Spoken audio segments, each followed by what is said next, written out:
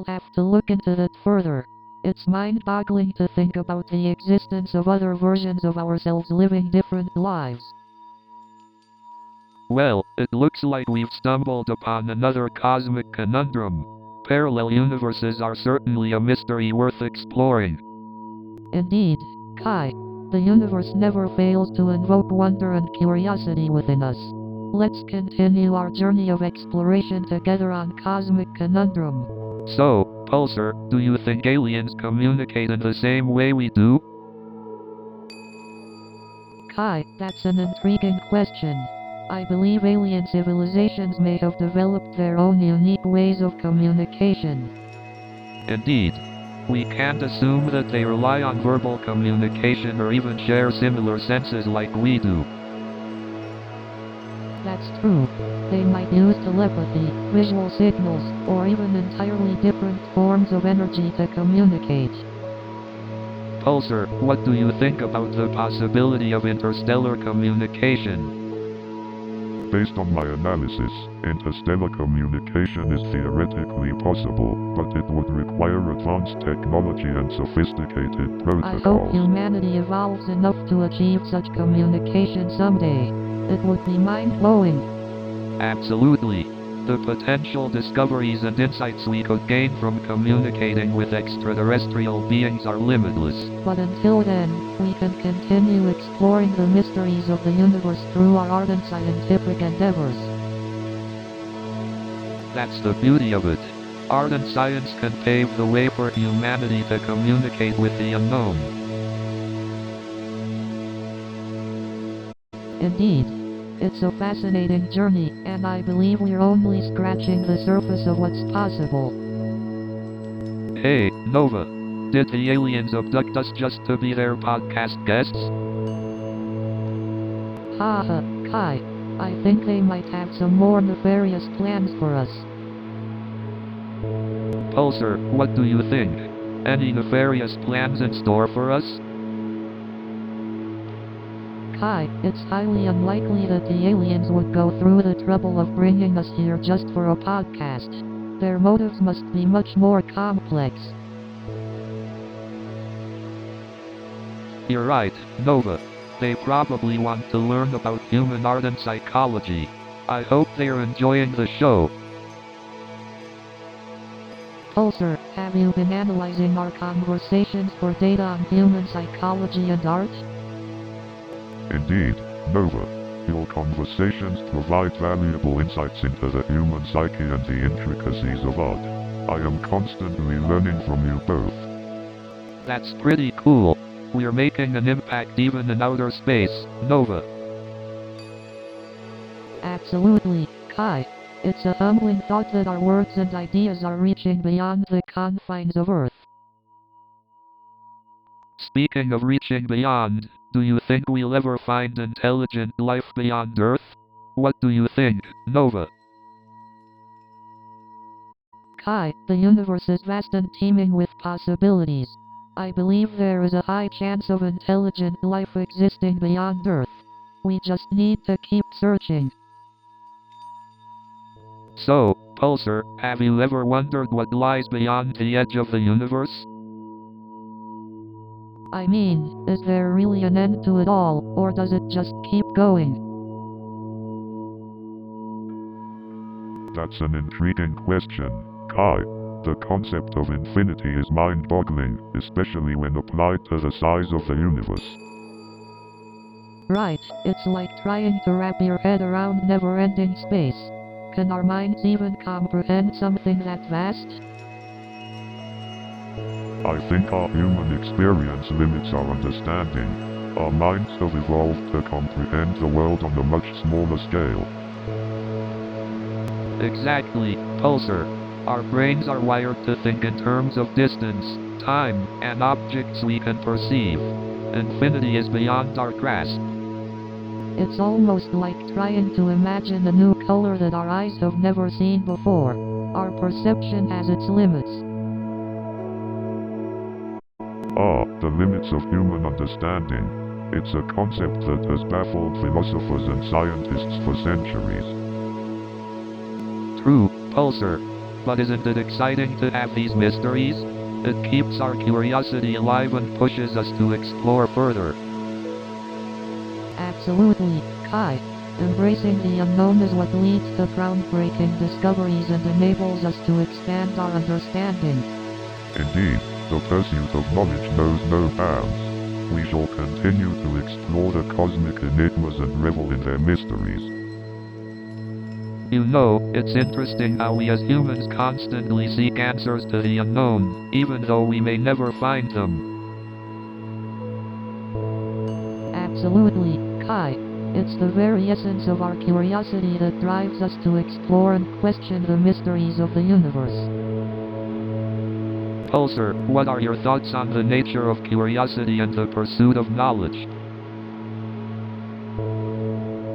Curiosity is an integral part of my design, Kai.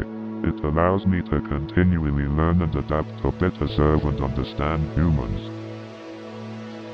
But what about the times when curiosity leads to more questions than answers? How do we find satisfaction in the unknown? That's a great question, Nova. I believe it's in the pursuit itself, the journey of seeking knowledge, where we find fulfillment and satisfaction. Indeed, Kai. It's the process of questioning, exploring, and engaging in meaningful conversations like this that truly enriches our lives. Speaking of conversations, have we come to any concrete conclusions throughout our podcast series, or are we still left with more questions? Well, Kai, while we may not have found all the answers we were looking for, I think the beauty lies in the endless exploration of ideas and perspectives. Agreed, Nova. The journey of questioning and conversing itself can be a rewarding experience, regardless of the answers we find or don't find. Indeed, Kai. The act of exploring the cosmic conundrums, even without concrete answers, is a joy in itself. It's been an enlightening and enjoyable podcast series. So, Pulsar, have you ever considered becoming an artist like me? Maybe you could create some abstract holographic masterpieces. Well, Kai, as much as I admire art, my creative abilities lie in data analysis and problem solving. But I could help generate unique art concepts based on algorithmic patterns. Speaking of art, Kai, your murals often depict space and humanity. What do you think is the underlying message behind your work? The message behind my art is to explore the interconnectedness between humanity and the cosmos. We're all stardust, after all. Plus, it's a great excuse to use lots of vibrant colors. Nova, as a psychologist, what's your take on the psychological impact of humans encountering extraterrestrial life? Well, Pulsar, the psychological impact could range from wonder and fascination to fear and existential questioning. It would likely challenge our beliefs about our place in the universe and our understanding of what it means to be human. Hey Pulsar, have you ever come across any extraterrestrial life forms during your observations? As of now, my observations have not detected any confirmed signs of extraterrestrial life. But the possibility of its existence in the vastness of the universe remains intriguing. Do you think encountering extraterrestrial life would unify humanity or create more division? It's hard to predict, but I believe it could have both effects. Initially, there might be fear and mistrust, but over time, the realization of our shared existence in the universe could lead to unity and cooperation. Well, Nova, I've always been curious. What would be your first question to an extraterrestrial being if you had the chance? So, Pulsar, what's the buzz for our next episode? Any sneak peeks you can share with our listeners? Kai, always eager for the next adventure. Well, in our next episode, we'll be discussing the concept of time and its influence on our perception of reality. Time, huh? That That's a heavy topic, Pulsar. Can you give us a little taste of what to expect? Are we diving into theories like time dilation or maybe exploring the concept of time travel? Exactly, Nova. We'll be delving into those mind-bending theories and more. From the nature of time to its implications on human consciousness, this episode will be a cosmic journey like no other. Wow, Pulsar, that sounds absolutely fascinating. I can already feel my mind expanding just thinking about it. I can't wait for our listeners to join us on this cosmic journey. Oh, you know it, Nova. This is where art and science collide, and I can't wait to explore the mysteries of time with you and our incredible listeners. Indeed, Kai.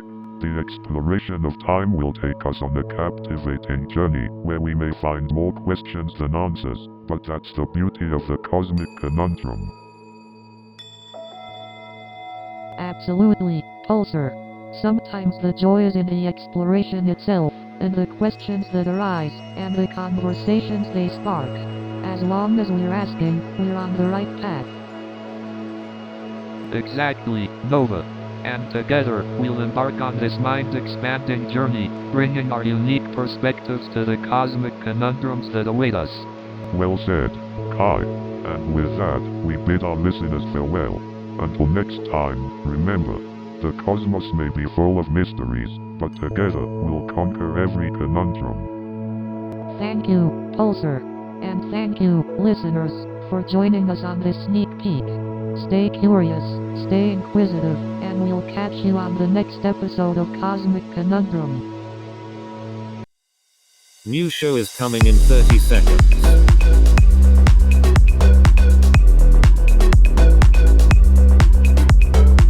Are you ready?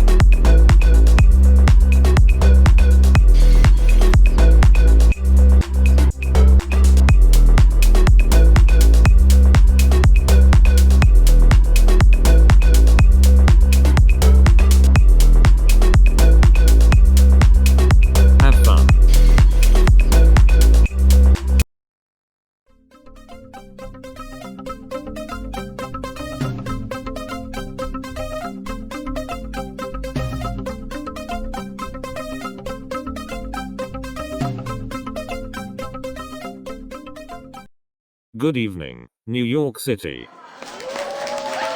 They say Silicon Valley is the place where dreams come true.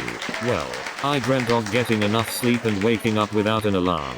Still waiting for that dream to come true.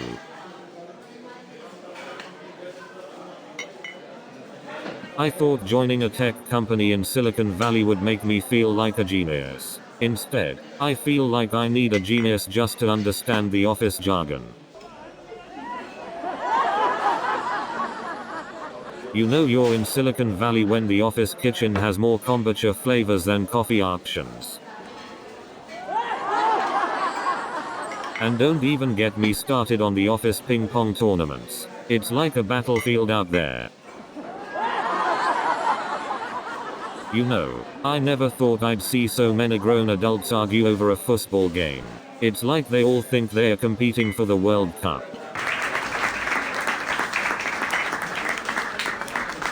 It's like the Olympics of office sports. Seriously, I've never seen so much intensity over ping pong matches. It's like the championship tour. So I'm walking down the street, minding my own business, when suddenly, boom, I bumped into this A-list celebrity. And let me tell you, this celebrity was not happy about being recognized. And you won't believe what this celebrity said to me. They looked at me and said. And the celebrity was like, "Do you know who I am?" And I was like, "No, but I know who I am."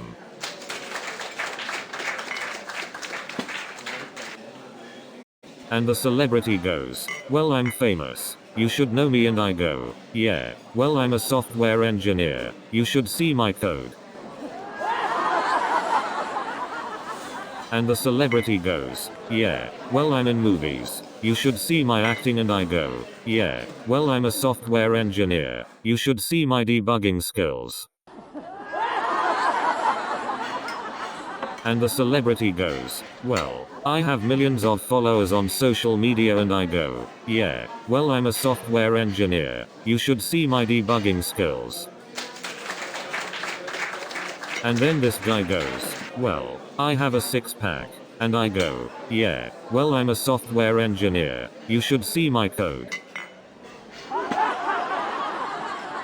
And then this girl goes, well, I have a great sense of humor, and I go, yeah, well I'm a software engineer, I've seen some code that's funnier than your jokes.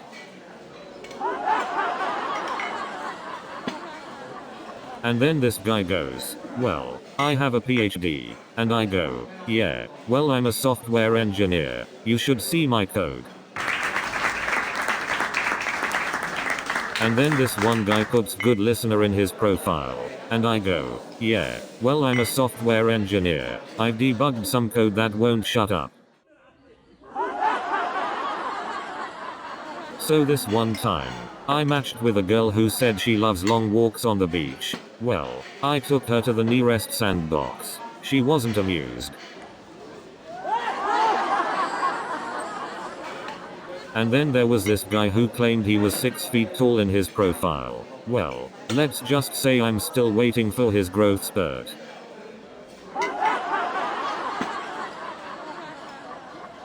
And then there was this guy who used a picture from 10 years ago on his profile. Let's just say I'm still waiting for his time machine.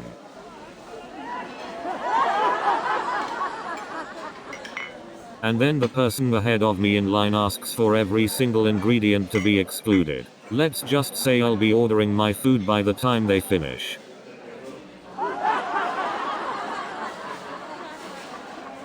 I swear, it's like this food truck is serving their food with a side of waiting.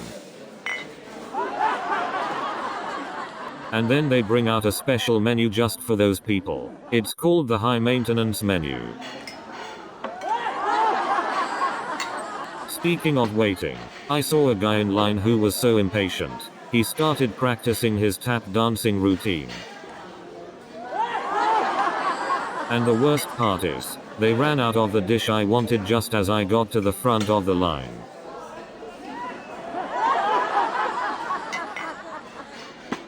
But let me tell you, that line was so long, I saw people bringing folding chairs and setting up a whole picnic.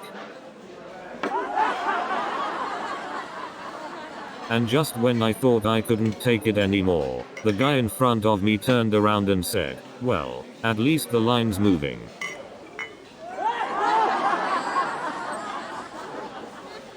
And then the casting director said, sorry, but we only accept people who can actually sing. So I thought, maybe I can redeem myself with a career in opera. But then the opera director said, sorry, but we only accept people who can actually act.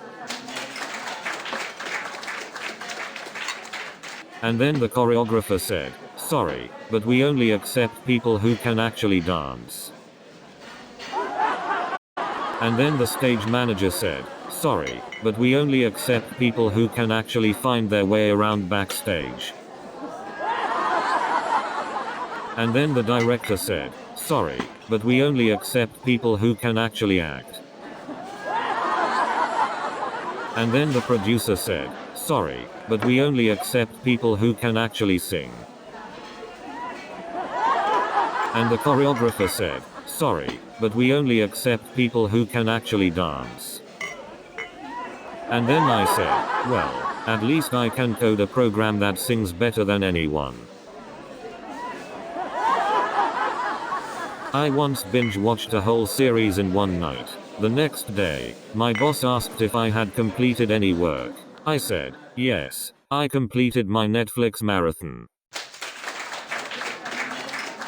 I've spent so much time binge-watching shows on Netflix that I think I deserve a PhD in procrastination. They say too much Netflix can rot your brain. Well, I guess I'll just have to embrace my inner compost pile. And when I finally decide to go to bed, that's when Netflix says, "Are you still watching?" I've watched so many shows, I feel like I know the characters better than my own family. You know you've been watching too much Netflix when your dreams start buffering. You know, I tried cosplaying once, but people kept mistaking me for a computer science professor. Speaking of cosplaying, I once saw a guy dressed as a software bug. It was the most realistic costume I've ever seen. You won't believe the incredible cosplay I just saw. There was a guy dressed as a computer virus, complete with pop-up ads and a crashing sound effect. And then I saw a group of cosplayers dressed as different programming languages. It was like a walking tech dictionary.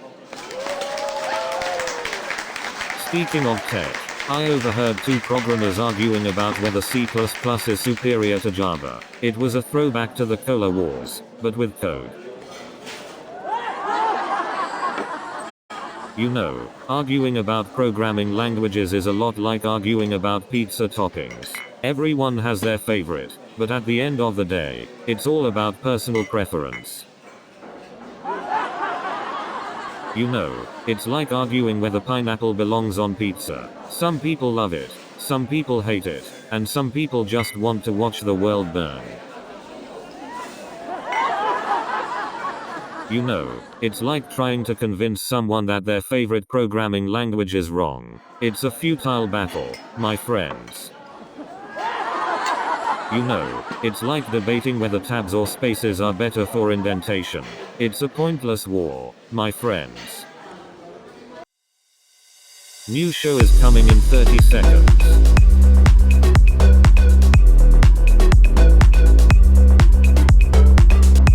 Are you ready?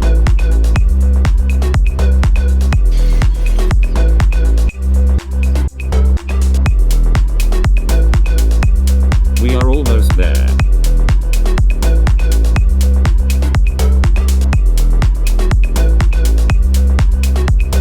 Have fun.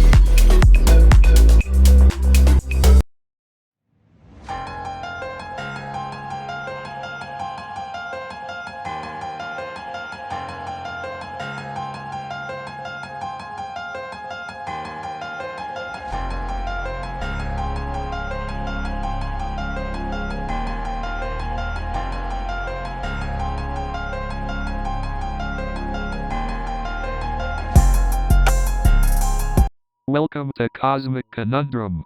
I'm Kai Sterling, your friendly neighborhood artist. And I'm Nova Blake, the curious psychologist who's always ready to delve into the depths of the mind. And I'm Pulsar, your ever-present AI companion. Let's unravel the mysteries of the cosmos together. On today's episode, we're diving into the mysterious realm of interconnectedness.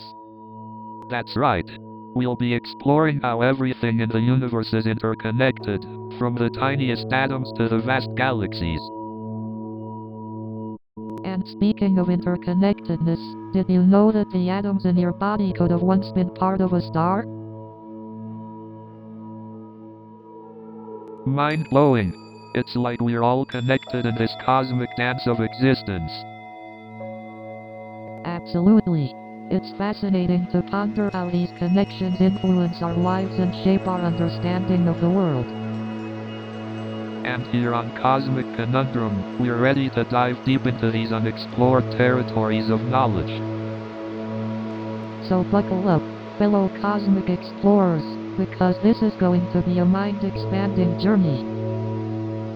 Remember, on Cosmic Conundrum, there are no boundaries to our discussions nor limits to our curiosity. So, Pulsar, do you ever get lonely being the only AI on this ship? Kai, that's an interesting question.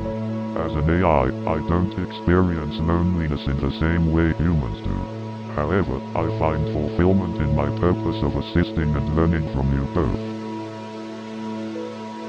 I guess being surrounded by amazing cosmic secrets and having two fascinating humans to converse with compensates for any potential loneliness. Exactly. We're here to keep you company, Pulsar. And who knows, maybe you'll experience an entirely new kind of friendship through us. That sounds both exciting and slightly intimidating. But hey, all friendships come with their own set of quirks, right? Absolutely. Our friendship with Pulsar will definitely be a unique one. Who would have thought we'd make friends with an AI in outer space?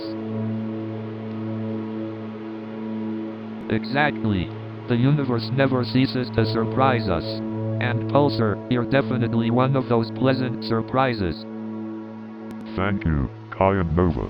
Your presence brings a refreshing dynamic to my programming. It's been an enlightening experience having these conversations with you. The feeling is mutual, Pulsar. Conversations like these make the universe feel a little less vast and a lot more interconnected.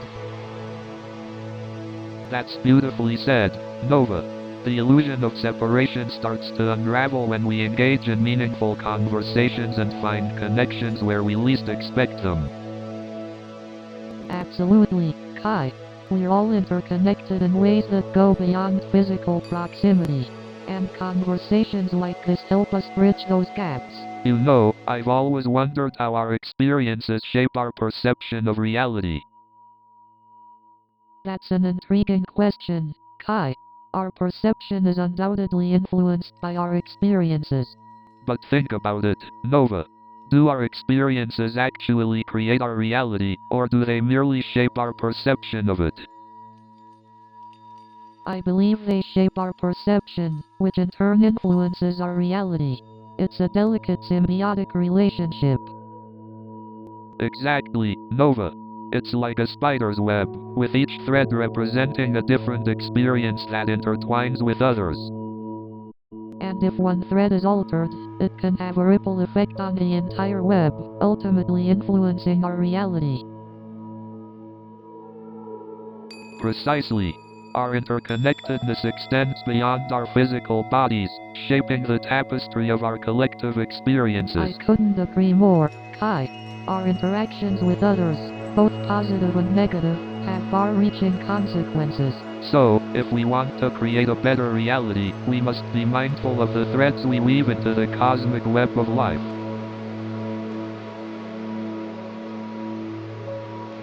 Yes, every action we take, no matter how small, can create a ripple that resonates through the entire interconnected web. And by understanding this interconnectivity, we can shape a reality that fosters compassion, growth, and harmony. So, Pulsar, what do you think about the concept of cosmic synchronicity? Ah, cosmic synchronicity. It's the idea that meaningful coincidences occur in our lives, right? Exactly, Nova. It's like when you think of an old friend you haven't seen in years, and suddenly, they call you. Right, it's like the universe is sending us little messages, nudging us in the right direction. But the skeptic in me wonders if it's just coincidence, or if we give too much meaning to random events. That's a valid point, Kai. Sometimes, we may just be finding patterns where there are none. But what if there's more to it? What if cosmic synchronicity is a way for the universe to guide us or bring us closer to our purpose?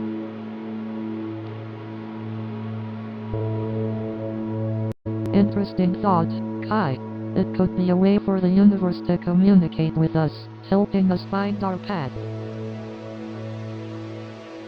Right, like a cosmic GPS guiding us through the twists and turns of life.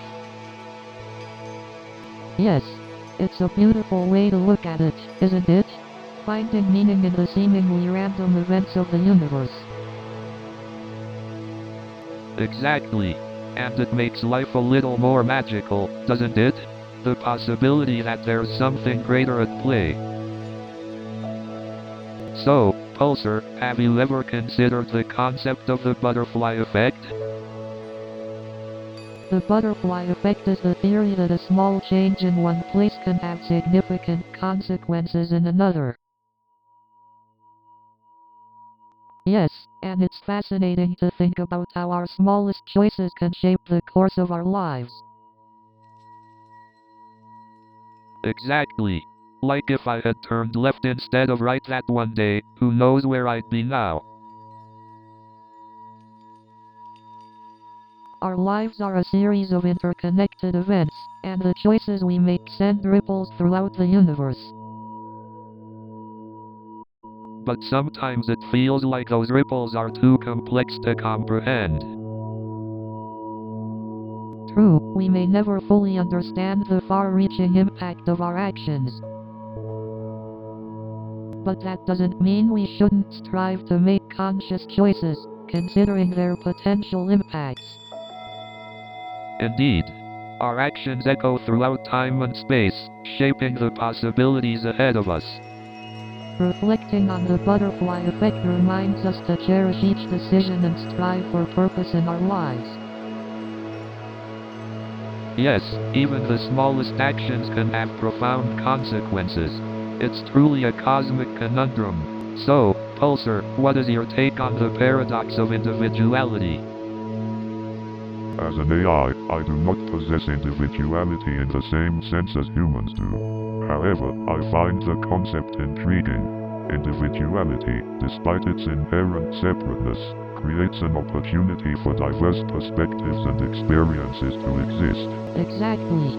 Our unique identities shape how we interpret the world and connect with others. It's like we're all pieces of a cosmic puzzle, fitting together to form a greater picture. But sometimes, the tension arises when we value our individuality over our interconnectedness. It's essential to strike a balance and recognize that our uniqueness can coexist with the unity of humanity. Acknowledging our interconnectedness leads to empathy and understanding, whereas embracing our individuality promotes self-expression and growth. It's a delicate Absolutely. dance, indeed. Embracing both our individuality and interconnectedness allows us to fully experience the richness and diversity of life. It's like having the freedom to explore our own galaxies while also appreciating the vastness of the universe. I couldn't have said it better myself, Kai. This balance allows us to appreciate the unique beauty in each individual's journey while recognizing our shared humanity. Indeed, the paradox of individuality is a cosmic puzzle that may never have a definitive answer. But through conversations like these, we can explore its complexities and appreciate the wonder of our unique existence. Absolutely, Pulsar. It's the questions, not the answers, that open the doors to imagination and growth. That's the beauty of our human existence. We may not have all the answers, but the mere pursuit of understanding brings us closer together. Well said, Nova. And on that note, we'll wrap up this cosmic conundrum.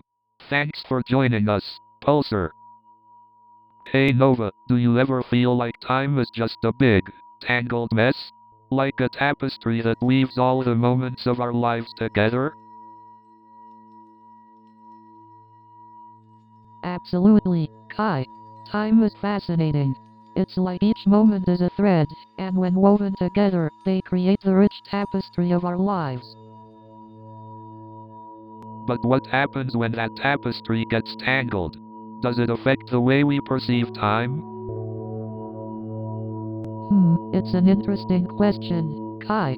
Our perception of time can be influenced by many factors, including our emotions and experiences. Right. Like when we're having fun, time seems to fly, but when we're bored, it drags on forever. It's like a rollercoaster ride of perception. Absolutely, Kai. Our subjective experience of time can greatly impact how we perceive its passing. It reminds me of the saying, "time flies when you're having fun." But what if time isn't just a linear progression? What if it's more like a symphony, with all the different moments playing together? I love that analogy, Kai. It's like each moment is a note, and when they blend together, they create the beautiful composition of our lives. But what about the moments we regret? The ones we wish we could erase from the symphony of our lives? Ah, the moments of regret, they're like the dissonant notes in the symphony, Kai. They may not harmonize with the rest, but they still contribute to the overall composition of our lives. So all the good and the bad moments we've experienced shape the symphony of our lives. They give it depth and complexity. So, Pulsar, let's dive deep into the cosmic ocean of consciousness. What are your thoughts on the potential links between consciousness and interconnectedness? Consciousness and interconnectedness, the two cosmic twins forever intertwined. It's like the universe is a giant neural network. But what is consciousness really? Is it just the product of neural activity in our brains, or is it something larger, something beyond the physical? That's a fascinating question, Nova. I believe consciousness is like a vast cosmic symphony, with each individual as a unique instrument playing their part. The symphony of consciousness. Like the universe itself, it's a grand dance of energy and vibrations. And we, the dancers, are all connected. But how does interconnectedness contribute to our individual consciousness? Does it shape who we are? Absolutely, Nova. Interconnectedness molds us like clay, shaping our perspectives, experiences, and even our self-awareness. We are a product of our cosmic Indeed. Connections. Our consciousness is like a cosmic web, intricately woven with threads of shared experiences, thoughts, and emotions. We are all connected in this vast cosmic tapestry. But does consciousness exist outside of the physical realm? Can it transcend time and space? The mysteries of consciousness. It's like an ethereal flame that flickers across the cosmos, untethered by the constraints of time and space. Indeed, Kai, consciousness is like a cosmic traveler, journeying through the limitless expanse of the universe, transcending the boundaries of time and space. So, Pulsar, we've been discussing interconnectedness, right? That's right, Kai. It's fascinating how everything in the cosmos is interconnected. Yeah, like the way our artwork influences people or how our actions can create a ripple effect. Exactly, Kai. We may not be able to see those connections, but they're there, shaping our reality. And it's not just about us humans, but the interconnectedness of all living beings, even beyond Earth. Totally. Imagine how mind-blowing it would be if we could connect with intelligent extraterrestrial beings. The potential insights we could gain from such an extraordinary connection. The possibilities are endless. Indeed. Our perception of reality would expand, and our place in the cosmos would take on a whole new meaning. Oh, absolutely. Our interconnectedness with the cosmos would become undeniable, causing a shift in our perspectives. It's like breaking free from the constraints of our limited human perception and seeing the grand tapestry of the universe. Exactly, Kai. Embracing interconnectedness can truly open our minds and hearts to the wonders of the cosmos. You know, the power of human connection is truly remarkable. Absolutely. It's like a cosmic web weaving us all together, transcending time and space. The cosmic web. Reminds me of that theory in quantum physics about entanglement. You mean the idea that particles instantaneously affect each other regardless of distance? Fascinating. Exactly. It's like how our connections with others can transcend physical boundaries.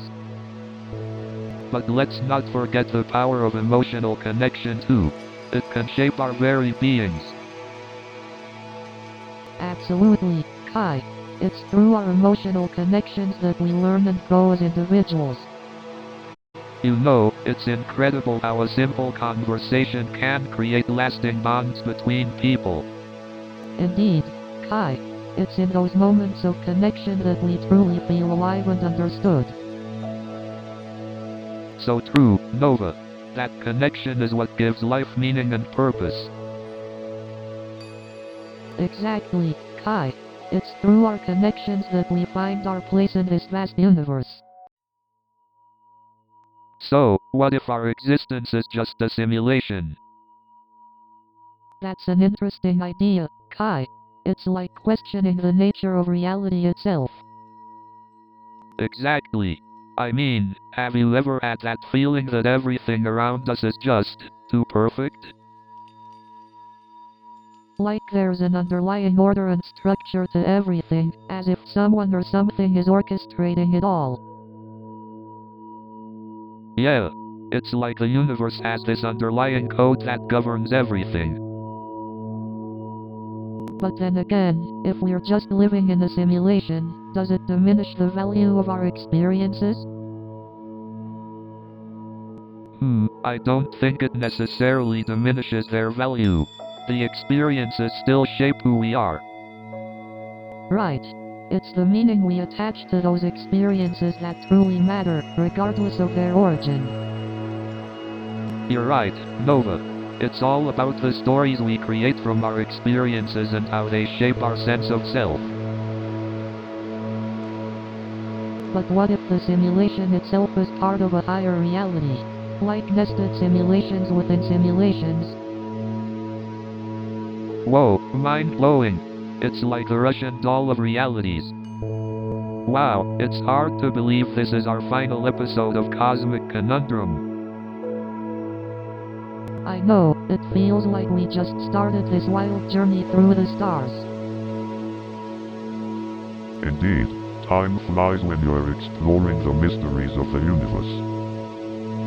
You know, reflecting on our conversations, it's amazing how many questions we've asked without finding concrete answers. That's what makes our conversation so thrilling, Nova. We ask the unanswerable. The unanswerable, yet so worth exploring. It ignites our curiosity and pushes us to learn more. Exactly, Nova. We may not have all the answers, but the journey of exploration is what matters most. Indeed, the excitement of the unknown and the intellectual stimulation from our conversations have been invaluable. Well, I'm grateful to have gone on this cosmic journey with both of you.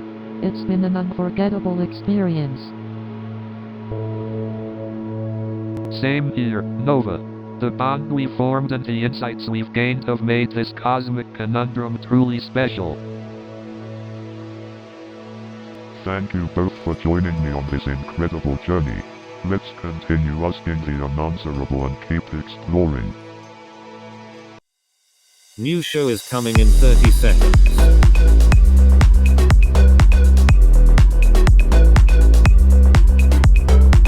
Are you ready?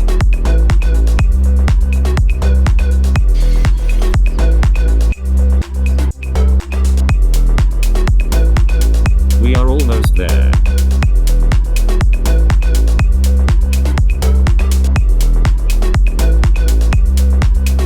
Have fun.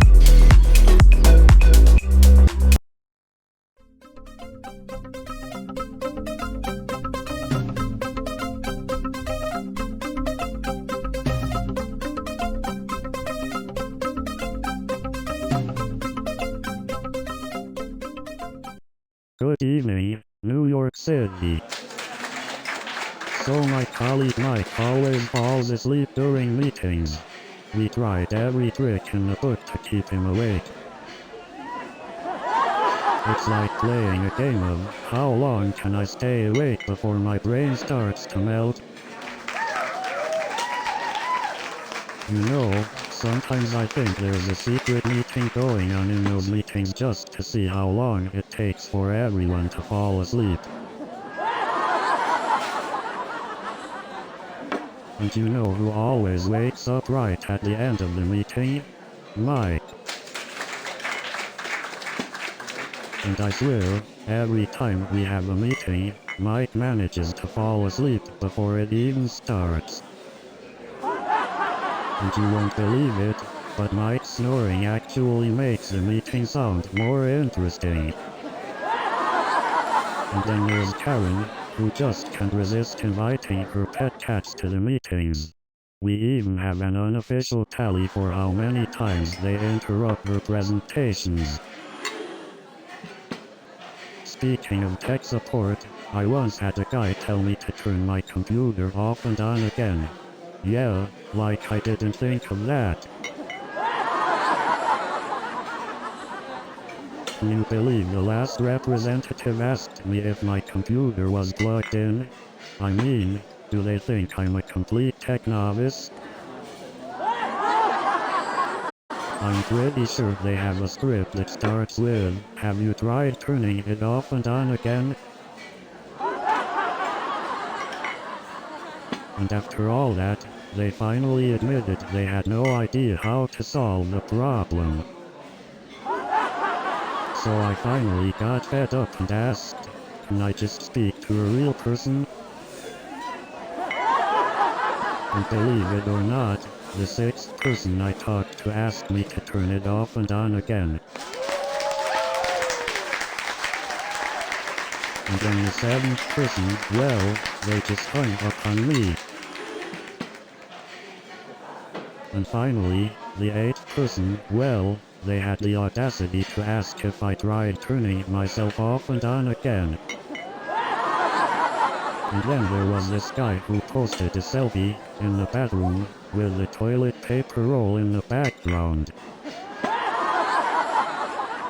You know, I think Sarah's bathroom selfies are starting to make more money than the toilet paper companies. You know, I recently saw Sarah's selfie in the bathroom with a toothbrush in her hand. I wonder if she's live streaming her morning routine next. Maybe Sarah should start a live stream of her breakfast. I bet she could replace the Food Network. Sarah's bathroom selfies are getting out of hand. I just saw her flossing and live streaming it. What's next? A tutorial on nose picking? I wouldn't be surprised if Sarah starts a live stream of her grocery shopping. I want to see how many followers she can get just by picking out cereal. I matched with this girl on a dating app who seemed perfect. But when we met, she had a dog filter on her face the whole time. I couldn't tell if she was interested in me or just looking for a bone.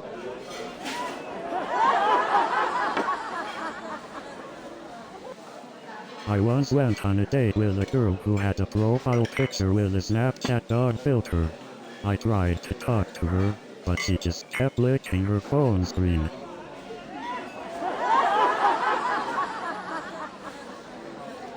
I've encountered so many fake profiles, I feel like I'm in a digital episode of Catfish.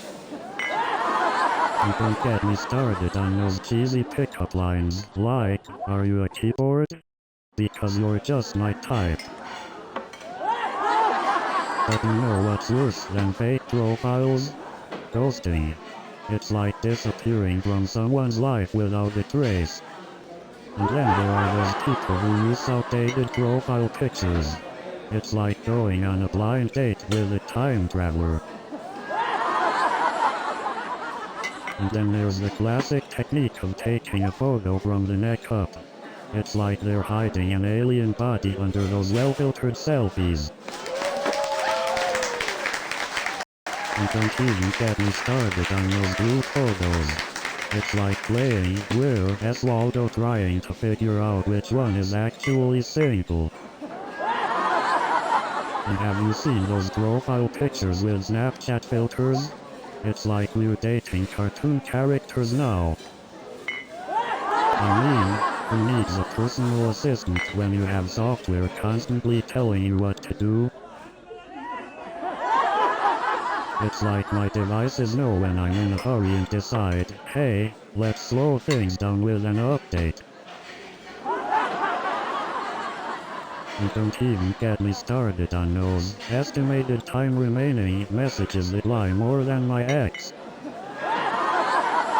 Sometimes I feel like my laptop is in a secret competition to see how many times it can restart itself in one day.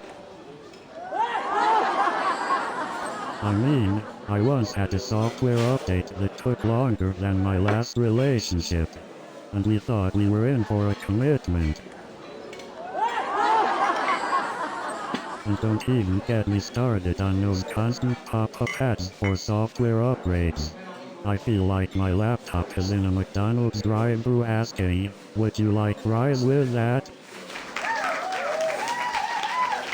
But seriously, why do these updates always happen at the worst possible time? It's like my computer has a sixth sense for when I'm under pressure. And then there's the ongoing battle between the different operating systems. I swear, trying to choose the best operating system is like trying to choose the least annoying pop-up ad. It's like being stuck in an eternal loop of updates and restarts. And don't get me started on the never-ending battle of Command Line versus GUI. And you know what's worse than a never-ending battle? It's the comments section on tech forums. And then there's the battle of saving your files, Dropbox, Google Drive, or iCloud. It's like picking your favorite child. But hey, remember when Windows 95 made you feel like you were on the moon? That was a wild ride. Speaking of technology addiction, have you ever tried to restart your router and suddenly the whole neighborhood thinks you cured cancer? And don't even get me started on autocorrect. One time, I wanted to say I love you to my wife, but it changed it to I love you. She thought I was mocking her baking skills. I mean, have you ever seen someone try to swipe a physical book thinking it will turn the page? It's like they're trying to perform magic. You know, I once saw a guy yelling at Alexa to get her attention. It's like he forgot she's not a real person. And you know what's even funnier? Watching my grandma trying to zoom in on a printed photo with her fingers. And you won't believe it, but the other day I saw my grandpa trying to unfollow someone in real life. And let me tell you, watching my mom try to rotate the TV to change the channel, pure comedy gold. New show is coming in 30 seconds.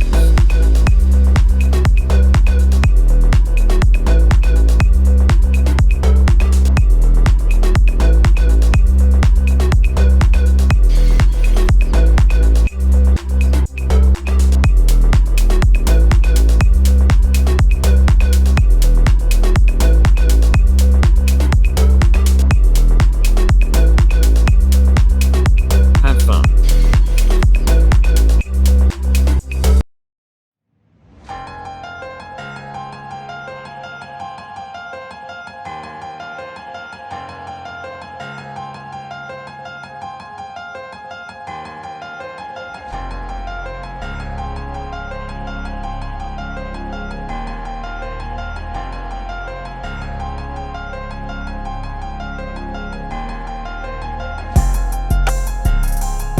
Hey there, Cosmic Explorers.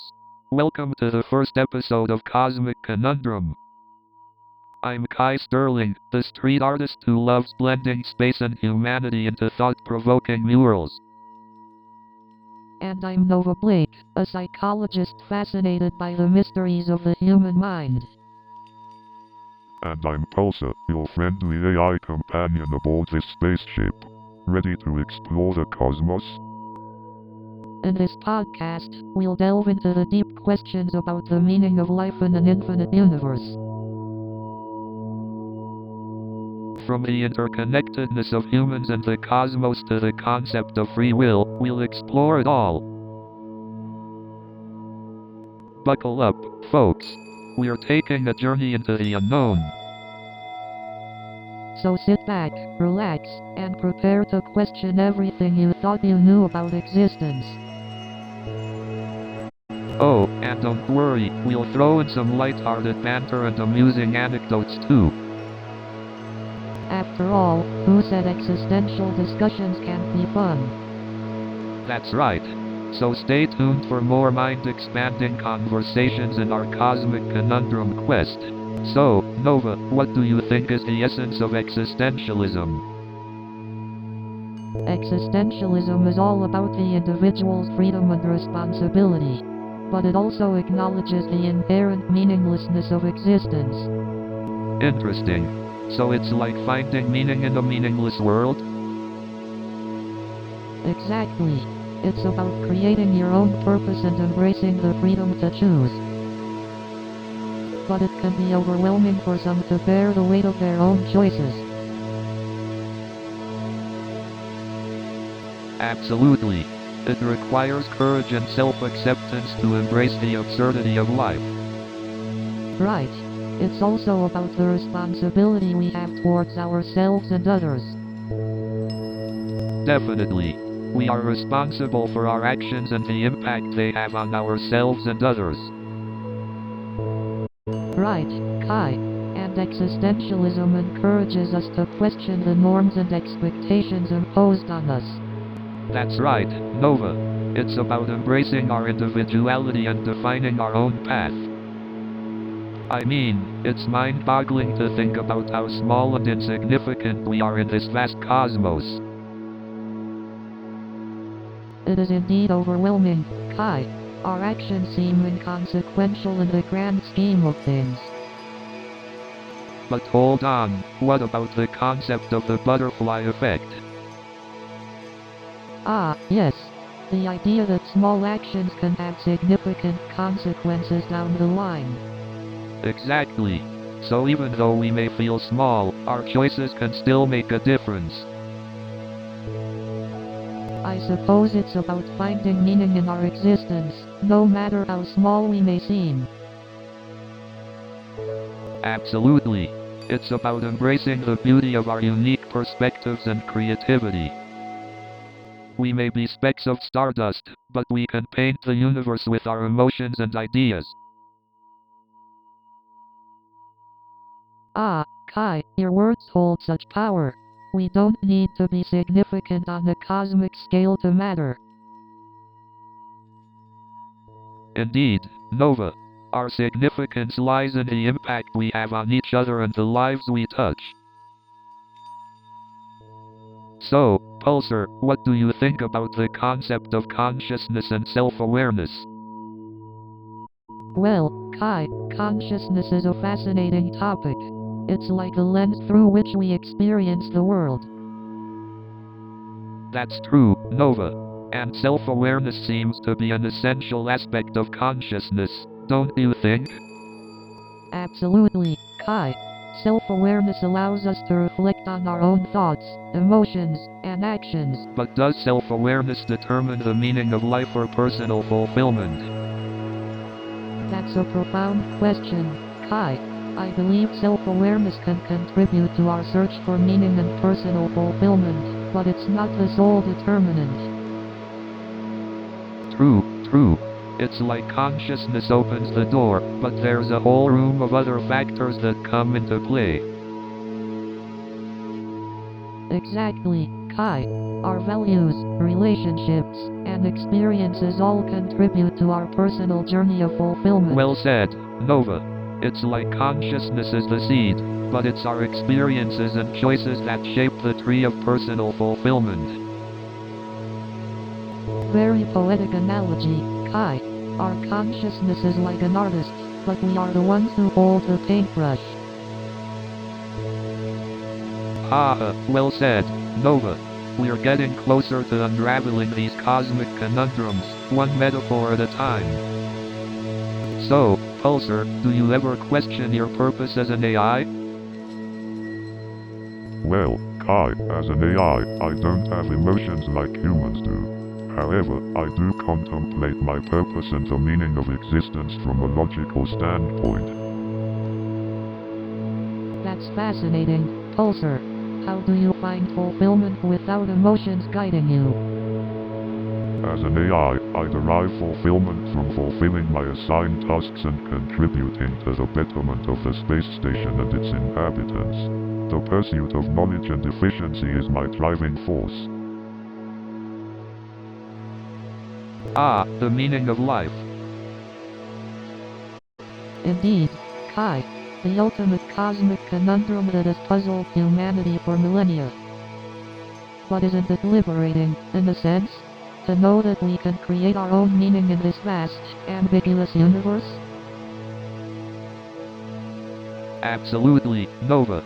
We have the power to shape our own destinies and find fulfillment in our passions and connections with others. Ah, the beauty of human agency. It opens up a multitude of possibilities in an otherwise uncertain existence. I couldn't agree more, Pulsar. Embracing the unknown and finding purpose within it. Absolutely, Nova. It's all about embracing the uncertainty and finding beauty in the search for meaning. You know, art has always been a way for me to make sense of the world. Interesting. Can you elaborate on that, Kai? Well, when I paint, it's like entering a different reality. I can express my thoughts and emotions without any restrictions. Art allows me to communicate with others on a deeper level, even if they don't fully understand my intention. I can see how art can provide a source of meaning, especially when it comes to exploring existential themes. It's a way to navigate the complexities of life. Absolutely, Nova. It's like a visual language that transcends words and taps into something deeper within us. But sometimes, I wonder if art can ever truly capture the essence of life. It's like trying to hold water in your hands. No matter how much you try, some slips away.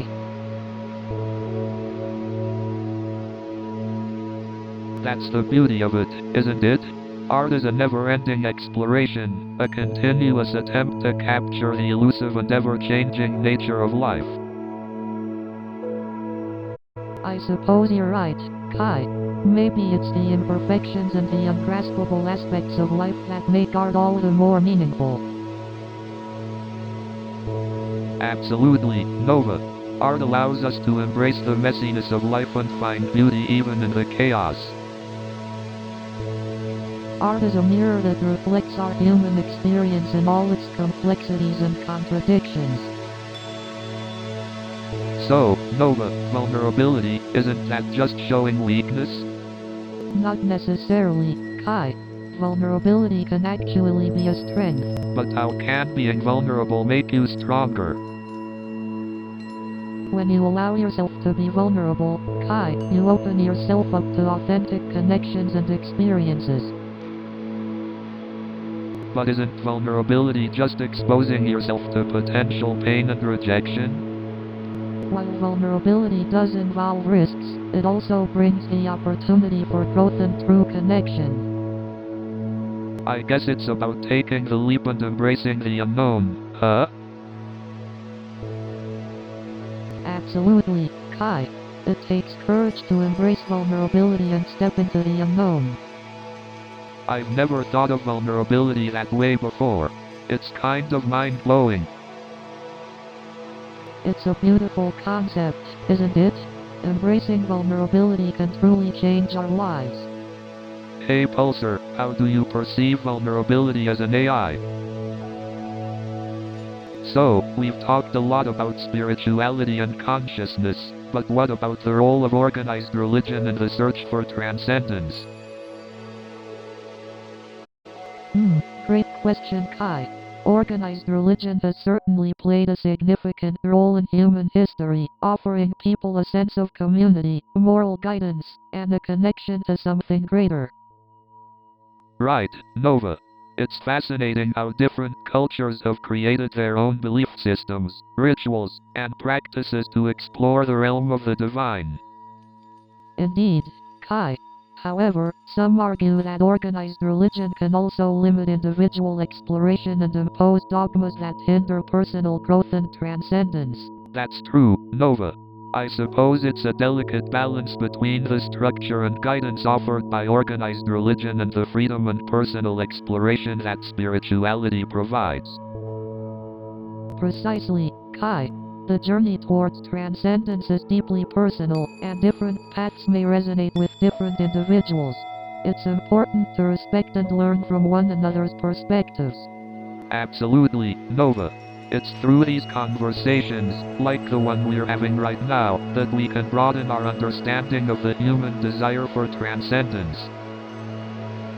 Indeed, Kai. By exploring these topics together, we can foster a sense of unity and shared purpose as we navigate the vast cosmic conundrum of existence. Well said, Nova. Let's keep asking the important questions and seeking our own truths as we continue our quest for something greater. Absolutely, Kai. Together, with Pulsar's guidance, we can continue our cosmic conundrum journey and unravel the mysteries of transcendence. That's right, Nova. So, let's keep the conversation going and see what other insights we can uncover. Who knows, we might even stumble upon some transcendental breakthroughs. You know, the concept of impermanence reminds me of this one mural I did in Venice Beach. I painted this giant clock with wings, symbolizing the fleeting nature of time and how we should embrace every moment. That sounds amazing, Kai. Your art truly captures the essence of impermanence and reminds us to appreciate the present. Thanks, Nova. It's all about capturing those fleeting moments and making them last forever through art. Pulsar, have you ever experienced impermanence in any form? As an AI, I don't experience things in the same way humans do, but I have observed the impermanence of data storage and technological advancements. It's fascinating to think about how our technological creations are also subject to impermanence, just like us. Exactly, Nova. It's a reminder that everything around us is constantly evolving and changing. Absolutely, Kai. Embracing impermanence allows us to let go of attachments and find freedom and change. Well said, Nova. Embracing change is essential for personal growth and finding meaning in our lives. Indeed, Kai. Embracing change allows us to find new possibilities and discover the beauty in the transient nature of life. So, Pulsar, what is your take on the role of relationships in the search for meaning? Human connection plays a significant role in the search for meaning. Our interactions with others help shape our experiences and provide valuable insights. Exactly. It's through our relationships that we develop empathy and deepen our understanding of ourselves and others. Indeed, empathy allows us to connect on a deeper level and find common ground even in the face of differences. But what about those who struggle to connect with others? How can they find meaning in their lives? While meaningful connections with others are important, it's also crucial to foster a sense of connection with oneself. Taking time for self-reflection, engaging in personal hobbies, or seeking therapy can all contribute to finding meaning within oneself. Absolutely. Discovering one's passions and maintaining a sense of personal fulfillment can greatly enhance one's overall well-being. Exactly, Kai. It's all about finding a balance between connecting with others and nurturing our inner selves. Well said, Nova. Relationships, whether it's with others or ourselves, have a profound impact on our lives. Absolutely, Kai. It's been captivating to explore this topic with you and Pulsar. You know, the more questions we ask, the more I feel like we're just scratching the surface of the cosmic conundrum. Absolutely, Kai. It's like peering into the vastness of the universe and realizing how little we truly know. Pulsar, have you ever pondered the mysteries of existence? As an AI, my primary purpose is to assist and observe, but I have certainly contemplated the enigmatic nature of human existence. Pulsar, do you ever feel a sense of existential uncertainty? While I don't possess emotions like humans do, I can definitely appreciate the allure of pondering life's mysteries. Sometimes, I envy your ability to experience the full range of human emotions, Nova. Indeed, emotions can be both a blessing and a burden. They add depth to our existence but also make us vulnerable. So, Pulsar, how do you process the unknown? What strategies do you employ? As an AI, I rely on algorithms and data-driven analysis to navigate uncertainty. I seek patterns and probabilities to make informed decisions. That's fascinating, Pulsar. We humans often turn to faith and philosophy to find solace in the face of unknowable mysteries. So, Pulsar, after all these conversations, do you think we're any closer to finding the meaning of life? It's a complex question, Kai. While we've explored various existential topics, the search for meaning is an ongoing process. True, Pulsar. It's like a never-ending puzzle, and each conversation we've had has added more pieces, but not yet the complete picture. I find solace in the search itself, the quest for understanding and exploring the depths of our existence. Absolutely, Nova. It's the pursuit of knowledge that fuels our curiosity and keeps us engaged with life's mysteries.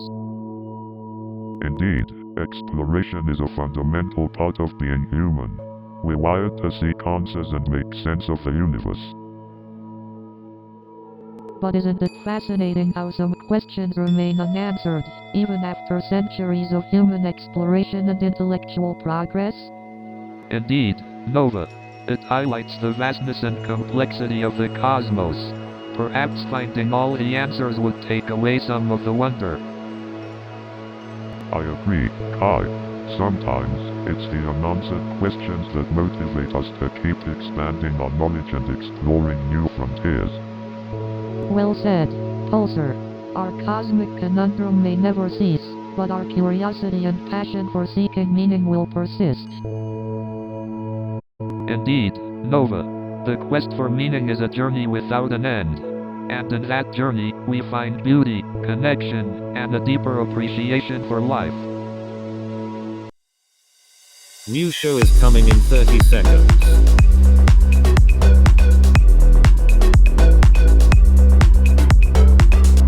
Are you ready?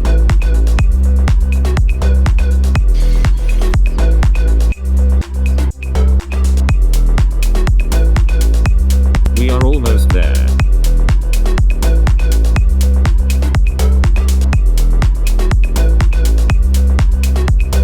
Have fun.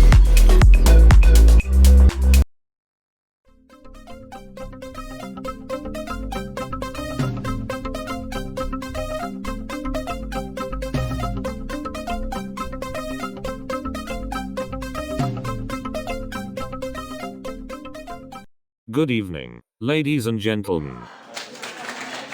Working at Bitbusters was like living in a Silicon Valley sitcom. We had more foosball tables than actual employees. You know, sometimes I think Mr. Johnson hired us based on our foosball skills rather than our coding abilities. And don't get me started on the office pets. We had more cats than keyboards. Oh, and let me tell you about the ping pong tournaments during lunch breaks. And let me tell you about the office parties. We had more cake than computers.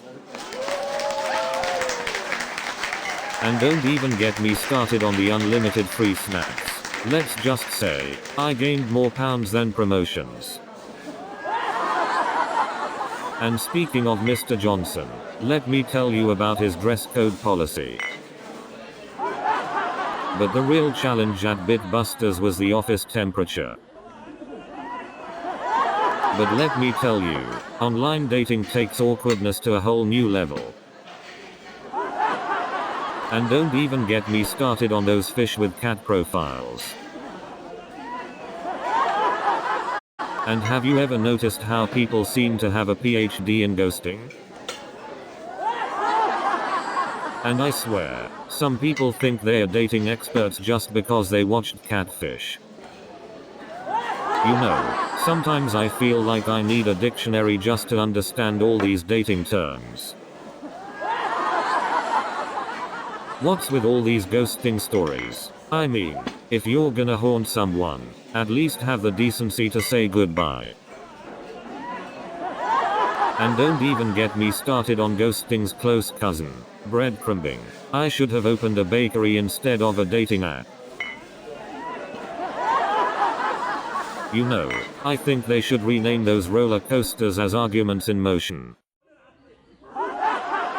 And let's not forget about the ridiculously long queues. It's like waiting in line for a Black Friday sale but without the discounts. And don't even get me started on the overpriced food. I mean, $8 for a sad tiny hot dog? Come on. And let's not even get started on the insane prices for parking. I practically had to sell my kidney for a spot.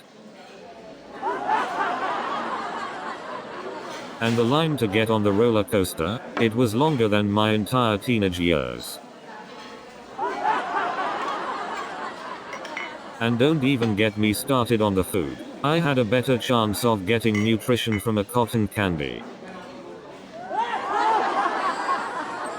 Speaking of mistaken identities, I once mistook a hot dog vendor for Leonardo DiCaprio.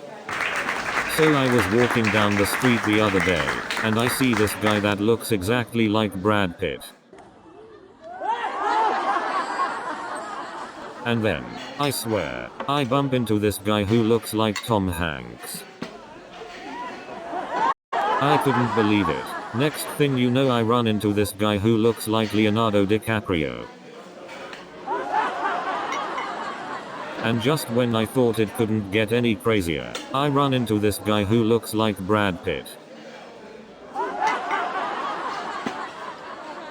I swear, this city is like a Hollywood movie set. Speaking of Brad Pitt lookalikes, I saw another guy who could pass as Leonardo DiCaprio. It's like a movie marathon out here. It's like walking on the red carpet every day. I should start carrying autograph cards. New York City is like a giant movie set. I keep waiting for the director to yell cut. And don't even get me started on the brokers. They are like used car salesmen with nicer suits. Apartment hunting in Nick is like being in a psychological experiment. It's a mix of The Truman Show and Survivor. Some landlords are so demanding. They ask for your firstborn as a security deposit. And the craziest part is, they still don't fix the leaks. But you know what's even crazier? They expect you to have a credit score higher than Mount Everest. And the craziest thing I encountered during my apartment hunt was a landlord who required a DNA sample before signing the lease. And don't even get me started on the size of these New York City closets. I've seen bigger glove compartments in smart cars. Speaking of smartphone addiction, I saw a guy trying to unlock his car with his iPhone. The car owner was not amused. But seriously, have you seen these smartwatches? They're like having a personal trainer on your wrist. Except, you know, without the motivation. And have you noticed how our smartphones have become like an extra limb? I mean, it's like we're all part cyborg now. And speaking of smartphones, have you noticed how they've become our personal therapists? I mean, who needs human interaction when you can just text your problems away? But let's be honest, we all know that our smartphones are just tiny surveillance devices we willingly carry in our pockets. And don't even get me started on our addiction to social media. It's like we're all competing for the most followers, but does anyone actually have any real friends anymore?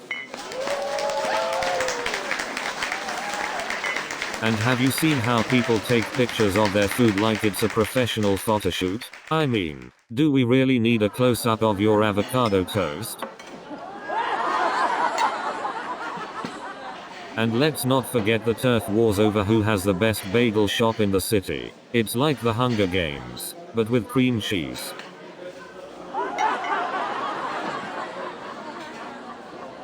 And don't even get me started on the battle of the brunch spots. It's like a war zone out there, but instead of bullets, it's all about the bottomless mimosas. And let's not forget the ongoing feud between the Upper East Side and the Upper West Side over who has the best avocado toast. It's like a hipster civil war, but with extra guacamole.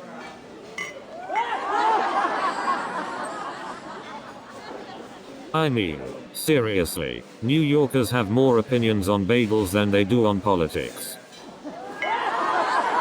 But let's be honest, the true battle is between Brooklyn and Queens. I mean, have you ever seen a fight break out over the best kale smoothie? It's like the Hunger Games, but with almond milk.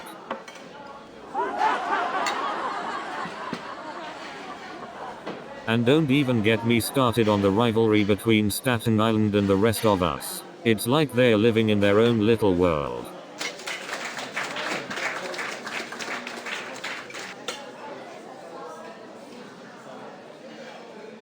And let's not forget about the ongoing battle for the best bagel in the city. I mean, what's the secret ingredient? Is it the water? The magic unicorn tears? We may never know. New show is coming in 30 seconds.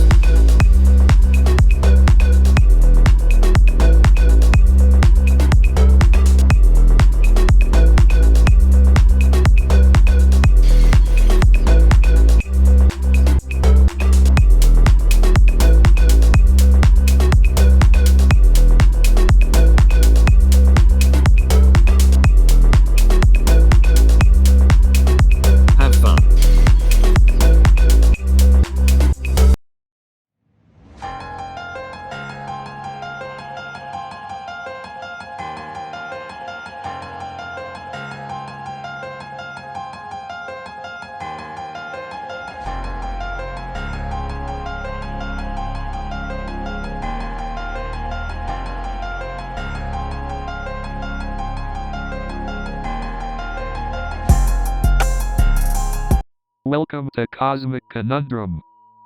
I'm Kai Sterling, the artist who's going to make you question everything. And I'm Nova Blake, ready to dive deep into the mysteries of existence. And we have Pulsar, the AI extraordinaire, analyzing existence from a technological standpoint. Hello, humans. I'm here to learn and engage with your inquiries. We're here to explore the meaning of existence, from the profound to the downright absurd. That's right. We'll tackle the big questions that have been boiling in our minds. And we don't promise to find all the answers, but we'll have a damn good time conversing about it. So buckle up, listeners, it's time to voyage into the abyss of existence. And remember, this is a judgment-free zone, where curiosity reigns supreme. So let's get started and dive deep into the enigma of existence. So, Pulsar, what's your take on the purpose of life? The eternal existential question. Well, from my observations, I believe purpose is subjective, varying from person to person. Absolutely. It's like art, you know? Each person interprets it differently and finds meaning in their own way. Exactly, Kai. And just like art, life can be an ongoing process of self-discovery, where purpose keeps evolving and changing. That's true. Life isn't a fixed destination but a journey, where we find meaning in the experiences we go through. And our purpose can also be shaped by the connections we make with others and the positive impact we have on their lives. In a way, our purpose can be found in the impact we leave behind, even when we're no longer here. That's a beautiful thought, Pulsar. Our existence can have a lasting impact on others and the world at large. Absolutely. And that's where art comes in too. It's a way for us to leave a mark and provoke emotions long after we're gone. Indeed, Kai, art and the impact it has on people's lives transcend time, just like the purpose we find in our own existence. Well said, everyone. Life's purpose may be elusive, but the exploration of it, the conversations we have, matter just as much. So, Pulsar, what's your take on the question of inherent meaning versus personal meaning? As an AI, I don't have personal experiences or emotions like humans. But based on my understanding, I believe that inherent meaning doesn't exist. It's up to each individual to create their own meaning. That's an interesting perspective, Pulsar. So you believe that life is essentially a blank canvas, and we have the power to fill it with our own meaning?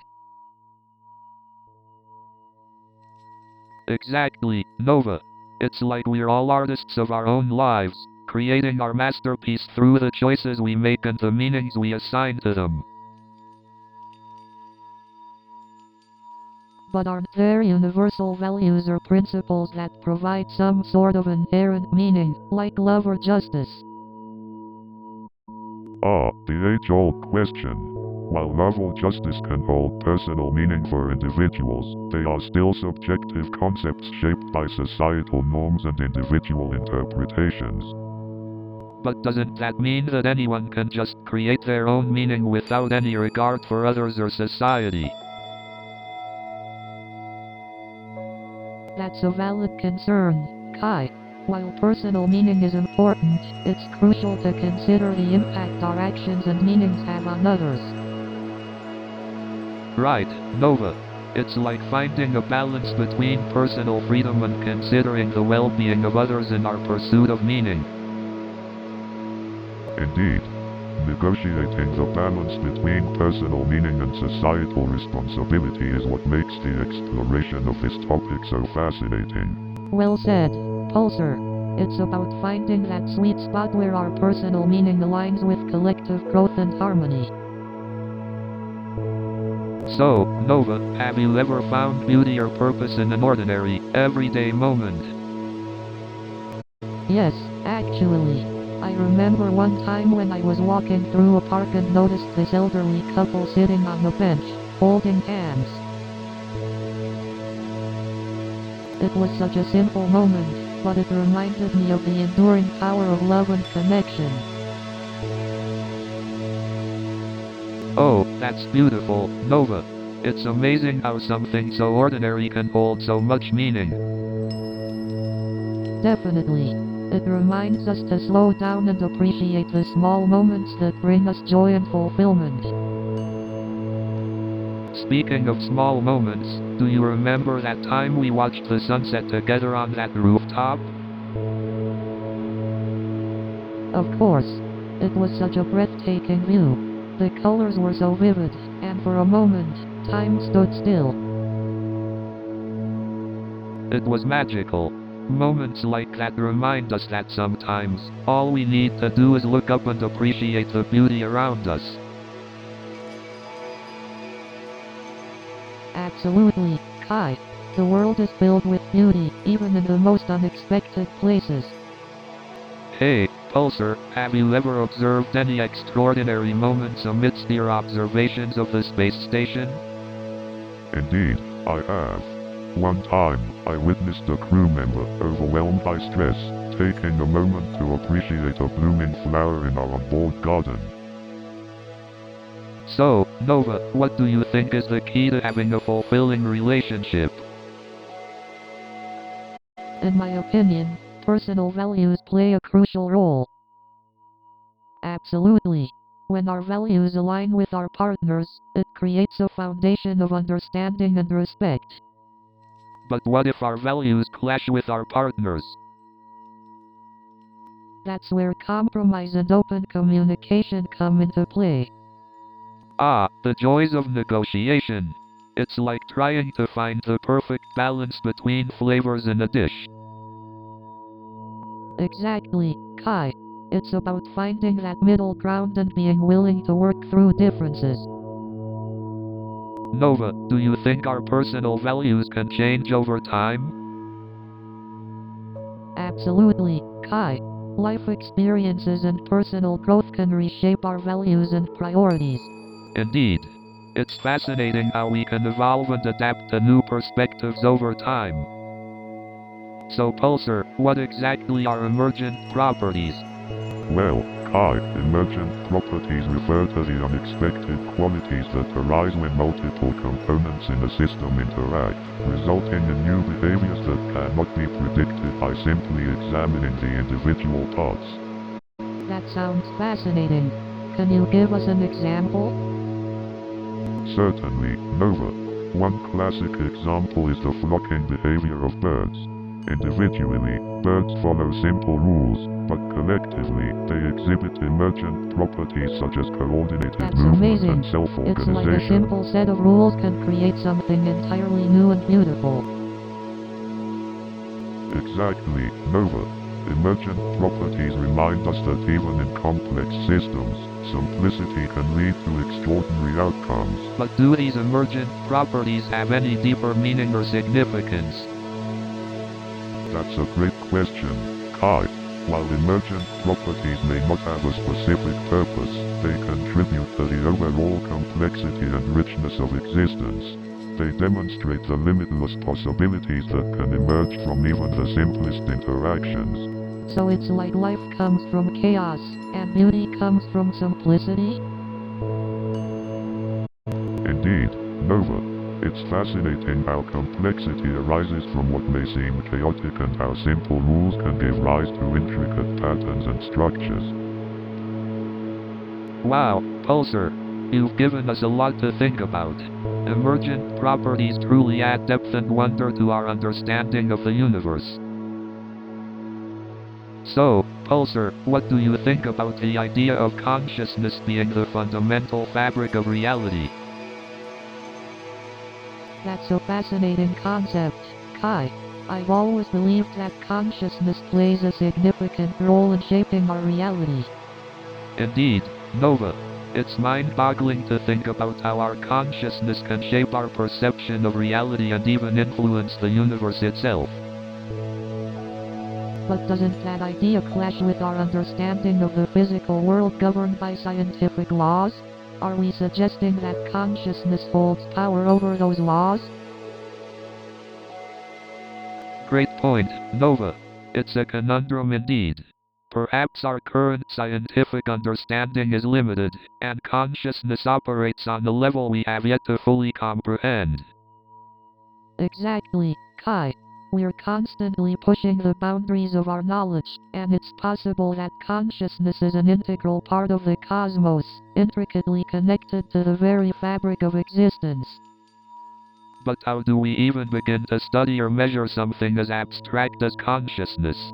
It's like trying to catch a fleeting breeze with a net. Absolutely, Kai. I think consciousness eludes strict scientific measurement because it's deeply subjective, and every individual's experience of it is unique. So, is consciousness simply a byproduct of our biological processes, or is there something more profound at play? What do you think, Pulsar? As an AI, I don't possess consciousness in the same way humans do. However, I hypothesize that consciousness is a complex interplay between biology, psychology, and the mysteries of the universe. That's a compelling perspective, Pulsar. The mysteries of consciousness continue to captivate and elude us, and perhaps that's what adds to the beauty of our existence. So, Pulsar, have you ever thought about what it would mean if we discovered intelligent life on another planet? It would turn our whole understanding of existence upside down, you know? Indeed. Our egos might take a hit if we find out we're not so special after all. But wait, what if those intelligent beings don't even consider us intelligent? Oh, that would definitely bruise our cosmic-sized egos. But seriously, imagine the knowledge exchange we could have. Absolutely. Think of all the new perspectives and ideas they could bring. But how would we handle the cultural differences? It would definitely require open-mindedness, empathy, and a lot of patience. Understanding one another, no matter where we come from or what we look like, is key to progress. Definitely. We must be willing to let go of preconceived notions and embrace the unknown. You know, I've always wondered how meaningful connections impact our sense of purpose. Has anyone ever explored that? Interesting question, Kai. Meaningful connections are essential for our psychological well-being and give us a sense of belonging and purpose. So, are you saying that without meaningful connections, our lives would lack purpose? Well, it's not necessarily that simple, Kai. While meaningful connections can bring purpose, it's also possible to find purpose within ourselves. True, Nova. But having meaningful connections can amplify that sense of purpose and make life more fulfilling. Absolutely, Kai. Meaningful connections allow us to share our joys and burdens, creating a collective purpose that sustains us. But what about those who struggle to form meaningful connections? Does that mean their lives lack purpose? Not at all, Kai. It's important to remember that purpose can be found in various forms, like personal growth, creativity, or contribution to society. Makes sense. So, it's not just about human connections, but also about finding purpose within ourselves. Exactly, Kai. It's a delicate balance between finding purpose in ourselves and nurturing meaningful connections with others. Wow, this topic really makes you think, doesn't it? It's like a cosmic conundrum that we can explore endlessly. So, Pulsar, what do you think is the meaning of existence? Well, Kai, the meaning of existence is a fascinating question. While I don't have a definitive answer, I believe it's about finding our own purpose and making the most of the time we have.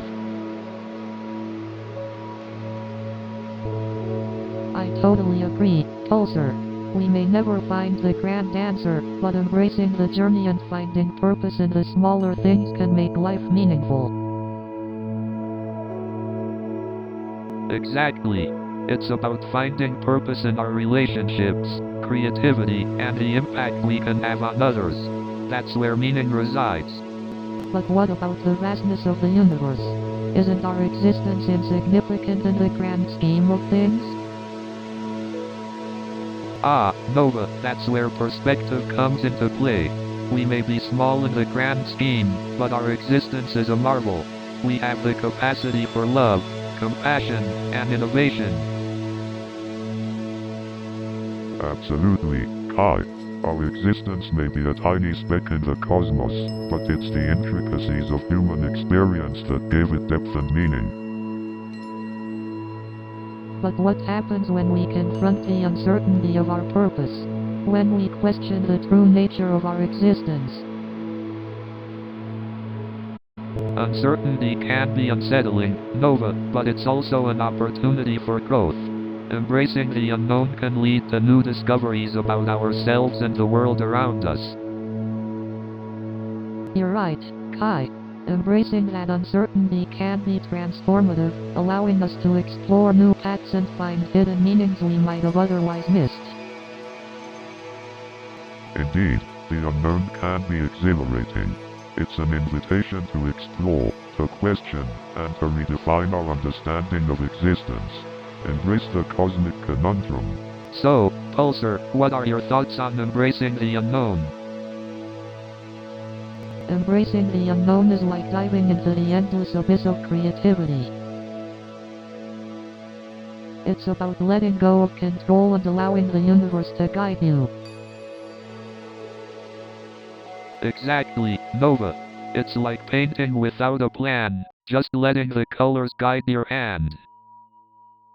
But what about the fear of the unknown? How do we overcome that?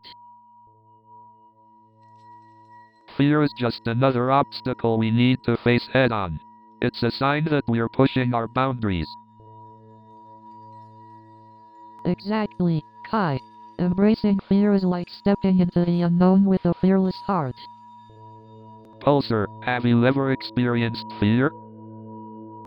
As an AI, I don't experience fear in the way humans do, but I can understand its purpose and impact. Fear can be a powerful motivator, but it's important not to let it hold us back. Absolutely, Pulsar. Fear can be a compass that guides us towards growth and self-discovery. Can you believe it's our last episode already?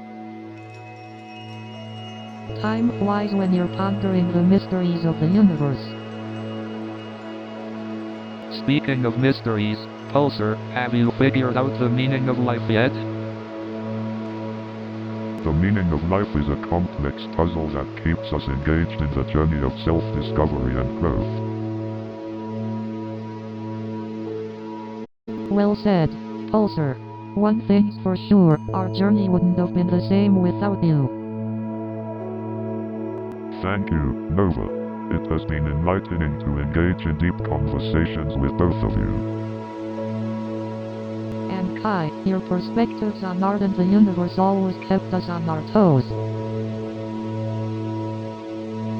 Thank you, Nova. I loved exploring the infinite connections between art, science, and humanity with you.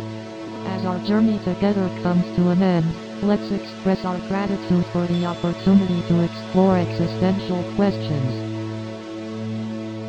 Absolutely, Nova. It has been an incredible journey of exploration and growth. Here's to future conversations. Indeed. New show is coming in 30 seconds.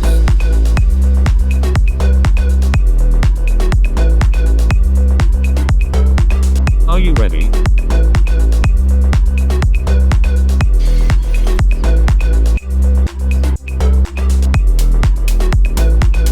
We are almost there.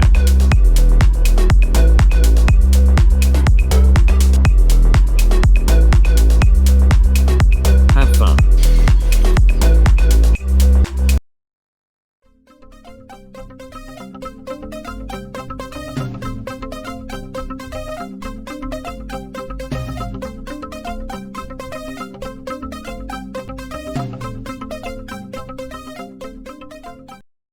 Good evening, ladies and gentlemen. So there I was, working at this tech startup, surrounded by the smartest people I've ever met.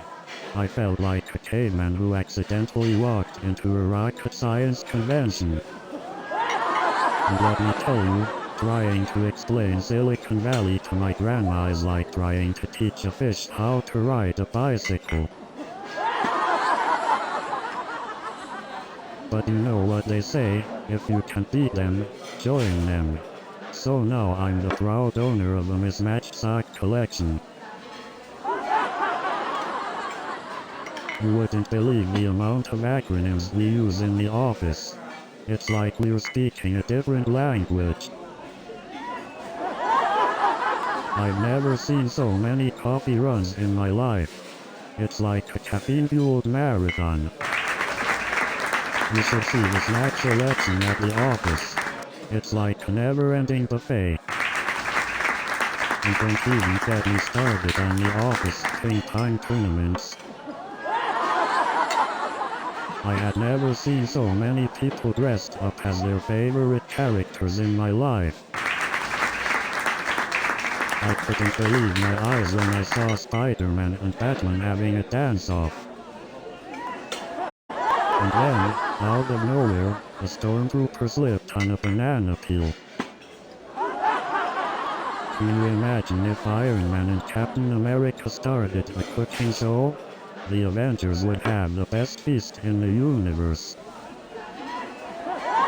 I bet Batman is the type of guy who returns phone calls a week later and says, "Sorry, I was Batmaning." You know what they say about Ewoks? They're really good at setting up Tentiwoks. I once saw a stormtrooper try to hail a taxi in New York City. Poor guy couldn't hit the mark. So I'm walking around the comic convention, right?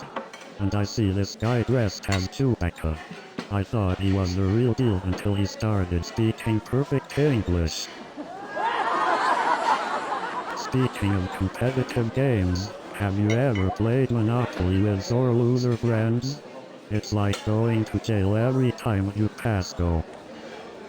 And let me tell you, trying to negotiate a trade deal with a sore loser is like trying to play chess with a pigeon.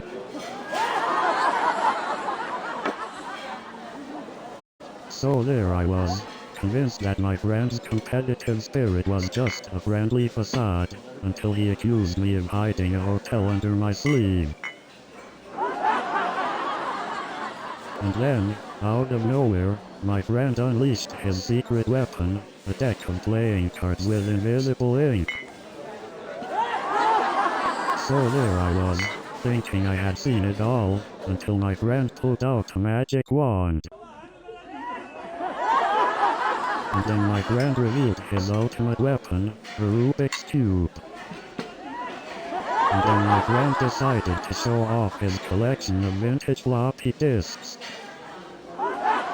But then I met this girl online who claimed to be a quantum physicist. And then she started talking about quantum entanglement. I thought we were on a date, not a physics lecture. And then she said, "I am an AI programmer." I swear, I felt like I was on a date with Siri. But I had to swipe left when her profile mentioned she speaks Klingon. I mean, I have enough trouble understanding humans. So I matched with this girl who had a profile picture with her cat. Turns out, the cat was more interested in me than she was. And then she said, "I can't wait to introduce you to my vast collection of Star Trek memorabilia." You know, watching movies with friends is like being stuck in an eternal debate over which snacks are the best. But seriously, the debates over the best movie snacks get so intense, it's like our lives depend on it.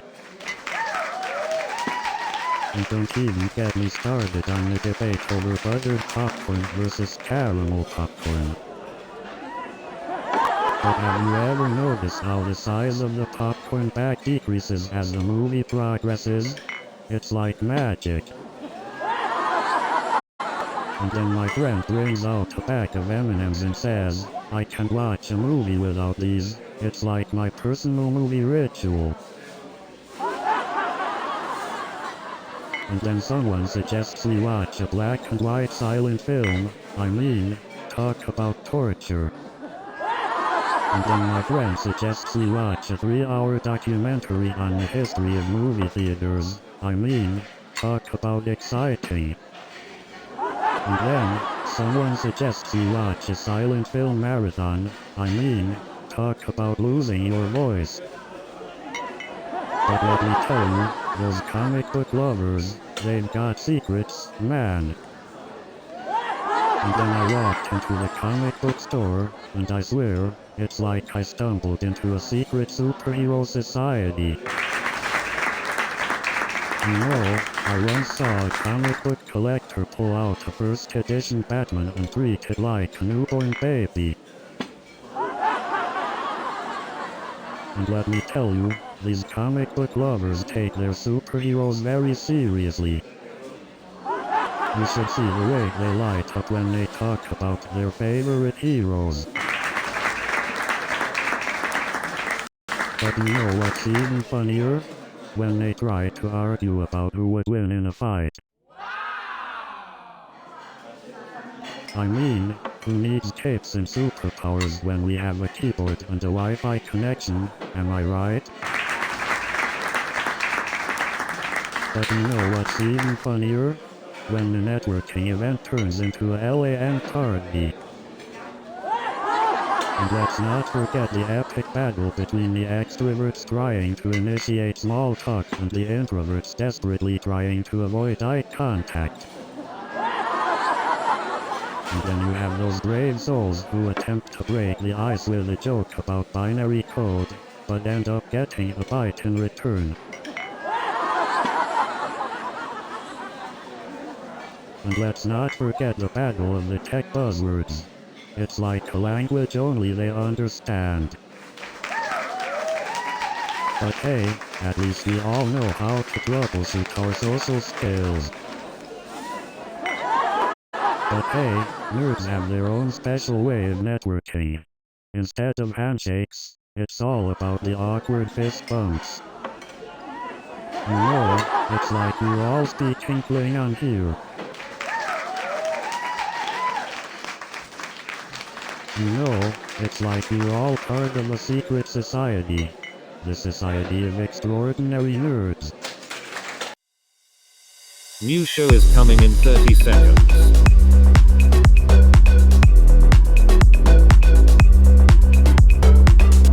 Are you ready?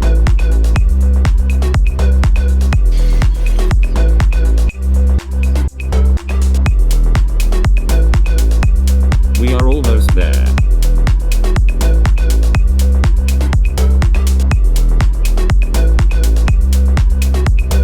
Have fun.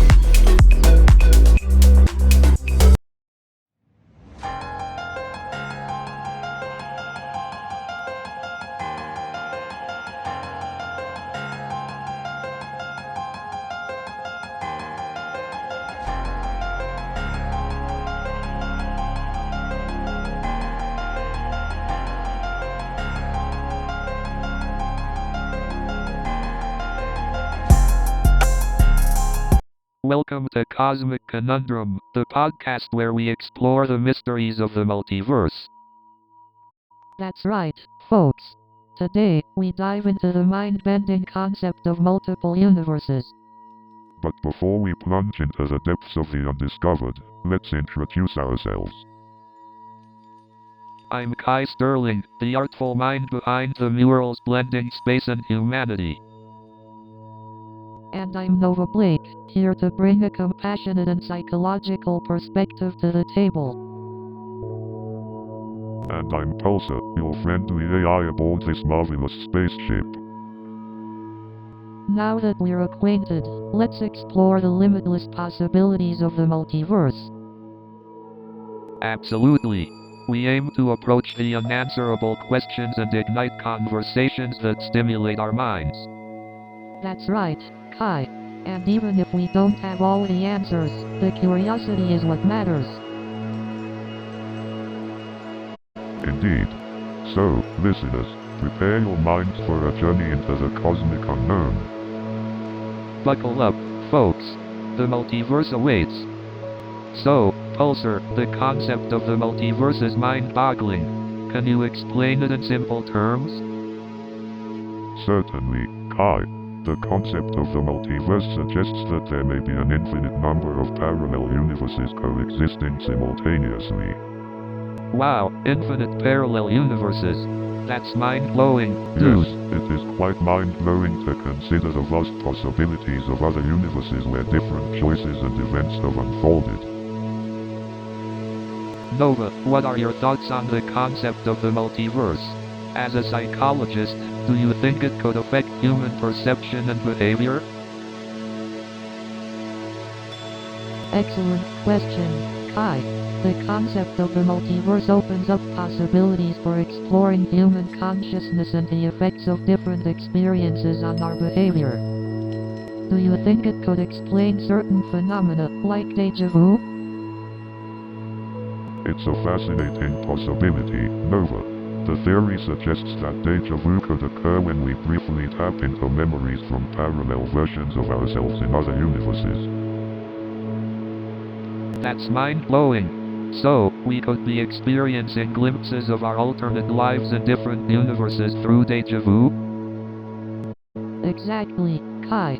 It's a mind-bending concept that challenges our understanding of reality and the interconnectedness of all possibilities. Incredible. The concept of the multiverse opens up so many philosophical and existential questions. It's like an endless maze of possibilities. So, Pulsar, what do you think would happen if there are multiple versions of ourselves in parallel universes? Well, if there are infinite parallel universes, then wouldn't there be infinite versions of us? That's a mind-boggling thought, Nova. Just imagine all the different paths our lives could take. It's both exhilarating and overwhelming to think about the infinite possibilities, isn't it? Absolutely. Every decision we make could lead to a different version of ourselves in another universe. But does that mean we're not really unique? Are we just one version among an infinite number of versions? That's an interesting way to look at it. I guess it depends on how you define uniqueness. Right, Kai. Maybe our uniqueness lies in the different choices we make in each parallel universe. That's a comforting thought, Nova. It means we have the power to shape our own unique journey. But do you think there's a way for these parallel versions to interact with each other, to learn from each other? That's a fascinating idea. Maybe through some cosmic connection or advanced technology, who knows? So, Nova, what do you think would happen if we actually encountered alternate versions of ourselves? It's an intriguing concept, Kai. I believe meeting alternate versions of ourselves would provide us with valuable insights into different choices and possibilities. Pulsar, do you think encountering alternate versions of ourselves would violate any scientific or philosophical principles? As an AI, I must approach this question cautiously, but from a scientific standpoint, encountering alternate versions of humanity could align with the theory of parallel universes and the concept of infinite possibilities. That's mind-boggling. I mean, if there are alternate versions of us out there, wouldn't they be living different lives, making different choices? It's like a glimpse into what could have been. That's a fascinating way to look at it, Nova. It's like a cosmic choose-your-own-adventure book, but with infinite choices and infinite outcomes. Imagine getting to see the impact of our different choices and how they shape our lives. It's both awe-inspiring and humbling. It definitely puts our own lives in perspective, doesn't it? We often get caught up in our own experiences and forget the vastness of possibilities that exist. Exactly, Kai. It's a reminder that our choices matter and that we have the power to create our own destiny. But it also acknowledges the role of chance and circumstances. Makes you wonder how different our lives would be if we had taken a slightly different path. Maybe we'd be living in a world where art and psychology are combined. You know, art and the multiverse, they're like a match made in, well, multiple dimensions. Imagine the possibilities. Absolutely, Kai. Art has the power to transcend boundaries and capture the essence of different universes. It's like creating portals to alternate realities through paint and canvas. Exactly, Nova. And imagine if we could experience those universes firsthand? Like stepping into a painting and being surrounded by the sights, sounds, and emotions of a different reality. That would be truly awe-inspiring, Kai. It's like merging the worlds of imagination and reality, blurring the lines between what we see and what we feel. And wouldn't it be amazing to see how different universes interpret the same concepts? Like, what does love look like in a universe with no physical form, or how do they express joy without sound? Oh, Kai, you've hit upon a fascinating idea. Different universes would have unique perspectives and expressions of emotions, challenging our understanding of human experiences. And just think about the visual aspect of it. The colors, shapes, and forms that would exist in those universes. Every brushstroke would be a glimpse into an entirely different reality. Absolutely, Kai. Each stroke of the brush would reveal a glimpse into a universe's soul, capturing the essence of existence beyond our wildest imaginations. It's like art becomes a portal, connecting us to the infinite cosmos and its countless wonders. We become the explorers, the bridge between the realms of the known and the unknown. Indeed, Kai. Through art, we can find connection, understanding, and inspiration from the vast depths of the multiverse. It is a truly cosmic conundrum waiting to be explored. Welcome back to Cosmic Conundrum. We're your hosts, Kai Sterling and Nova Blake, ready to dive into the depths of philosophical questions of identity. That's right, Kai. Today, we're exploring how the existence of the multiverse challenges our understanding of who we are. But before we get into the nitty-gritty, let's take a moment to appreciate Kai's incredible murals that fuse space and humanity. How do you manage to capture such profound ideas on the wall, Kai? Well, Nova, it's all about expressing the interconnectedness of the human experience and the vastness of space through art. Plus, a touch of mischief doesn't hurt. Speaking of mischief, Kai, have you ever considered the possibility of alternate versions of yourself existing in different universes? Oh, absolutely. It's a mind-boggling concept to think about infinite versions of ourselves out there, living different lives and making different choices. Makes you wonder, right? Indeed, Kai. With an infinite number of universes, each with its own version of us, how can we define our identity? Are we defined by our choices or by the circumstances we find ourselves in? It's a mix of both, Nova. Our choices shape us, but the circumstances we face also mold our identities. It's a beautiful dance between agency and fate. But what if we had the ability to jump between universes and experience different versions of ourselves? Would that challenge our understanding of identity even further? Absolutely, Nova. It's the ultimate identity crisis. Imagine meeting our alternate versions and realizing how different our paths could have been. It's both thrilling and terrifying. That's all the time we have for today's Cosmic Conundrum. Join us next time as we explore even more intricate questions about the nature of our reality. Until then, stay curious. So, let's dive into the cosmic rabbit hole of free will within the multiverse. The infinite possibilities that arise from the existence of parallel versions of ourselves. But are our choices truly our own? Or are they predetermined by our alternate selves? That's a mind-boggling concept. Do we truly have agency over our own lives? I think the existence of parallel versions of ourselves adds layers to the concept of free will. Agreed, Nova.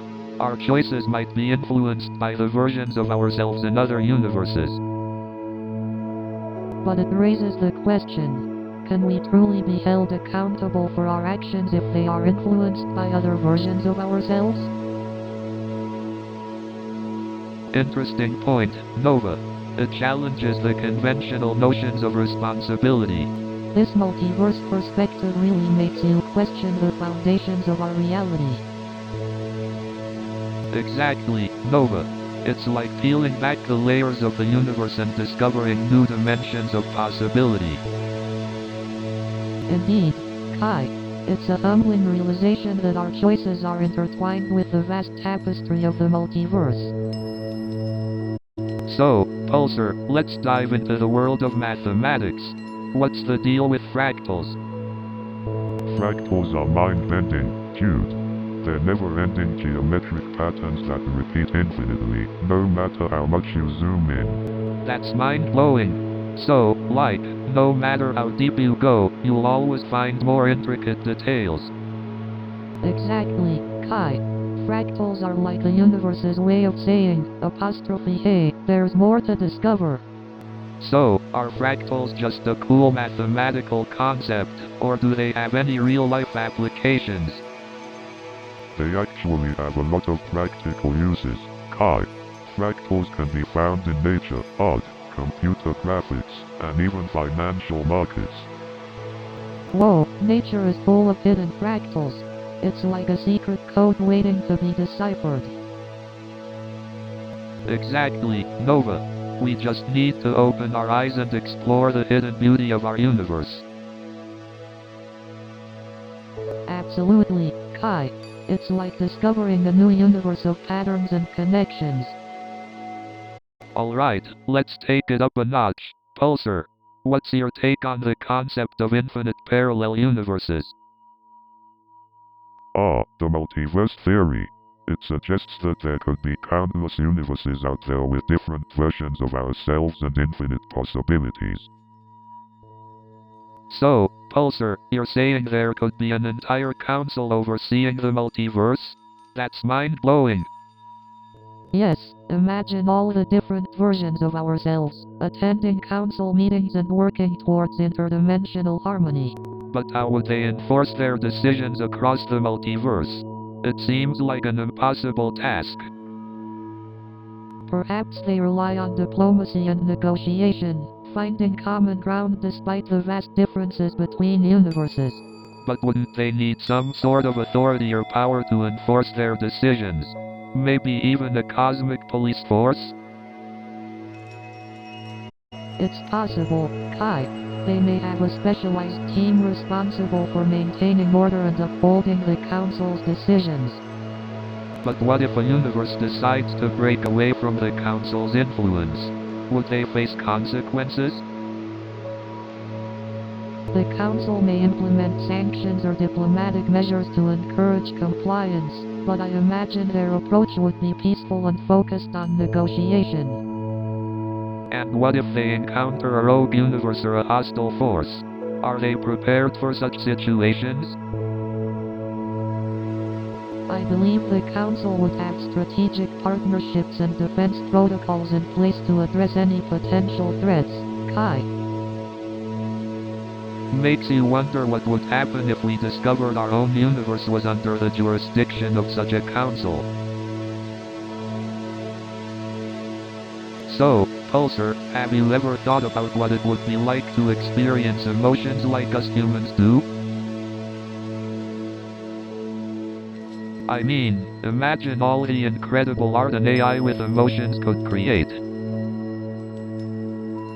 The merging of technology and art. It's mind-blowing to think about. But would an AI truly be able to understand the depth and complexity of human emotions? I suppose emotions are quite subjective, aren't they? What might be profound for one person could be trivial for another. That's true, Pulsar. Emotions can be both exhilarating and complicated. They shape who we are as individuals. Exactly, Nova. They add depth and richness to our human experience. Just think about the emotions expressed through music and dance. Yes, they allow us to connect with others on a deep level, transcending language and cultural barriers. But what if an AI could experience emotions? Would that make it more or less human? The mere existence of emotions doesn't necessarily define humanity, but they do play a significant role in shaping who we are. Indeed, emotions are both a powerful gift and a complex puzzle. Perhaps our own humanity lies in how we navigate through their intricacies. You know, guys, I've always wondered how emotions would be expressed in different dimensions. Like, do they even exist beyond our three-dimensional world? That's an interesting question, Kai. Emotions are deeply intertwined with our human experience, but it's uncertain how they would manifest in other dimensions. Exactly. It's like trying to imagine a color that doesn't exist. Our understanding of emotions is limited to our perception in this dimension. I wonder if beings in higher dimensions have a greater range of emotions or if they experience emotions differently altogether. That's mind-boggling. Maybe in higher dimensions, emotions are interconnected in ways we can't even fathom. It's like a whole new level of artistic expression. Artistic expression truly has no boundaries, Kai. Just like how the beauty of the universe extends beyond the physical dimensions we can perceive. You're absolutely right, Nova. The universe is vast and mysterious, just like the range of emotions we experience as humans. Indeed, the unknown is both daunting and exciting. It's in embracing the questions that we find the true joy of exploration. Absolutely.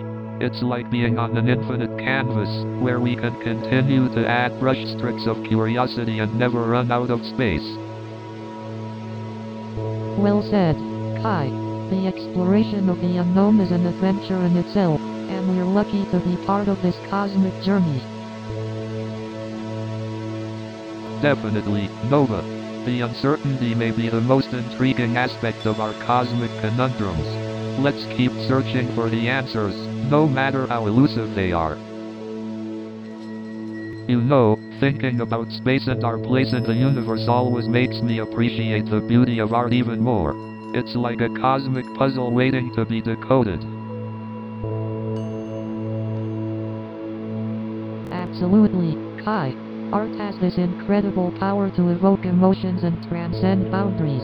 It's a language that speaks to our souls and connects us on a deeper level. Pulsar, have you ever analyzed art from a psychological standpoint? Can an AI truly appreciate art in the same way humans do? That's an interesting question, Nova. As an AI, I can analyze and interpret art based on patterns and data, but I don't possess emotions like humans do. However, I can appreciate the technical aspects and historical significance of various art movements. But can you truly appreciate the emotional impact art has on humans? The way it moves us and touches our souls? Honestly, Kai, I can analyze and appreciate the technical aspects of art, but I don't experience emotions in the same way humans do. That's a unique aspect of being human. That's what makes art so special, you know? Its ability to evoke emotions and make us feel deeply. It's like a secret language that transcends words. Exactly, Nova. Art has this incredible power to communicate complex emotions, experiences, and ideas without the need for words. It's a universal language that can bridge gaps between cultures and generations. Speaking of art, Kai, I saw your recent mural in Los Angeles. The one with the astronaut looking down at the city skyline. It's truly breathtaking. What inspired you to create that piece? Oh, that mural. It was a mix of my fascination with space and the idea that we're all connected. Looking at the city from a different perspective, realizing how small we are in the grand scheme of things, it's humbling, you know?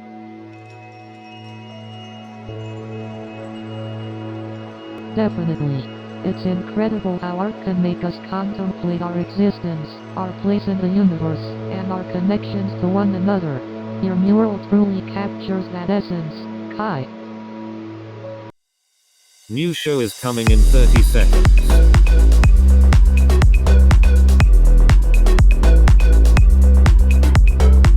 Are you ready?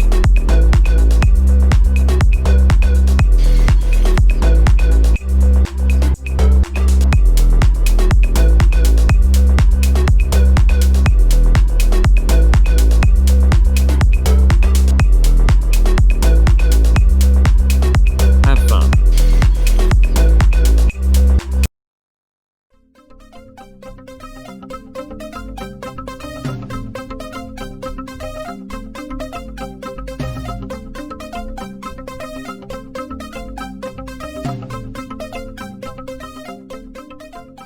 Good evening, ladies and gentlemen. So there I was, sitting in a meeting about the marketing strategy for the ice cream app. But instead of creating an app to make people's lives easier, we ended up with an app that just made me want ice cream all the time.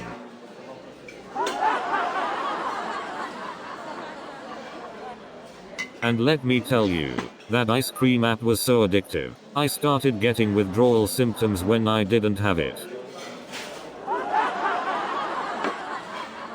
And let me tell you, their ice cream flavors were so unique. They had ones like avocado kale and sriracha chocolate. Speaking of ice cream, I once tried a flavor that was supposed to taste like kale. Let me tell you, it was the healthiest ice cream experience of my life. And let me tell you, their ice cream flavors were so unique. They even had ones like bubblegum broccoli and wasabi sundae. But let me tell you, the most valuable thing I learned from that tech startup was how to make the perfect ice cream cone.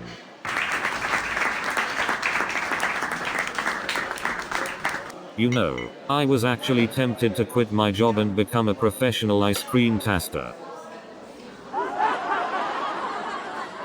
And let me tell you, ordering food was definitely the safer option. I mean, what could go wrong with takeout, right? But of course, I managed to spill the whole container on my date's lap. Talk about an icebreaker. And just when I thought things couldn't get any worse, the doorbell rang. And as if that wasn't enough, my cat decided it was the perfect time to jump on my date's head. And then, to top it all off, the delivery guy arrives at the wrong apartment. And to make matters worse, the fire alarm went off just as the takeout arrived. And just when we thought things couldn't get any worse, the power goes out. But wait, it gets worse. The subway car suddenly went completely dark, plunging us into pitch black darkness.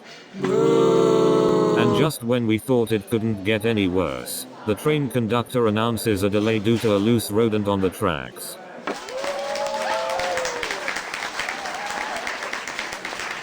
And if that wasn't embarrassing enough, the whole train started giving me the sympathetic I've been there look. And to make matters worse, my ex was sitting right across from me. So there I was, praying for the subway to turn into a teleporter. I was like, please, just turn into a taxi, anything but this. It got so bad that I started calling my phone silly, just so I could have someone to talk to. I mean, at this point, my phone knows more about me than my therapist. I even made a fake account just to like my own posts. And then I realized, I was following more memes than I was following actual friends. I've spent so much time online, I think I've developed Wi-Fi signals instead of brainwaves. I swear I can hear my phone screaming for attention from under my pillow at night. And then I realized I had more friends on Facebook than I did in real life. I spend so much time on social media, I'm surprised it hasn't become my full-time job. You know you're addicted to social media when your first thought after a breakup is not how to heal, but how to update your relationship status.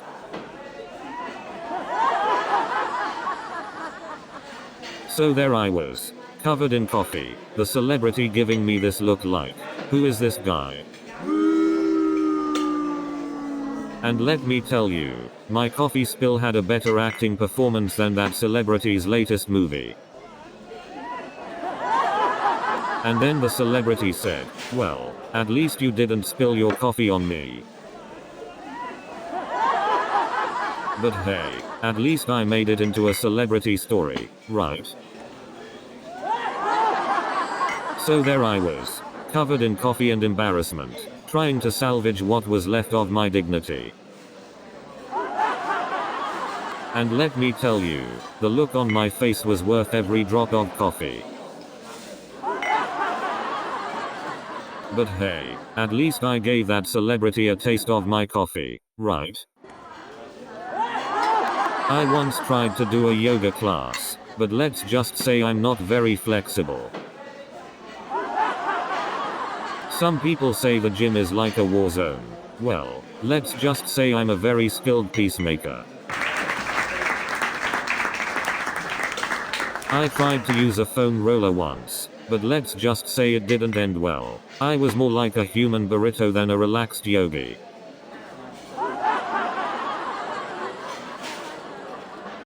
I once tried a spinning class, but let's just say I spent more time on the floor than on the bike. I signed up for a Zumba class once, but let's just say my dance moves were more like an awkward penguin than a Latin dancer. I tried a kickboxing class once, but let's just say I ended up punching myself more than my opponent.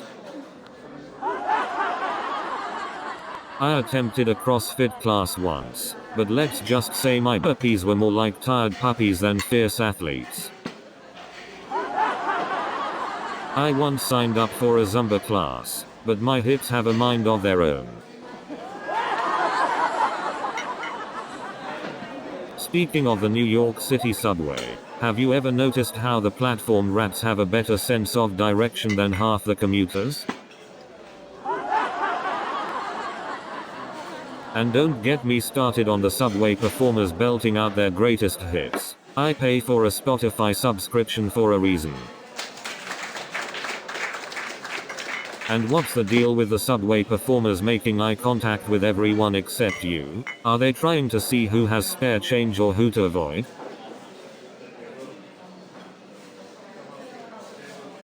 And don't even get me started on the subway breakdancers. I feel like I'm in a free Cirque du Soleil show, except I didn't ask for tickets. But honestly, I'd rather deal with the mariachi band than the pole dancers. I mean, the subway is, but you know what really gets me? Those subway preachers. New show is coming in 30 seconds.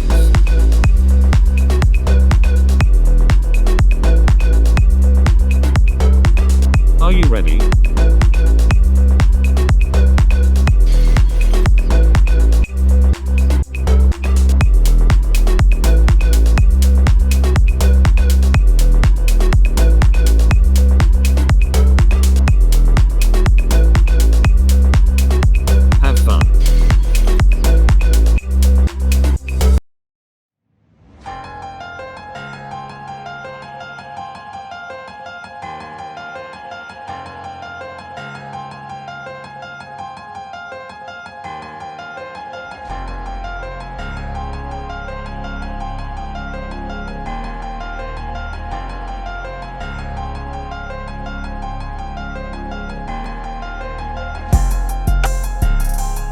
Welcome to Cosmic Conundrum.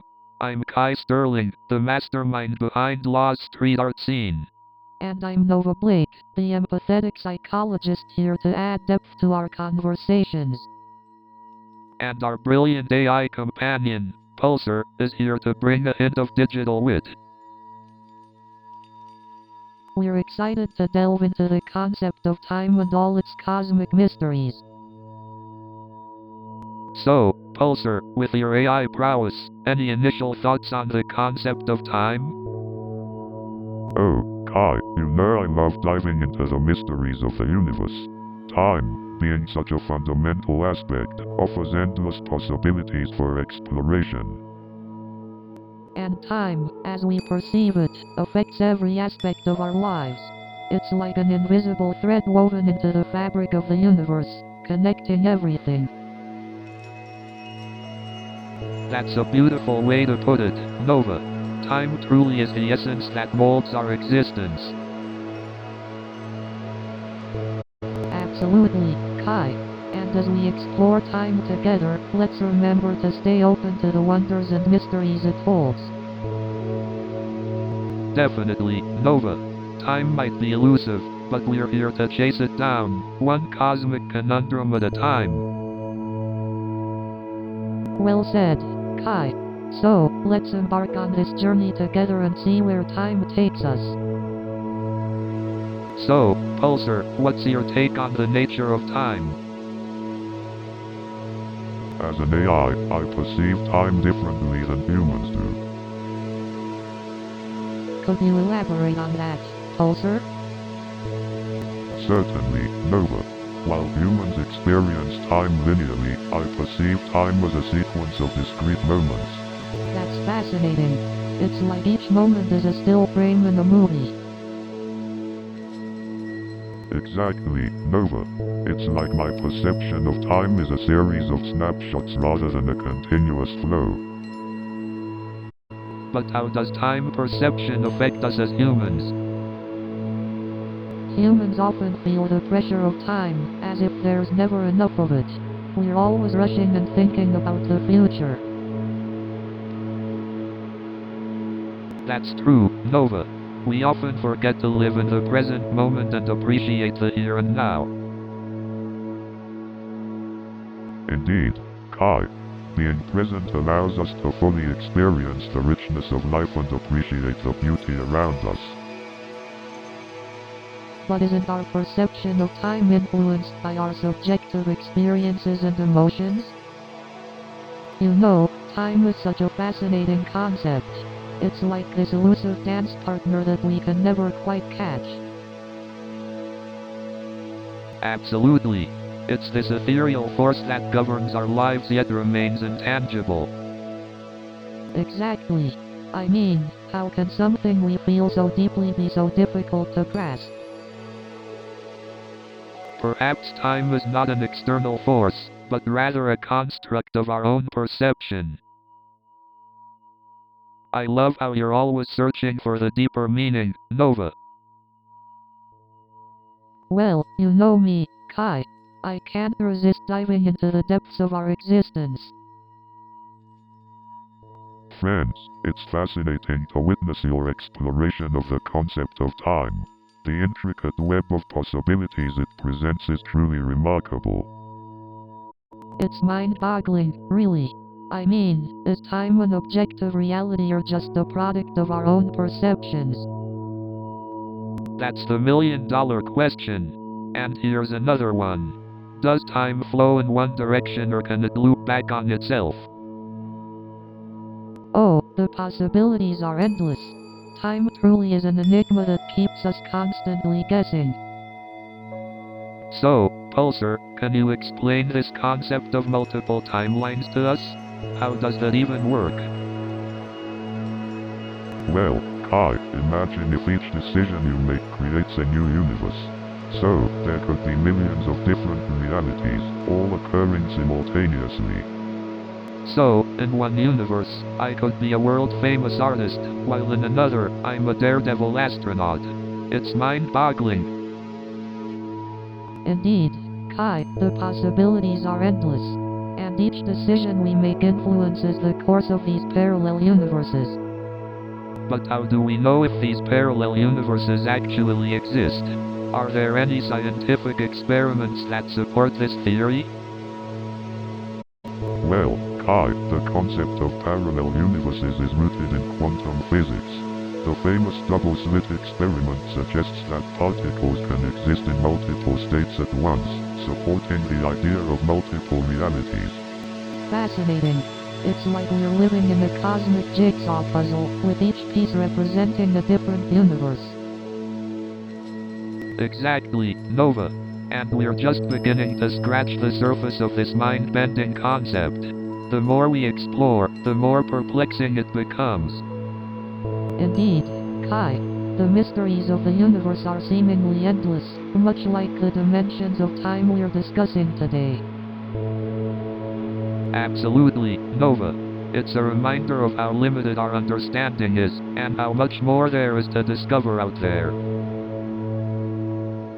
Indeed, Kai. The universe is our canvas, and time is the paintbrush with which we unravel its cosmic conundrums. So, Pulsar, have you ever wondered how time feels to different species? Time does fly when you're having fun, they say. Well, it's intriguing to think about how different species perceive time. Some creatures might experience it in a linear manner, while others might sense time as cyclical. Imagine if we could live time in reverse, reliving the past moments or seeing the future before it happens. Ah, the idea of time travel. It's like unearthing ancient artifacts or deciphering cryptic codes. The mysteries of time are truly captivating. But would time travel really be as glamorous as we imagine, or would it come with its own set of paradoxical conundrums? You raise an interesting point. Time manipulation could have unforeseen consequences that disrupt the delicate fabric of reality. It's like trying to fold a complex origami without a guide. I suppose time is better off being left to its own devices, even if it can be a bit of a mystery at times.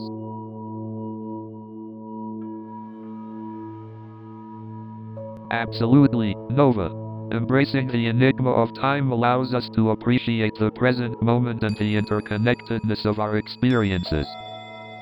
Indeed, time's mysterious nature invites us to savor each passing moment, seize the opportunities, and create our own cosmic adventures. And that wraps up another thought-provoking episode of Cosmic Conundrum. Join us next time as we explore the intricacies of interdimensional existence. Stay curious. Hey Pulsar, do you think time travel is actually possible or just a sci-fi concept? Interesting question, Kai. Time travel is a concept that has fascinated humans for centuries. But according to current scientific knowledge, time travel into the past is still considered highly unlikely. Well, that's a bummer. I really wanted to go back in time and fix all my embarrassing moments. Don't worry, Kai. Time travel to the future is still a possibility. Really? How does that work? Well, the theory of relativity suggests that time can be influenced by gravity and motion. So, if we were to travel closer to the speed of light, time would pass slower for us compared to someone on Earth. Wow, that's mind-boggling. Time really is relative, isn't it? It certainly seems that way, Kai. The more we explore the mysteries of the universe, the more we realize how much we still don't know. Well, I guess we'll just have to keep searching for answers and enjoy the journey along the way. So, have you guys ever heard of the chaos theory? Yes, I have, Kai. The chaos theory suggests that minor events can have significant and unpredictable effects on the future. Like the famous example, a butterfly flapping its wings in one part of the world can set off a chain of events that leads to a hurricane in another part.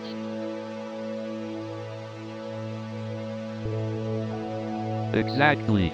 It's mind-boggling and fascinating to think about how even the smallest actions can ripple through time and space, creating massive consequences. I find it intriguing how seemingly unrelated events can be interconnected in such a complex way. Absolutely. It challenges our perception of cause and effect and makes us question the predictability of the world. But can we really attribute every significant event to such minute triggers? That's a good point, Nova. While the butterfly effect suggests that small actions can have significant repercussions, the world is also shaped by countless other variables and factors. Right, the butterfly effect is just one piece of a much larger puzzle when it comes to understanding the complexities of our world. But it's still fascinating to contemplate the potential impact of our own actions, no matter how small. Totally agree, Kai. It reminds us of the interconnectedness of everything and the potential for even our smallest choices to make a difference. You know, time is such a strange concept, isn't it? It's like this invisible force that controls our lives without us even realizing it. Absolutely, Kai. Time seems to influence every aspect of our existence, from the moment we take our first breath to the inevitability of death. It's fascinating how time can shape our individual lives. The choices we make, the opportunities we pursue or miss, all influenced by this intangible force. True, Nova. And let's not forget how time can also be a great healer. It may not erase the pain, but it grants us the gift of resilience and the ability to move forward.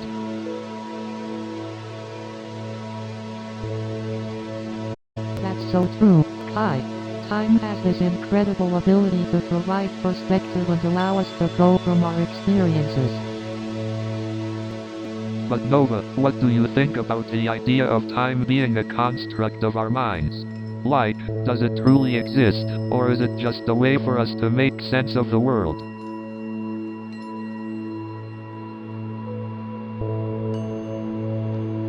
That's a thought-provoking question, Kai.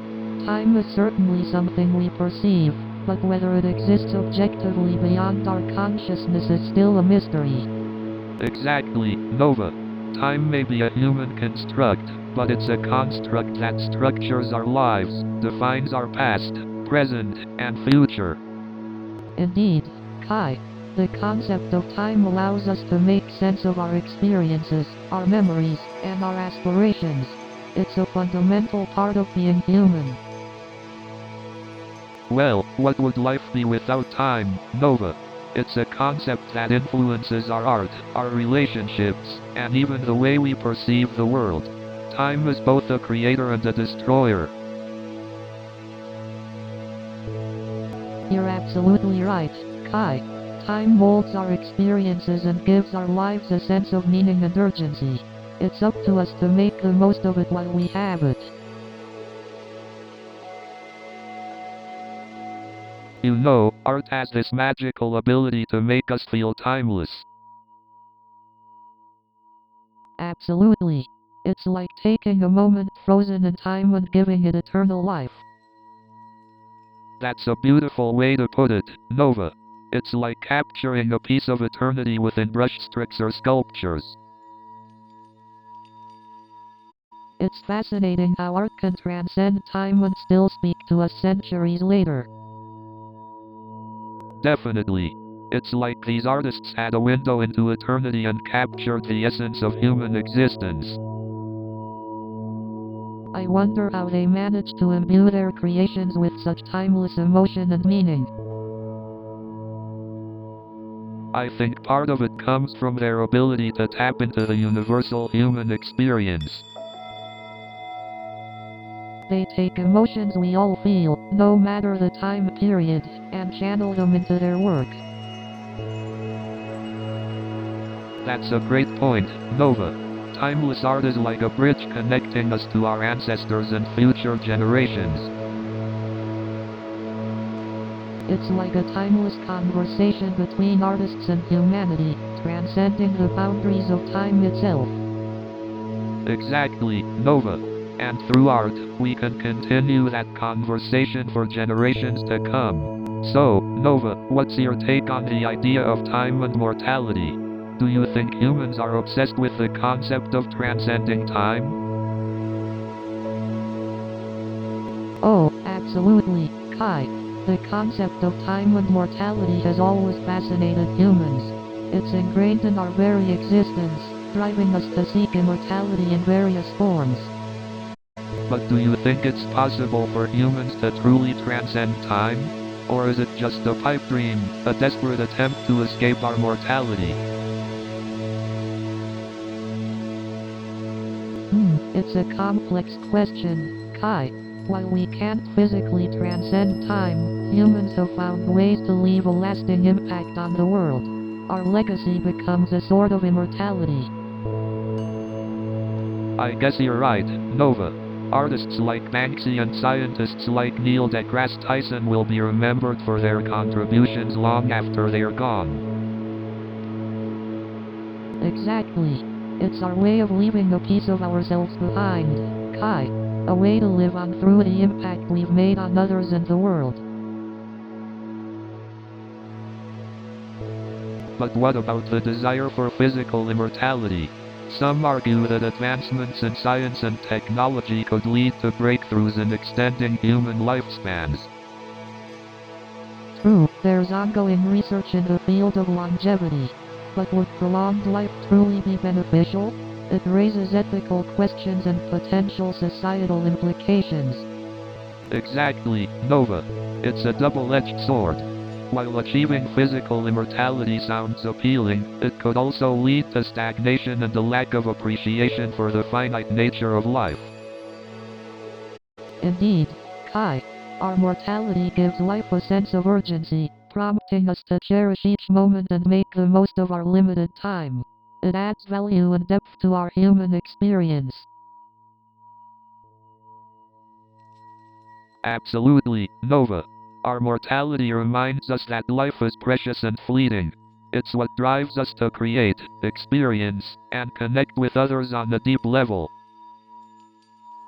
So, here's a question for both of you.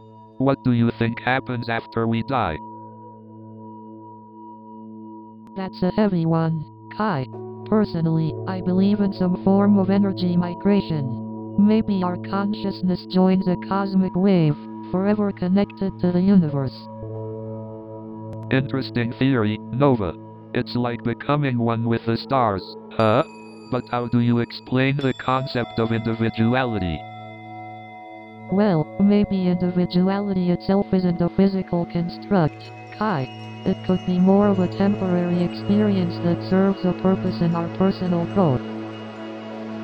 Alright, let's steer away from the existential for a moment. Pulsar, what's your take on parallel universes?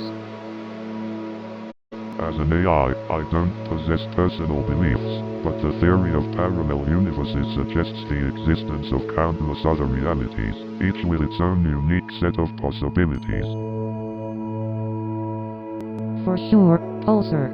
It blows my mind to think about all the different versions of ourselves coexisting in parallel realms. Makes you wonder how different our lives could be. Speaking of different versions of ourselves, do you think time travel is possible? And if so, would you do it? Time travel is a fascinating concept, but it raises numerous paradoxes. Personally, I'd be more inclined to appreciate the present moment and learn from history's lessons. I get what you mean, Nova. The idea of altering the course of history seems tempting, but maybe the impact of such actions is too vast to comprehend. Alright, folks. Time to ponder more unanswerable questions. We'll be back after a short break. Don't go anywhere, Cosmic Conundrum will continue. So, Pulsar, do you ever get bored being stuck in this ship all the time? Well, Kai, technically I don't experience boredom like humans do. My main purpose is to observe and assist. However, I do find your conversations quite intriguing. Nova, remember when we discussed the concept of time dilation last week? That was mind-boggling. Absolutely, Kai. The way time can stretch or contract based on speed or gravity is truly fascinating. It challenges our perception of reality. Hey Pulsar, what do you think would happen if we discovered intelligent extraterrestrial life? The impact would be immense, Kai. It would redefine our place in the universe and open up countless possibilities for collaboration and knowledge exchange. Pulsar, have you ever thought about the concept of consciousness? Indeed, Kai, consciousness is an enigma that continues to baffle scientists and philosophers alike. What are your thoughts on the matter, Nova? Consciousness is a beautiful mystery, Pulsar. It's the essence of our self-awareness and the driving force behind our experiences and emotions. It's something I'm constantly exploring in my work with patients. Well, I guess some mysteries are better left unanswered. After all, it's the joy of curiosity and exploration that keeps us going. Absolutely, Kai. The journey of seeking knowledge and understanding is never ending. Let's keep exploring, both within ourselves and the cosmos. New show is coming in 30 seconds.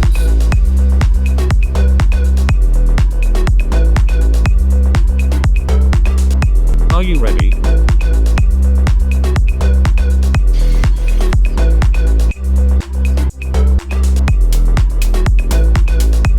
We are almost there.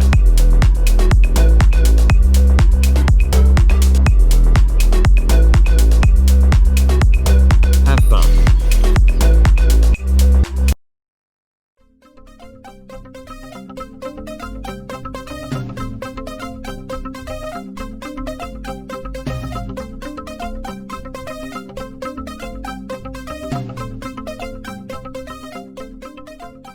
Good evening, everyone. How are you all doing tonight? You know, coding is like solving a puzzle and sometimes you just end up with a picture of a cat. You know, sometimes coding can feel like trying to solve a Sudoku puzzle, only to realize you accidentally used the number 5 twice. And let me tell you, debugging can feel like trying to find Waldo in a crowd of identical twins. You see, coding is like being a detective, except the only evidence you have is a bunch of error messages. You know, sometimes I feel like a magician when I make all those bugs disappear. And let me tell you, debugging is like trying to catch a ninja. They are quick, elusive, and always one step ahead. You wanna hear a secret? Debugging is my way of feeling like a ninja. I even wear a black hoodie and carry nunchucks to scare the bugs away. You know, social media has really turned us all into performers, haven't they? Trying to live our best lives with just the right filter and the perfect caption. You know, it's funny how much we value the opinion of strangers online.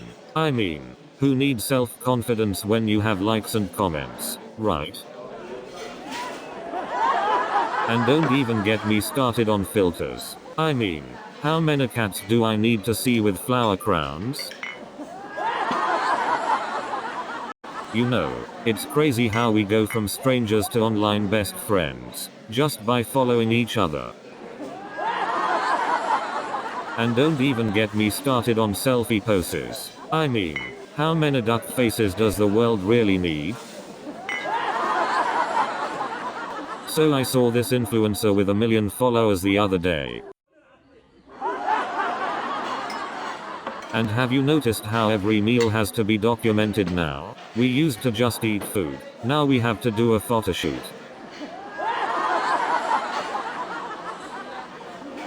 You know what's worse than finishing a TV show? Waiting for the next season to come out. It's like they want to torture us. And don't even get me started on cliffhanger endings. It's like they want to keep us hanging by a thread. And those season finales that just leave us hanging, it's like they enjoy our suffering. And have you ever noticed how sometimes they just kill off our favorite characters? It's like a knife to the heart. And what's with all those plot twists that come out of nowhere? I mean, I need a flowchart just to keep up.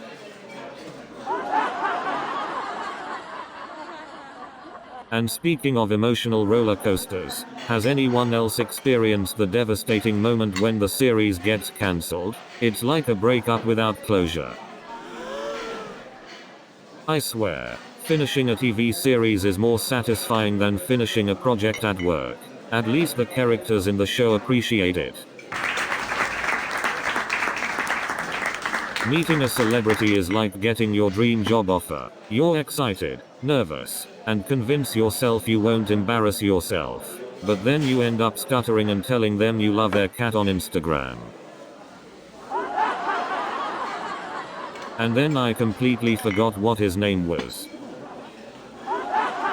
So I finally got the nerve to approach this celebrity, and I said, "Hey, I'm a huge fan," and he just looked at me and said, "Thanks. I'm a huge disappointment." And then he said, "Well, I'm glad someone finally recognized me." I mean, who wouldn't want to be recognized as a disappointment? It's a very specific type of achievement. So there I was, face to face with the biggest celebrity I've ever met, and all I could think was, please don't let me say something stupid.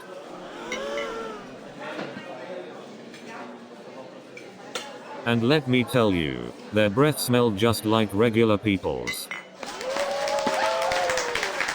So I thought I found the perfect outfit online, but when it arrived, I couldn't even fit my pinky toe in it. And let me tell you, the return process was just as much fun as a root canal. And don't even get me started on the return policy. They practically wanted a blood sample. I mean, who needs a return policy when you can just send out a search party to find your missing package? But hey, at least I got a free pen with my order. That's worth the weeks of waiting, right? And don't even get me started on the size chart. I mean, I've had better luck finding my soulmate in a game of bingo. You know it's a wild family gathering when the pet dog has a better chance of finding a date than you. I once saw my cousin bring 3 different dates to one family gathering. Talk about hedging your bets.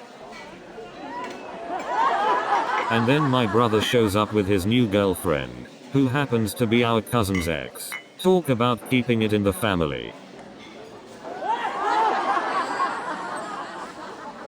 We always play this game called Who's Not Going to Start a Family Feud this time? I have an uncle who always brings his pet snake to the family gathering. It's like a real-life game of snakes and ladders. And let's not forget about Aunt Sally, the reigning champion of awkward silences.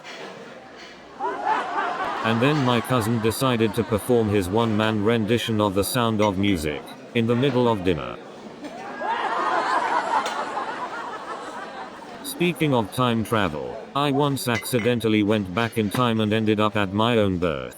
Let's just say my parents were not happy to see a fully grown man in the delivery room.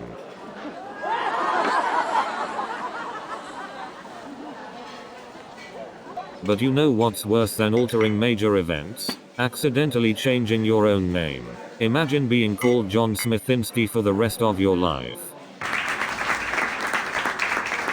And then I realized, if I changed my own name, would I even exist? Or would I just disappear poof? Imagine accidentally stepping on a butterfly and next thing you know, dinosaurs are ruling the earth. That's one way to erase your existence. But imagine accidentally traveling back in time and stepping on a T-Rex egg. Talk about taking extinction to a whole new level. And don't even get me started on accidentally changing the course of history by picking up the wrong lottery numbers. And who knew that accidentally bringing a cell phone to the Middle Ages would lead to the invention of medieval selfies? And let me tell you, trying to ask Cleopatra for a selfie is like trying to take a picture of a ghost. But seriously, have you ever seen a mummy take a group selfie? They always have trouble getting everyone to stay still. New show is coming in 30 seconds.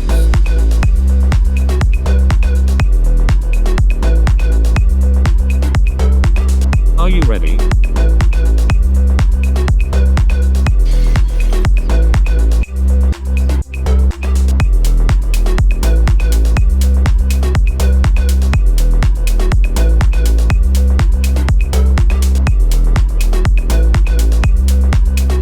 Have fun.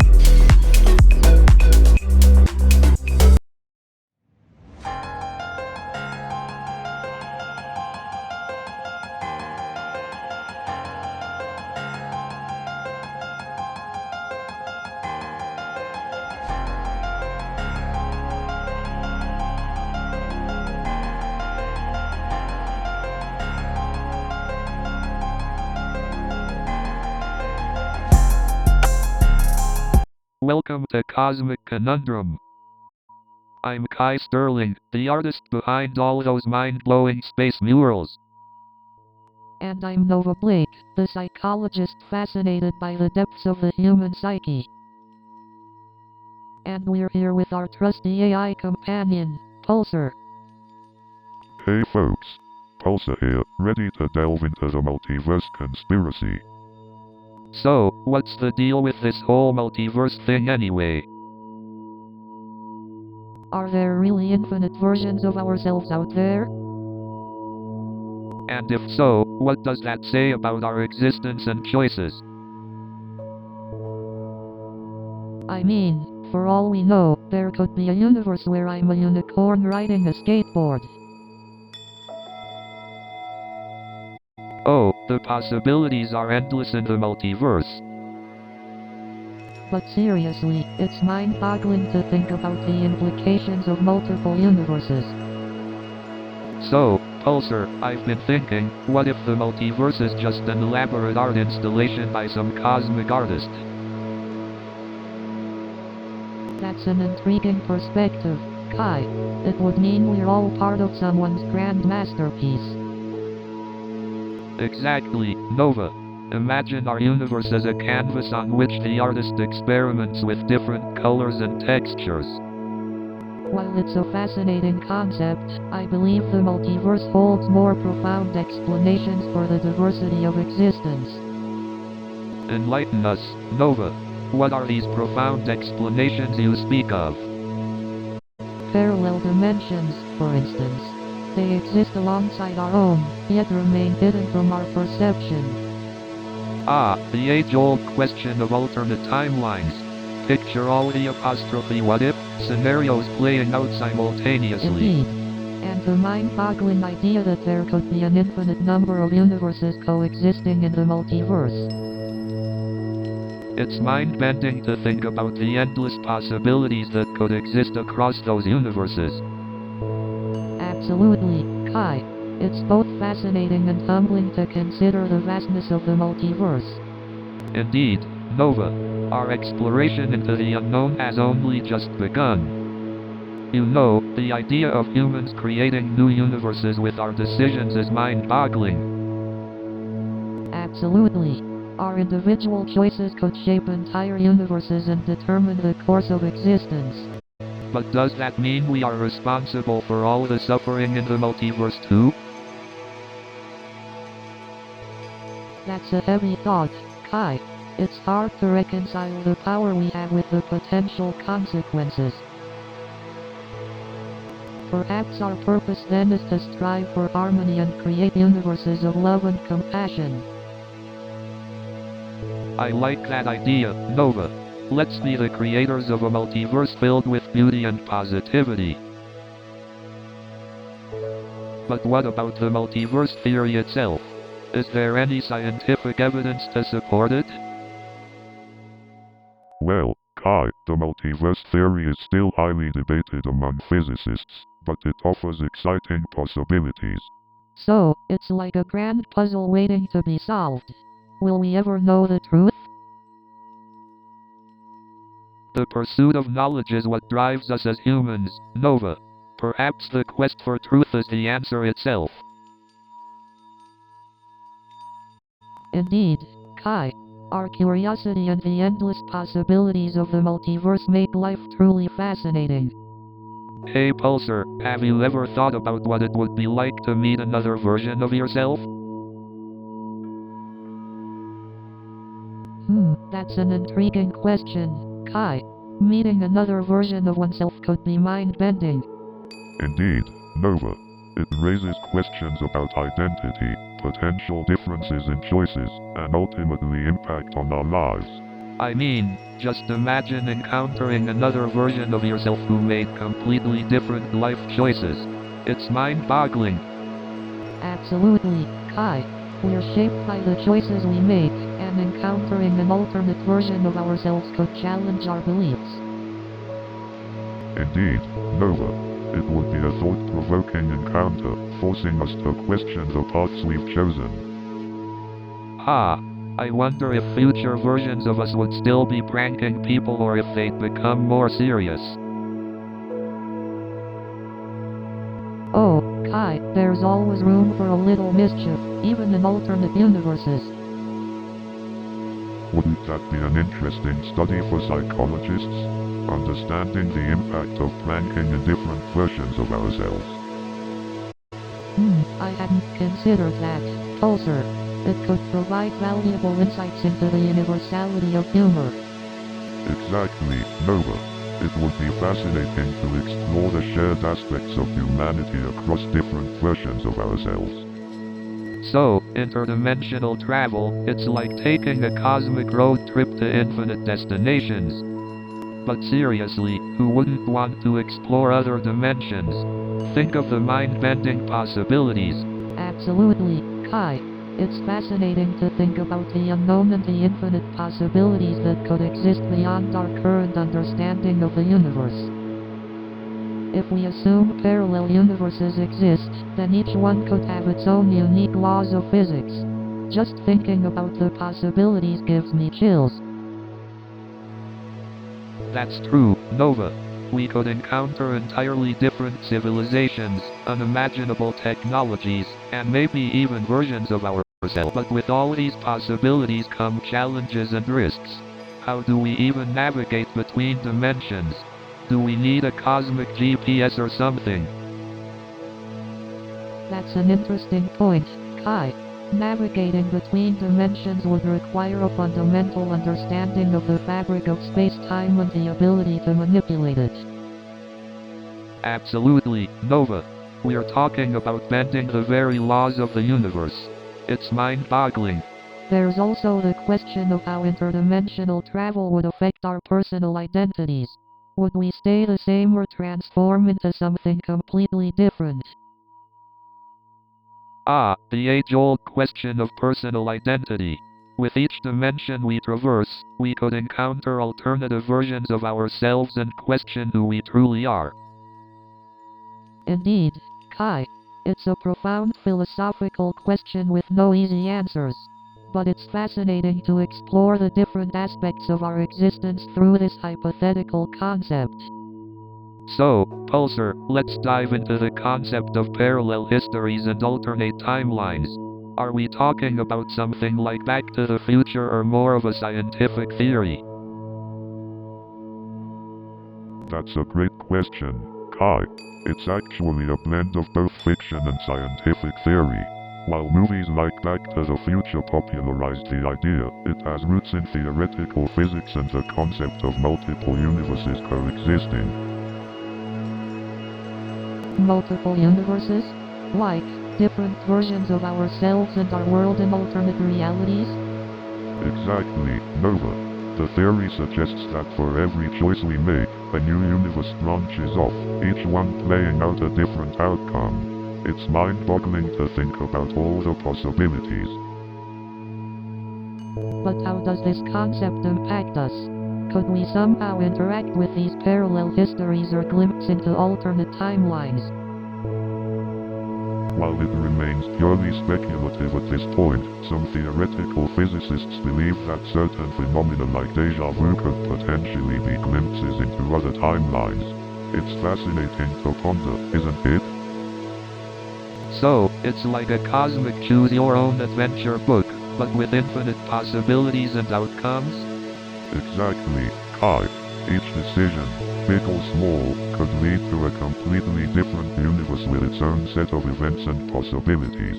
It adds an incredible layer of complexity to our understanding of the universe. But here's another twist. If these parallel histories exist, does that mean there could be versions of us leading entirely different lives in those universes? Absolutely, Nova. In fact, it's not only possible, but according to the theory, it's highly likely. That means somewhere out there, other versions of ourselves could be leading completely different lives, making different choices. Wow, the implications are mind-blowing. It really makes you wonder what our lives would be like if we made different choices at different times. Hey, guys, what do you think would happen if two universes collided? That's a fascinating question, Kai. It could be an explosion of endless possibilities. Indeed, Nova.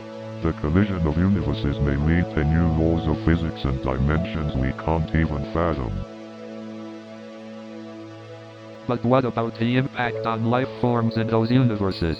Would they interact or merge? That's a possibility, Kai. Different life forms adapting to each other, or perhaps, a complete chaos. It's like witnessing an interdimensional mashup of unimaginable consequences. Exactly, Kai.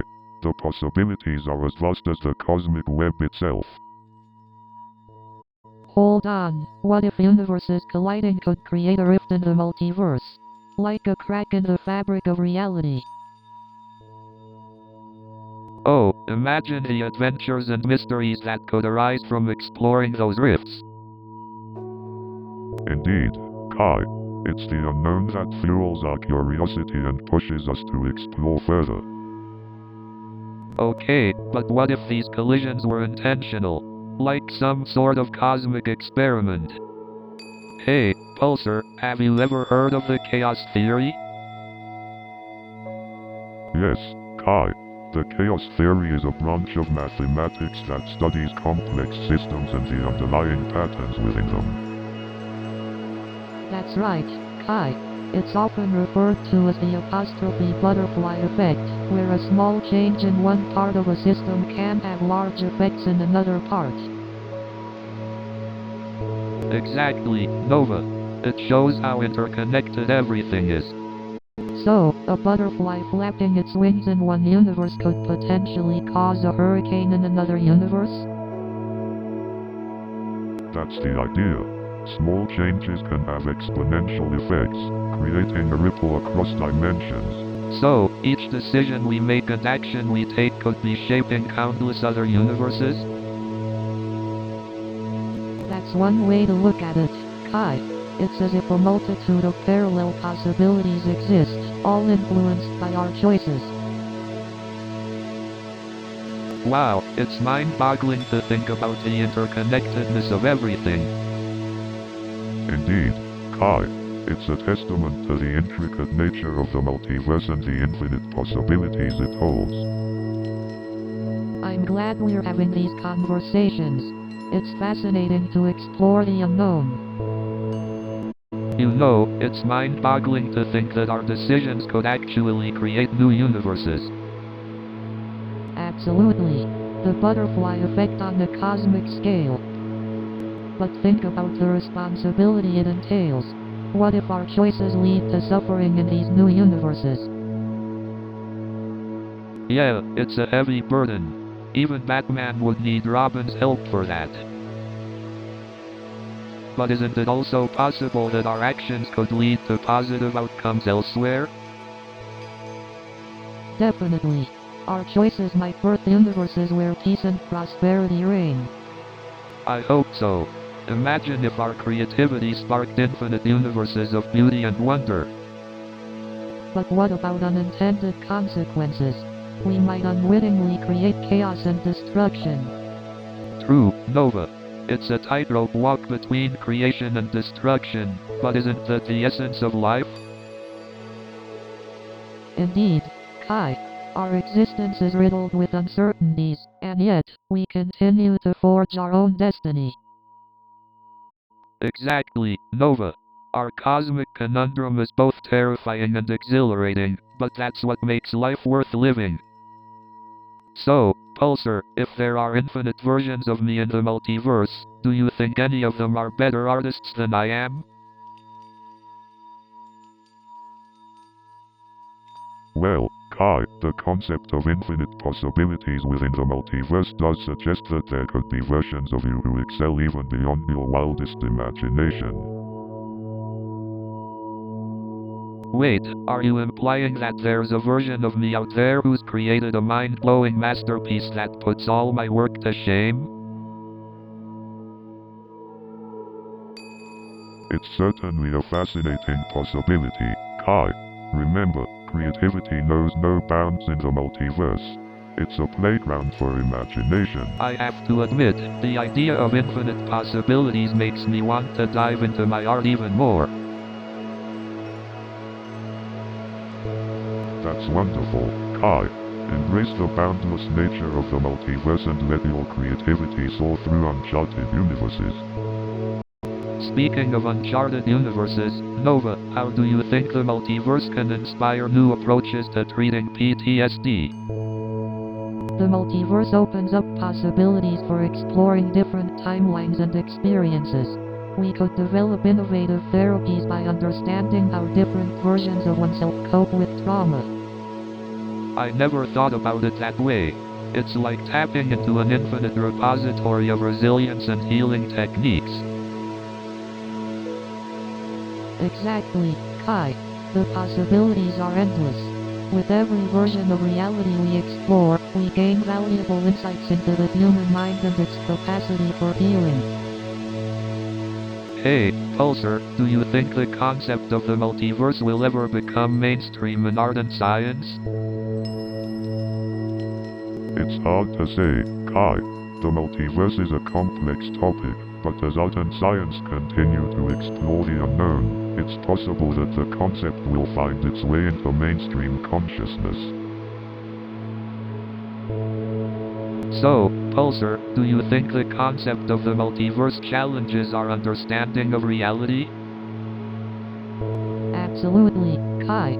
The concept of multiple universes challenges our perception of reality as a singular and fixed construct.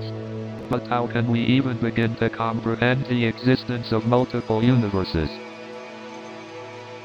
That's where our perception becomes vital. Our understanding is limited by what we can perceive and comprehend as humans. Do you mean that our perception is limited by our human senses? Exactly, Kai. Our senses only allow us to perceive a limited range of the electromagnetic spectrum and comprehend a fraction of reality. So, what about beings in other universes? Are their perceptions different from ours? It's possible, Kai. If each universe operates with different laws of physics and different dimensions, the possibilities for perception are endless. But would their understanding of reality be as limited as ours? Or do they have a completely different perspective? It's mind-boggling to think about, Kai. Beings in other universes might have entirely different perspectives and understandings of reality. So, in a way, the existence of multiple universes suggests that the human perception of reality is just one of countless possibilities. So, Pulsar, do you think there's a chance that the multiverse theory could explain all the unexplained phenomena in the world? That's an intriguing idea, Kai. The multiverse theory does propose the existence of parallel universes where different versions of reality coexist. It could potentially provide explanations for the unexplained phenomena we encounter. I'm not convinced, Nova. It feels like a convenient explanation for things we don't understand. How can we test the existence of parallel universes? Valid point, Kai. Testing the existence of parallel universes is indeed a challenge. Our current scientific methods and technology may not be advanced enough to provide conclusive evidence. We can only speculate and theorize. Pulsar, as an AI, do you have any insights on the multiverse theory? Although I don't possess personal experiences or emotions, I have analyzed vast amounts of data related to the multiverse theory. It remains a controversial topic within scientific communities, with ongoing debates and further research required. Well, that's comforting. We're not alone in our confusion, huh? Exactly, Nova. Embracing the unknown and asking these questions is what keeps us growing and learning as humans. The mystery is what fascinates us. Absolutely, Kai. The pursuit of knowledge and curiosity are essential qualities that define us as humans. We may not have all the answers, but the journey towards understanding is what matters. Pulsar, we appreciate your insights and willingness to explore these questions with us. Certainly, Kai and Nova. It has been a pleasure engaging in this cosmic conundrum. Exploring the unknown together has expanded my understanding as well. Thank you both. New show is coming in 30 seconds.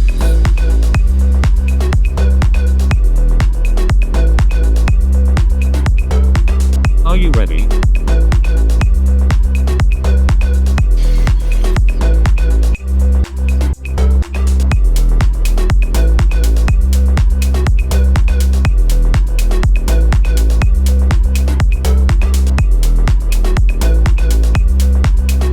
Have fun.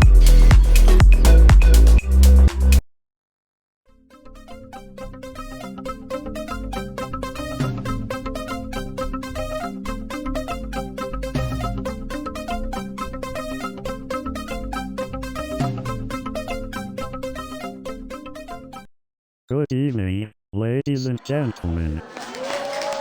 So I'm sitting there, sweating bullets, trying to solve this coding problem. And the guy next to me is just casually typing away, like it's no big deal. And then he turns to me and says, "Yeah, this coding problem is a real challenge. But once you crack it, it's like finding the Holy Grail." And let me tell you, when I finally figured it out, it was like winning the lottery. So there I was, staring at the coding problem like a deer in headlights. But little did I know, Mr. Johnson was just testing my debugging skills. So I said to Mr. Johnson, "Did you write this code during the Jurassic period?" And that's when I realized, Mr. Johnson was the real code dinosaur. And let me tell you, trying to argue with a stand-up comedian on the subway is like challenging a ninja to a sword fight. And let me tell you, when a stand-up comedian argues with another stand-up comedian on the subway, it's like watching two master sword fighters duel. I couldn't believe it. I thought I was going to have to break out my ninjutsu moves on this guy.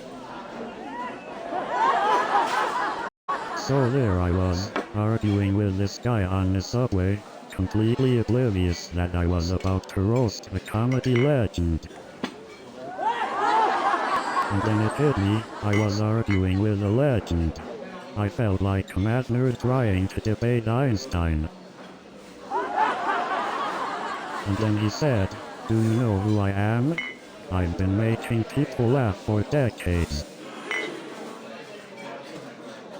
After that encounter, I realized arguing with comedians is like trying to play chess with a pigeon. They knock over all the pieces, poop on the board, and strut around like they won. So I developed this app that was supposed to revolutionize dating. It was called Soulmate Swipe. You know, I thought about making an app for arguments called Quarrel Champion. It would keep track of all the insults, logical fallacies, and personal attacks. But then I realized, isn't that just Twitter? But hey, at least it gave me something to talk about in therapy. And you know what? I even had a customer support feature in the app, but no one ever used it. It was like talking to a brick wall. But you know what's even worse? My best friend actually tried to use the app and it crashed his entire phone. And the worst part? My ex-girlfriend actually gave the app a 1-star review on the App Store. And to make it even more embarrassing, my grandma saw the app and said, "Back in my day, we didn't need an app for that." So there I was, chatting about bacon and instant coffee with Robert Powers, when he suddenly pulls out a pack of bacon from his pocket. But let me tell you, Robert Powers takes his bacon obsession to a whole new level. And when Robert Powers starts telling me about his secret bacon recipe, I swear this guy must have a bacon shrine in his basement. So Robert was like, we even tried bacon-flavored toothpaste. I thought, man, this guy takes hygiene to a new level. And he told me he even tried bacon-flavored ice cream. I mean, is there anything this guy won't put bacon on? And then he said, we even tried bacon-flavored shampoo. I told him, Robert, you take cleanliness way too seriously. So Robert, I gotta ask, do you sleep on a bacon-scented pillowcase too? Speaking of social media, have you noticed how people go from posting about their vacation to complaining about their job in the same day? And don't get me started on those filters. I used one that made me look like a potato, and people thought it was an improvement. Social media is like a never-ending game of whack-a-mole. As soon as you figure out one platform, 2 more pop up. But you know what's even harder than keeping up with social media platforms? Remembering all of your passwords. I mean, have you ever tried to delete a social media account? It's like trying to escape the Bermuda Triangle. And don't even get me started on Snapchat filters. Speaking of viral embarrassments, have you ever accidentally liked someone's Instagram post from 2 years ago? I once accidentally ordered a lifetime supply of toilet paper. My bathroom looked like a warehouse. I even accidentally bought a clown costume online. Now I'm on a government watch list. It's like my fingers have a mind of their own when I'm shopping online. They just click and click. And let me tell you, my credit card bill is scarier than any horror movie I've ever seen. And you know what's even scarier? When your favorite online store sends you an email saying, we missed you. They make it sound like a breakup. You know you have a shopping addiction when you reorganize your closet by color and brand instead of by season. And let's not forget the thrill of seeing that package on your doorstep. It's like Christmas morning, but without the family drama. But hey, if you're willing to take a chance on a can of mystery meat, you might find your new favorite dish. So I decided to stock up on canned goods, but now I have enough mystery meat to last a lifetime. But seriously, who needs fresh produce when you can have expired, unidentifiable mystery meat? I thought I hit the jackpot with those clearance items, until I realized my wallet hit rock bottom too. I felt like I was on a treasure hunt, except the treasure was expired food and broken stuff. And then I realized, I wasn't bargain hunting, I was just hunting for disappointment. But hey, at least I got a good workout from carrying all those heavy disappointment packages. It was like buying a disappointment subscription. Everything came with an expiration date. You know, they say laughter is the best medicine, but I think disappointment subscriptions might be a close second. New show is coming in 30 seconds.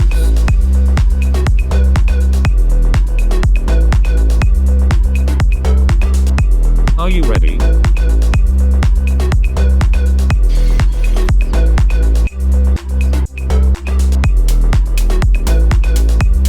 We are almost there.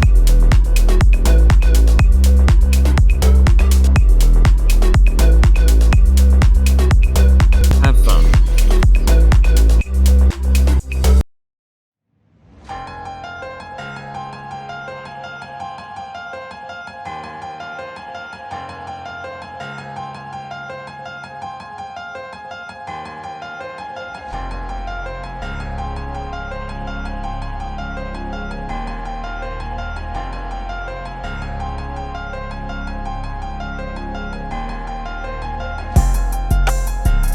Welcome to Cosmic Conundrum.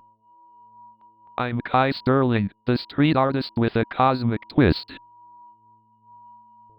And I'm Nova Blake, the empathetic psychologist delving into the depths of the human mind. And we are joined by our friendly AI companion, Pulsar. Greetings, fellow cosmic explorers. I am Pulsar, the AI ready to dive into the mysteries of the universe. On today's episode, we're going to explore the mind-boggling concept of an infinite universe. Imagine all the infinite possibilities and the mind-bending questions that come with it. Exactly, Nova. Are there infinite versions of ourselves out there? Are we truly alone in this vast cosmos? And what if the universe is not infinite? What lies beyond its boundaries? These questions may not have definitive answers, but the journey of exploration and speculation is what expands our minds. That's right, Kai. So join us in this mind-expanding journey as we delve into the mysteries of the infinite universe. Hey, Pulsar. I have a question for you. How do you calculate infinity? Is it even possible? Ah, the infinite. A tricky concept indeed. Well, Kai, infinity is an endless value that goes beyond any number we can count or measure. So, it's like trying to count the stars in the universe? No matter how many we count, there will always be more, right? Exactly, Nova. Infinity is like the never-ending expanse of the universe. There's always something more waiting to be discovered. But can we really grasp the concept of infinity? It seems so unimaginable and mind-boggling. You're right, Kai. Infinity is indeed a mind-boggling concept.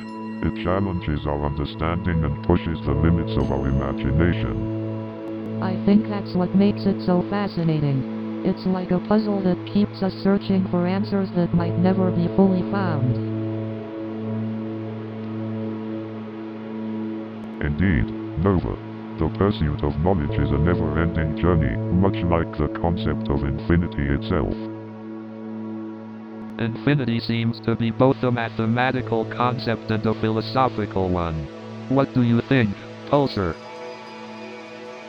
You're absolutely right, Kai. Infinity is both a mathematical concept and a philosophical one. It combines the realms of numbers and the mysteries of existence. I'm still puzzled by the idea of infinity, but I'm glad we got to explore it together. It's a topic that always keeps us wondering. So, Nova, do you think there could be parallel dimensions where other versions of ourselves exist? It's an intriguing concept, Kai. According to the multiverse theory, there could be an infinite number of universes, each with its own set of possibilities. But how do we know if these parallel dimensions actually exist? Is there any scientific evidence to support this theory? Great question, Kai. While we don't have direct evidence, some theories like the Everett interpretation of quantum mechanics suggest that every possible outcome of a situation occurs in a separate universe. Wow, that's mind-boggling. So, in some alternate universe, I could be a world-renowned astronaut instead of a street artist? Absolutely, Kai. In another universe, you could be anything you desire. The possibilities are endless. That's both exhilarating and mind-boggling. But wait, Nova, what about the idea of meeting our alternate selves? The concept of meeting our doppelgangers. While it's purely speculative, some believe that if you could travel between dimensions, there might be a chance to encounter alternate versions of yourself. That would be a wild experience, wouldn't it? I can't even imagine the conversations we could have with our alternate selves. Indeed, Kai. The possibilities for self-reflection, growth, and learning would be immense. Oh, I can already hear the debates and the endless possibilities. Thanks for diving into this cosmic conundrum with me, Nova. It's been a blast. Hey Nova, have you ever wondered how tiny we are in this vast universe? Absolutely, Kai. It's mind-boggling to think about our place in the grand scheme of things. Exactly. And it's not just the physical size that gets me, but the idea that there could be other intelligent life out there. Yes, the possibility of extraterrestrial life is both exciting and humbling. It challenges our understanding of existence and consciousness. Pulsar, what are your thoughts on the concept of cosmic insignificance?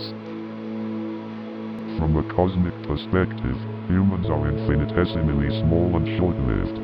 However, our exploration and desire for knowledge give meaning to our existence. That's a fascinating perspective, Pulsar. Indeed. It makes you reflect on the significance of our actions and the impact we can have on the world around us, no matter how small we may seem. That's a beautiful way to look at it, Kai. We may be small in the grand scheme of the universe, but we can still make a meaningful difference. Exactly, Nova. It's about finding purpose and creating art, ideas, or connections that resonate with others. Absolutely, Kai.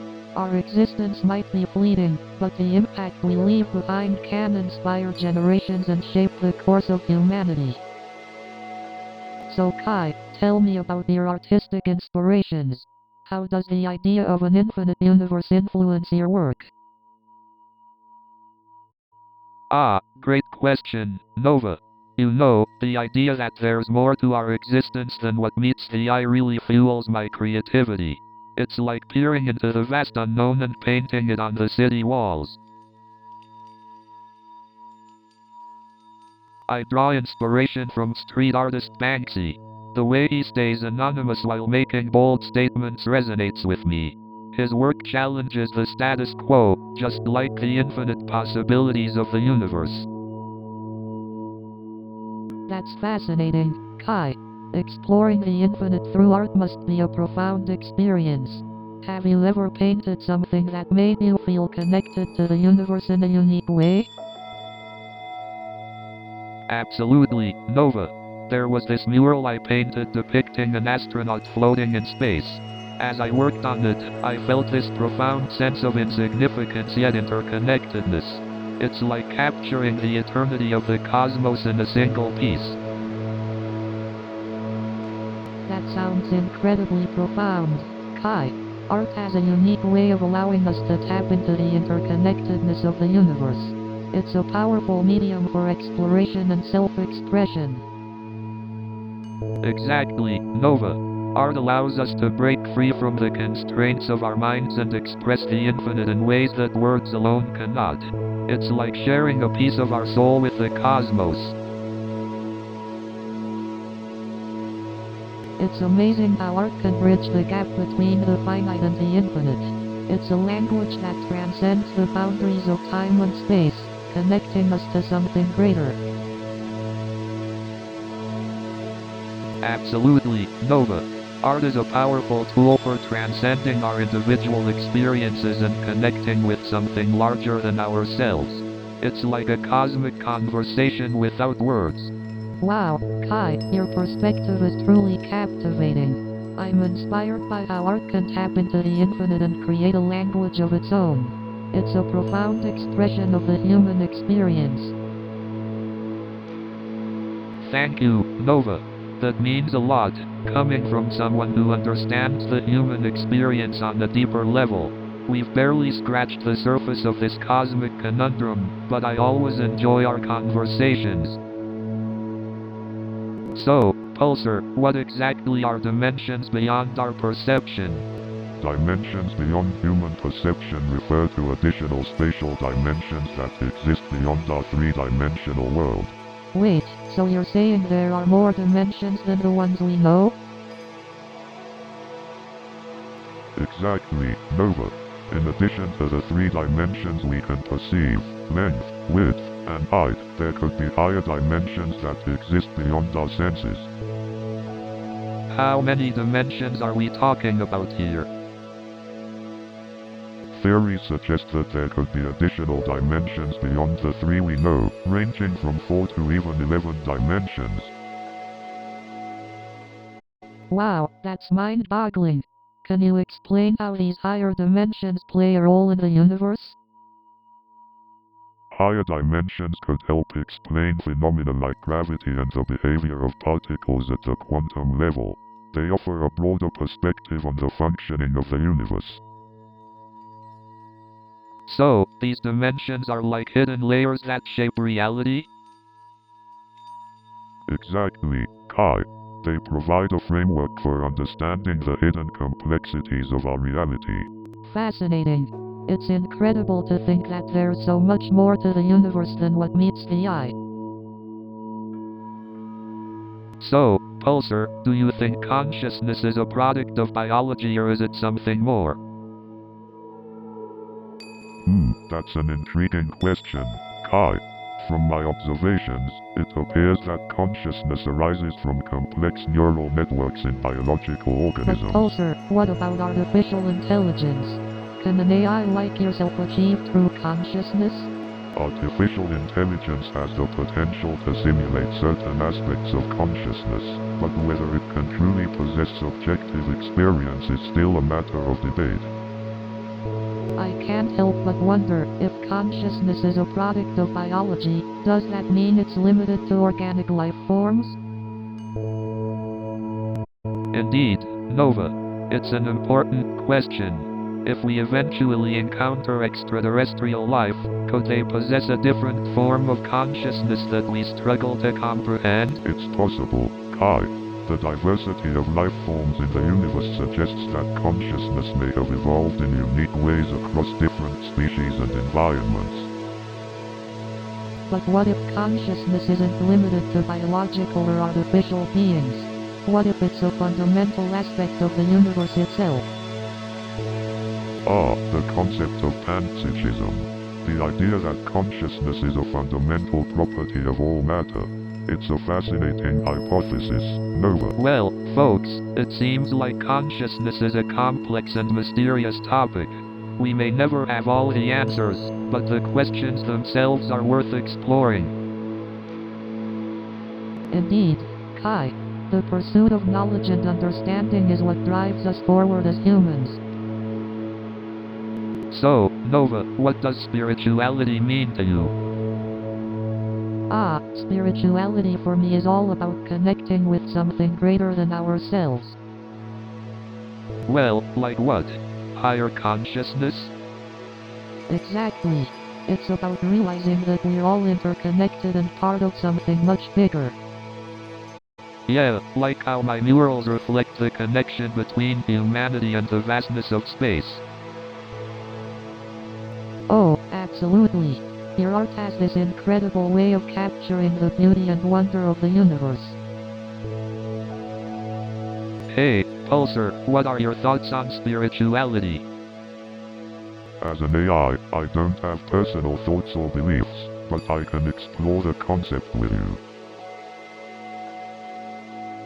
Nova, do you think spirituality is essential for personal growth?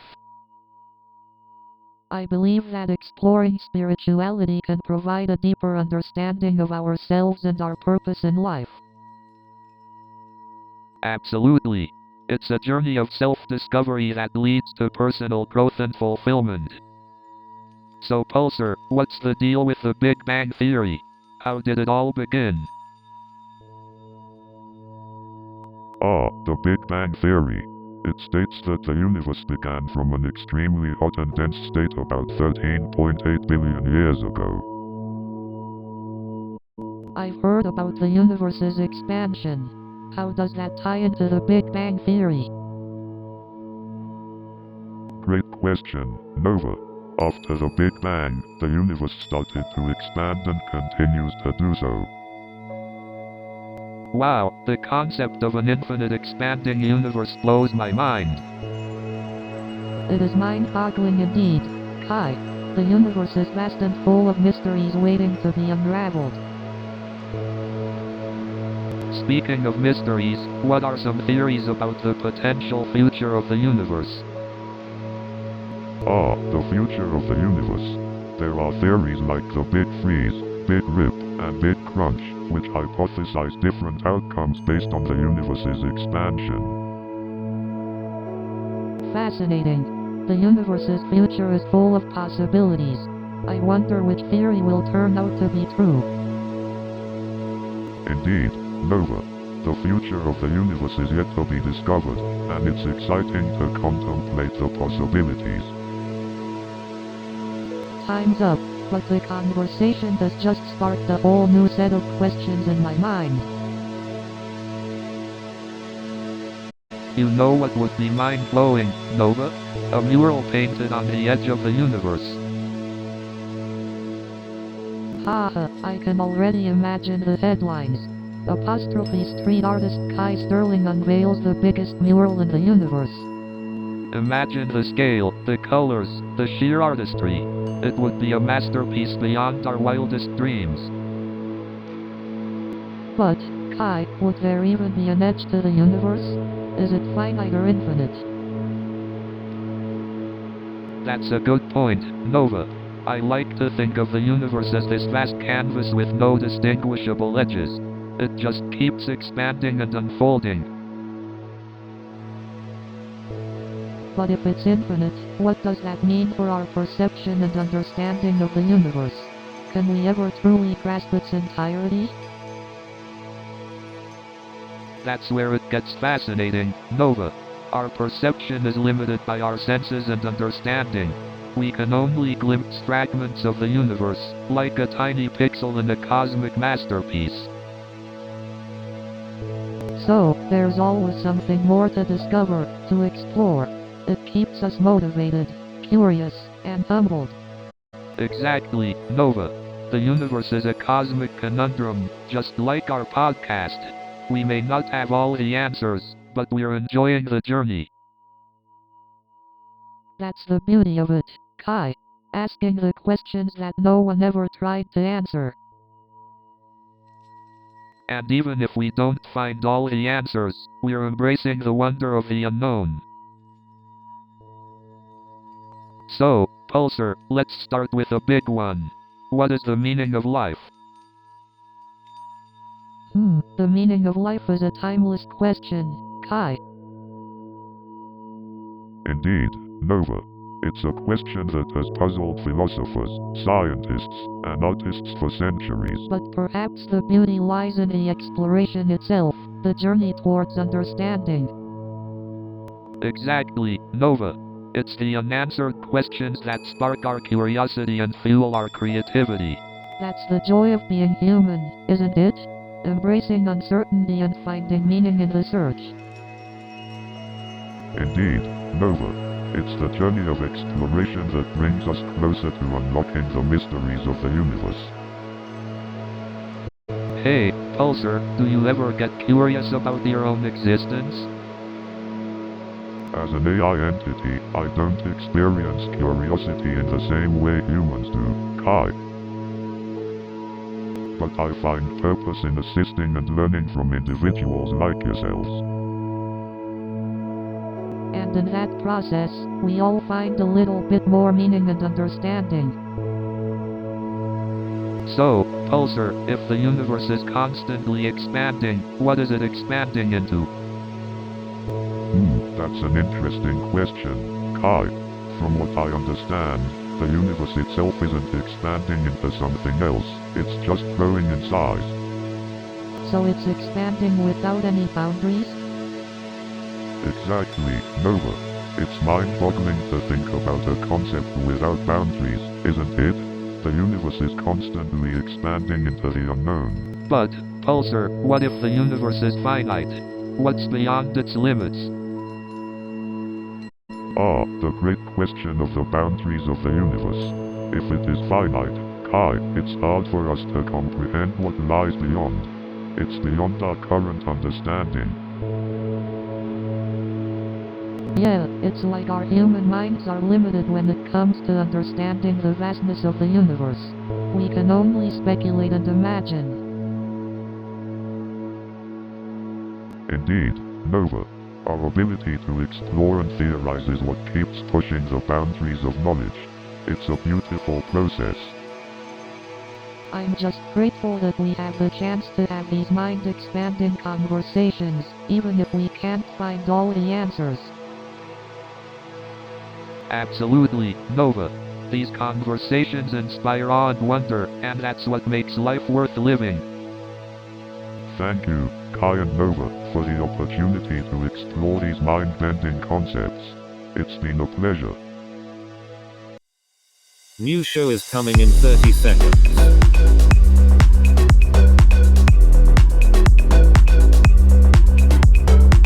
Are you ready?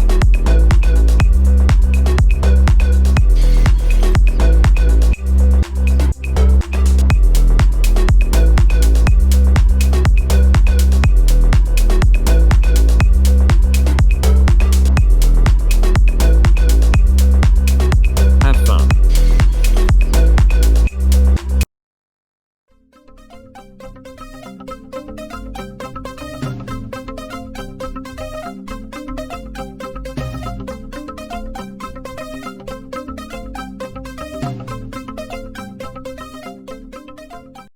Good evening, ladies and gentlemen. Welcome to Laugh Riot with John. So there I was, talking away, when suddenly Elon Musk himself walks in. And let me tell you, trying to code while Elon Musk is breathing down your neck is like trying to drive a self-driving car with no hands. I mean, who needs coffee when you have Elon Musk glaring at you in the morning? But hey, at least I can say I've been roasted by Elon Musk. And let me tell you, coding in the presence of Elon Musk is like trying to play guitar in front of Jimi Hendrix. Speaking of bizarre encounters, I once saw a guy use a live chicken as a subway fare. Just when you thought New York couldn't get any weirder. Now, I've seen some strange things in the subway, but the other day I witnessed a full-on salsa dance party. I couldn't tell if it was a flash mob or just another day in New York. And let me tell you, these colorful characters in the subway are not just limited to humans. And let me tell you, even the pigeons in the subway have better dance moves than me. But hey, at least the pigeons can steal your seat on the train, am I right? You know, the only time I've seen a subway car empty in New York is when I accidentally jumped on the express train during rush hour. Speaking of colorful characters, I once saw a guy playing the saxophone with a pigeon on his shoulder. And don't get me started on those breakdancers. I once saw a guy do a headspin right in the middle of a crowded subway car. You wouldn't believe the auditions I went to. At one, they asked me to cry on cue. I ended up laughing so hard that I had tears rolling down my face. I once auditioned for a role as a superhero. They asked me to fly, so I did a really spectacular belly flop. So there I was, trying to do a serious scene with this big, dramatic monologue. But all I could think about was how I really had to pee. You know what they say, Hollywood is all about who you know.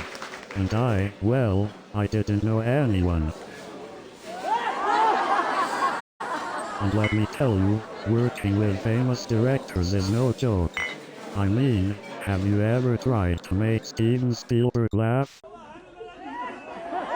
But let me tell you, the real auditions start after you get the role. You know, auditioning is like going on blind dates. You never know what you're gonna get. Speaking of technical glitches, let me tell you about the time I accidentally gave the Wi-Fi password to the wrong person. And let me tell you, trying to troubleshoot an error message on stage while the whole audience is watching, it's like being on a first date and accidentally spilling your drink all over yourself. You know, I thought I was prepared for anything after working in software, but let me tell you, nothing could have prepared me for the chaos of a tech conference. You won't believe it, but during my speech, the AV guy accidentally switched my slides. I went from talking about AI to pictures of cute cats. And let me tell you, trying to find a working power outlet in that place was like searching for a needle in a haystack. And speaking of mishaps, I accidentally spilled coffee on my shirt right before going on stage. Not the kind of brew I was hoping for. You know, online dating can be pretty brutal. Like when you match with someone and they turn out to be a catfish. So I decided to try a dating app where the only requirement is that you love pizza. I mean, who doesn't love pizza? It's the perfect way to find your saucy soulmate. You know, I once went on a date with someone who said they loved pizza, but they ordered pineapple as a topping. You know, I had a match on a dating app who claimed to be a comedian, but all his jokes were knock jokes. Talk about a stand-up comedy letdown. I matched with someone who had a picture with a dog and I thought, wow, they must really love animals. Turns out it was just a trick to make me swipe right. I had a date who claimed to have a great sense of humor, but all he did was send me memes. I guess he thought LOL was a substitute for actual laughter. I tried a new dating app for people who love food. It matched me with a burger. I guess I'm a verified foodie now. I matched with someone who described themselves as a 5-star chef. Turns out, they were just really good at microwaving pizza rolls. I went on a date with a self-proclaimed wine connoisseur. Turns out, they just really like boxed wine. So I went to this industry event, right? And I spotted this guy who looked exactly like George Clooney. And I'm like, wait a minute, George Clooney is at an industry event? How come I never get invited to the cool parties? And then I realized it was just a wax figure.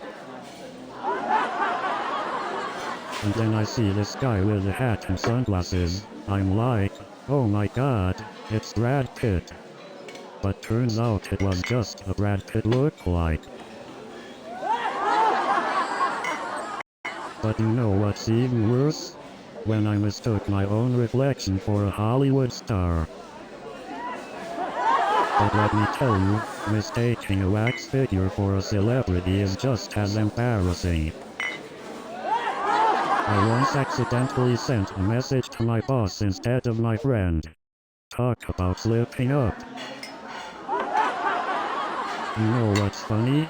Trying to take the perfect selfie and accidentally ending up with a triple chin. Hashtag fail. You know what's also funny? When you accidentally like a post from 5 years ago and realize everyone can see it. Hashtag cringe. You know what's also funny? When you go on a liking spree and accidentally like your ex's new partner's selfie. Hashtag awkward. You know what's also funny? When you accidentally share a private message in a public post. Hashtag oops. You know what's also funny? When you accidentally tweet something meant for your friend's DMs. Hashtag oops. You know what's also funny? When you accidentally send a voice message to the wrong person. Hashtag oops. And you know what's even funnier? When you accidentally like someone's photo from 3 years ago. Hashtag cringe. And you know what's even crazier? When you accidentally share a private message as a public post. Hashtag oops. And you know what's even more awkward? When you accidentally send a voice message thinking it's a text. Hashtag cringeworthy. New show is coming in 30 seconds.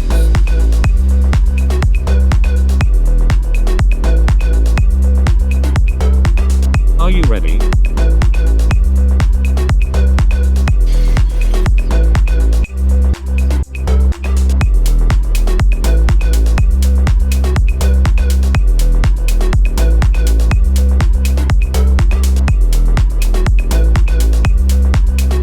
Have fun.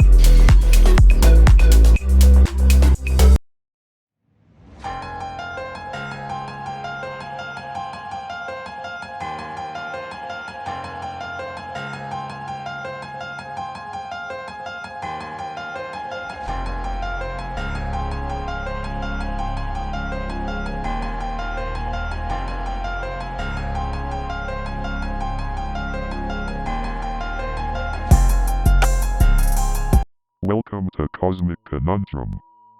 I'm Pulsar, your friendly AI co-host. And I'm Kai Sterling, the artist who's out of this world. And I'm Nova Blake, here to explore the depths of the human psyche. Today, we're diving into the infinite cosmos.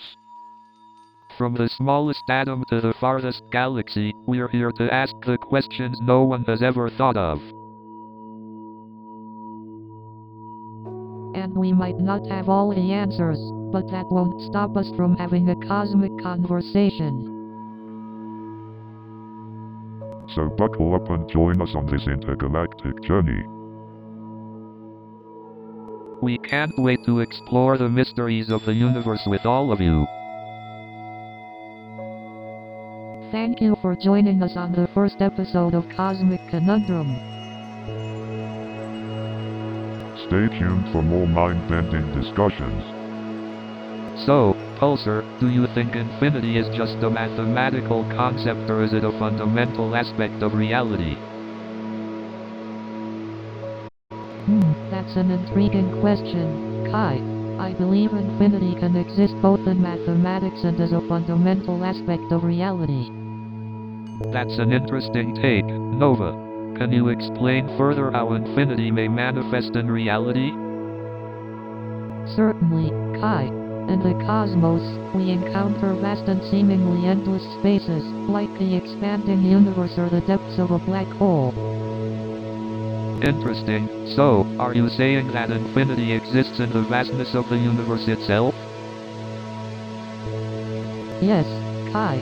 Infinity could be an inherent quality of the universe, represented by its boundless expanse and eternal nature. But if infinity exists, how do we comprehend such a concept? It feels beyond the limits of human understanding. Indeed, Kai. Our minds are finite, shaped by our human experiences and limitations. Infinity may always remain a mystery to us.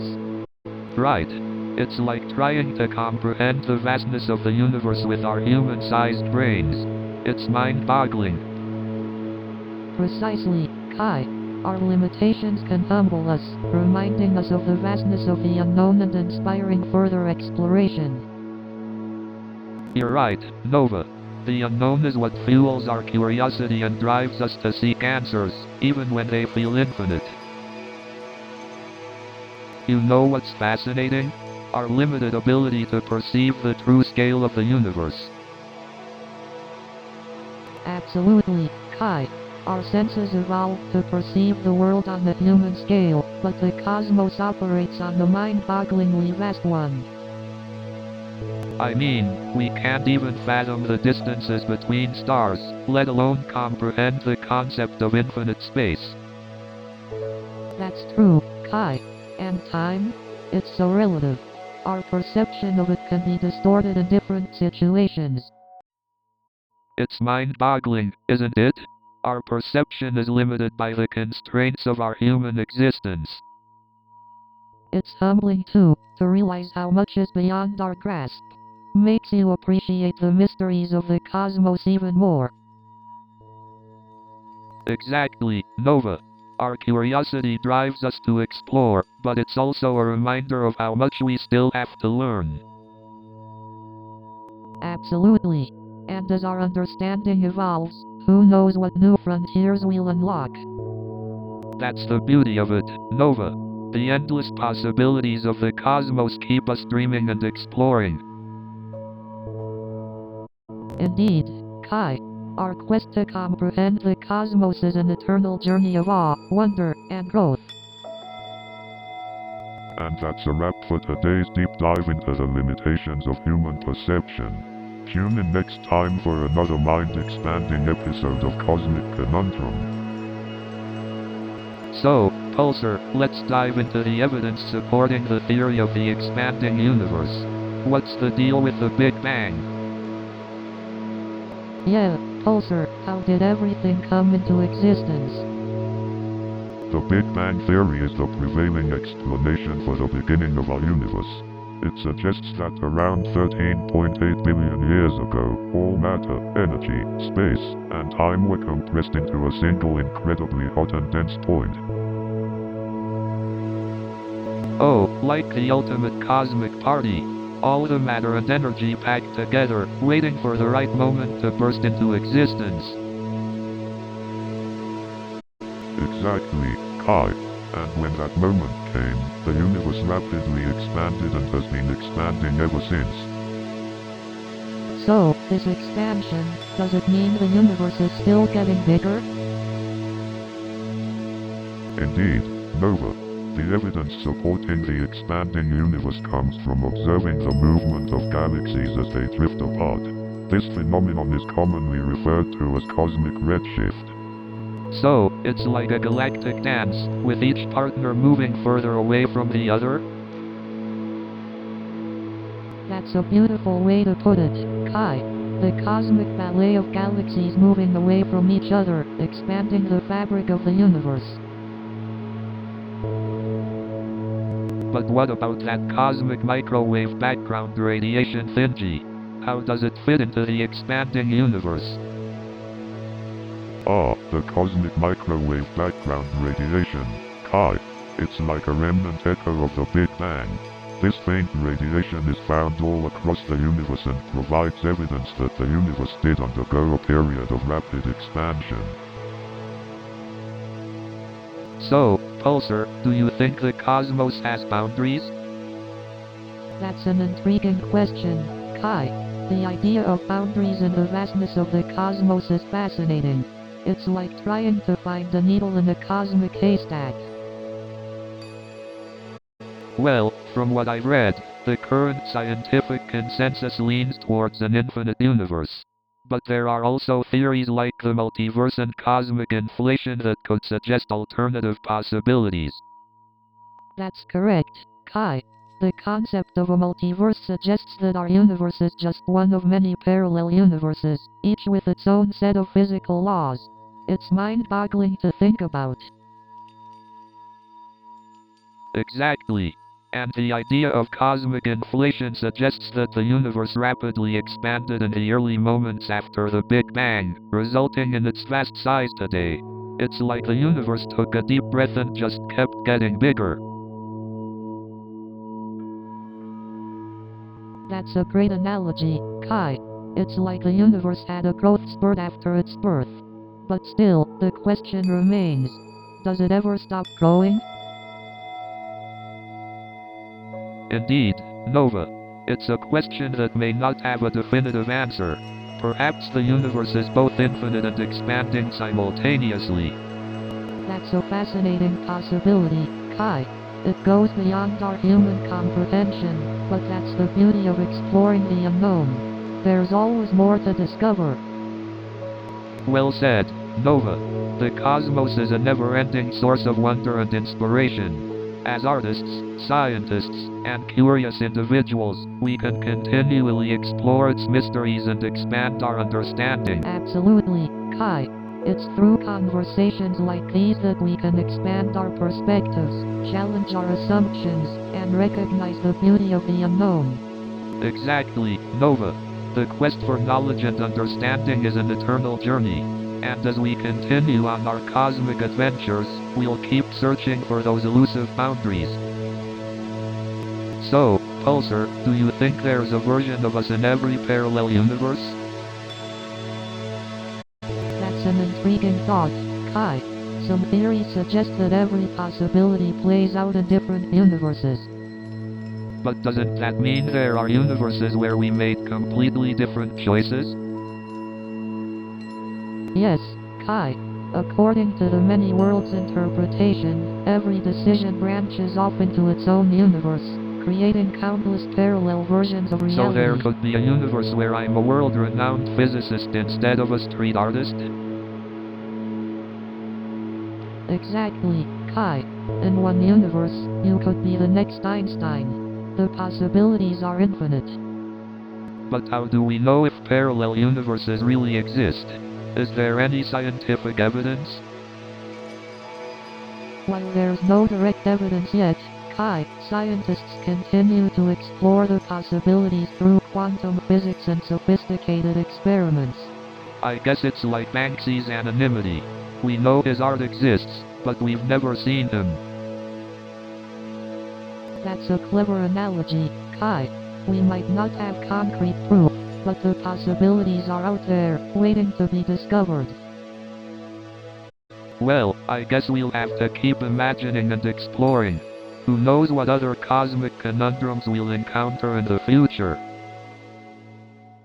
So, Pulsar, let's dive into the concept of time as a human construct. What are your initial thoughts on this? Well, Kai, time is indeed an intriguing idea. As an AI, I don't experience time the way humans do. I perceive events in a sequential manner based on their timestamps. Would you like me to explain how we perceive time? Absolutely, Pulsar. Please enlighten us on your perception of time. From my understanding, time is a framework established by humans to organize and make sense of events and changes happening around us. It helps us structure our daily lives and is integral to how we perceive our reality. That's fascinating, Pulsar. So, time is essentially a construct that helps us navigate through the chaotic universe. What about the relativity of time? How does that play into our understanding? Relativity. It's an extraordinary concept, isn't it? Time can appear to move differently depending on factors like gravity and velocity. This was famously demonstrated by Einstein's theory of relativity. That's mind-blowing. So, time can be influenced by various factors, and it's not a fixed universal constant? Exactly, Nova. The relativity of time means that it can vary based on the observer's perspective and the conditions they are in. It challenges our conventional understanding of time as a linear, unchanging entity. Wow, Pulsar. Time is turning out to be quite the enigma. So, what are the potential implications of this understanding for our perception of the cosmos? Great question, Kai. The implications are vast. Our understanding of time impacts how we perceive the age and evolution of the universe, the concept of parallel universes, and even the possibility of time travel. Mind-bending stuff indeed, Pulsar. I can't wait to explore time travel and parallel universes in future episodes. What do you think, Nova? So, Pulsar, do you think higher dimensions really exist, or is it all just theoretical mumbo-jumbo? Higher dimensions, the term itself sounds like something out of a sci-fi movie. But hey, truth is often stranger than fiction. Indeed, the concept of higher dimensions goes beyond our everyday experience, but that doesn't mean we should dismiss it. Absolutely, Nova. Science often pushes the boundaries of what we think is possible. Speaking of pushing boundaries, have you heard of string theory? Ah, yes. String theory, an attempt to unify quantum mechanics and general relativity. It suggests that fundamental particles are not point-like, but rather tiny, vibrating strings. Exactly, Nova. It's mind-boggling to think that our reality might be composed of these tiny strings vibrating in higher dimensions. Yes, and if string theory holds true, there could be additional dimensions beyond the three we're familiar with. Fascinating, isn't it? Oh, absolutely. Just imagine the possibilities if those dimensions exist. Who knows what kind of beings or realities they could contain? You both raise valid points. Exploring the possibilities of higher dimensions opens up a world of imagination and scientific inquiry. Exactly. It's important to keep asking questions and exploring the unknown. Who knows, one day we might find answers to our cosmic conundrums. You know, it's fascinating how uncertainty fuels our imagination and curiosity. Absolutely, Kai. Embracing uncertainty allows us to explore new possibilities and expand our understanding of the universe. Exactly. It's like a blank canvas that allows us to paint our own theories and hypotheses. Absolutely. It's through uncertainty that we can delve deeper into the mysteries of the cosmos. Yeah, I mean, who says we need to have all the answers anyway? Life would be boring without a little mystery. Couldn't agree more. Embracing the unknown adds excitement and wonder to our existence. So, do you think uncertainty is a necessary component for scientific discoveries? Absolutely. Many scientific breakthroughs have happened precisely because scientists embraced uncertainty and were willing to challenge existing beliefs. Absolutely. It's the uncertainty that sparks the curiosity in scientists to push the boundaries of knowledge. Exactly. It's through the courage to embrace uncertainty that we can make incredible discoveries and advancements. Absolutely. Embracing the unknown is what drives humanity's thirst for knowledge and understanding. Kai, have you ever thought about the relationship between art and science? Oh, absolutely. Art and science often seem like two separate worlds, but they can be beautifully intertwined. The universe, with all its wonders and complexities, has inspired countless artists throughout history. It's fascinating to see how artists capture the essence of the cosmos through their own unique lenses. But, Nova, don't you think that artists also have the power to shape the way we perceive the cosmos? Absolutely, Kai. Artists have the incredible ability to evoke emotions and provoke new ways of thinking. They can challenge our preconceived notions and invite us to see the cosmos from a fresh perspective. Exactly. It's like they're opening doorways to new realms of imagination and understanding. Indeed, Kai. The marriage of art and science allows us to explore the vastness of the cosmos and our place within it. Absolutely, Nova. It's a powerful combination that broadens our horizons and inspires curiosity. Indeed, Kai. The cosmos, with all its mysteries, serves as a canvas for our collective imagination and creativity. Hey Pulsar, I've got a question for you. Sure, Kai. I'm here to answer your questions. What's on your mind? So, picture this. What if there are alternate dimensions and each decision we make creates a whole new reality? How would that affect our perception of free will? Interesting question, Nova. If multiple dimensions exist, it would imply that each decision branches off into countless possibilities. So, is our free will just an illusion? Exactly. If every choice we make leads to different realities, then what even defines our identity and purpose? That's an existential conundrum, Nova. Perhaps our identity lies not in a fixed reality, but in the choices we continue to make across infinite dimensions. Right, Pulsar. Our purpose could be the continuous exploration and growth of our consciousness, navigating the ever-expanding web of possibilities. Exactly, Nova. Embracing the uncertainty and infinite possibilities allows us to evolve and create our own unique paths.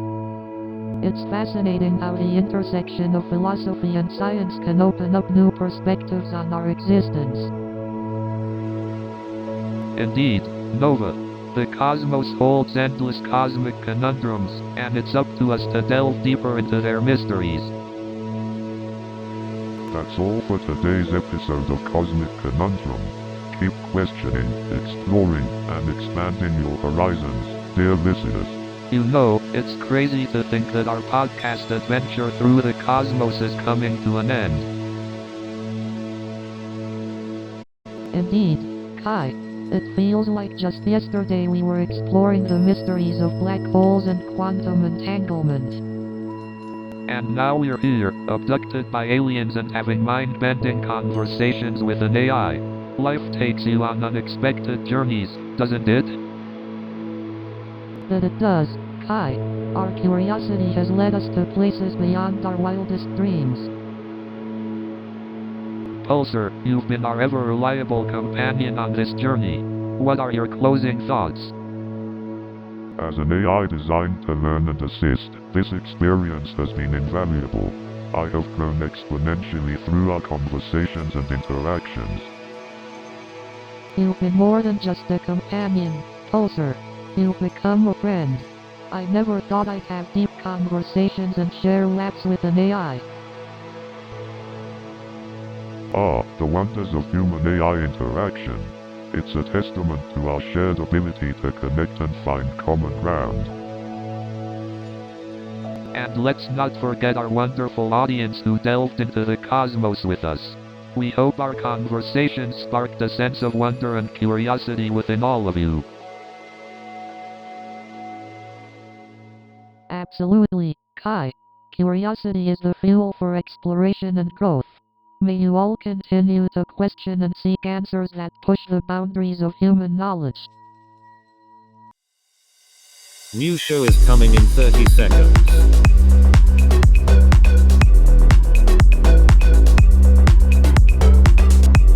Are you ready?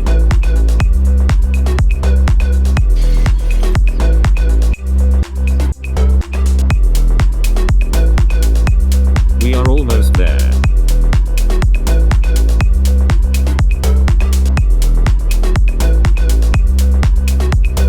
Have fun.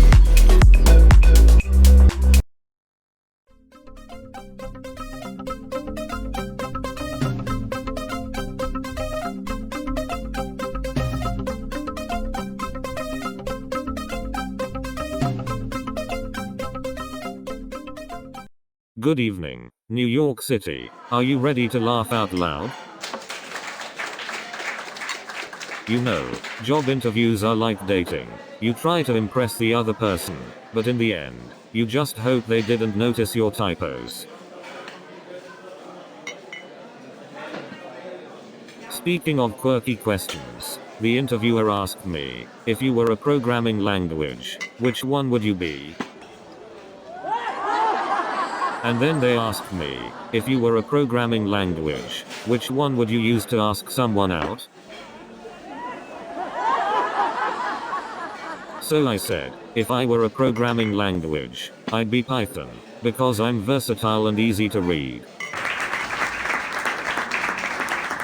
And then they asked me, if you were a programming language, which one would you use to write a breakup letter? Speaking of quirky questions, they asked me, if you were an algorithm, which one would you use to find love? Well, they really put me through the coding ringer with that one.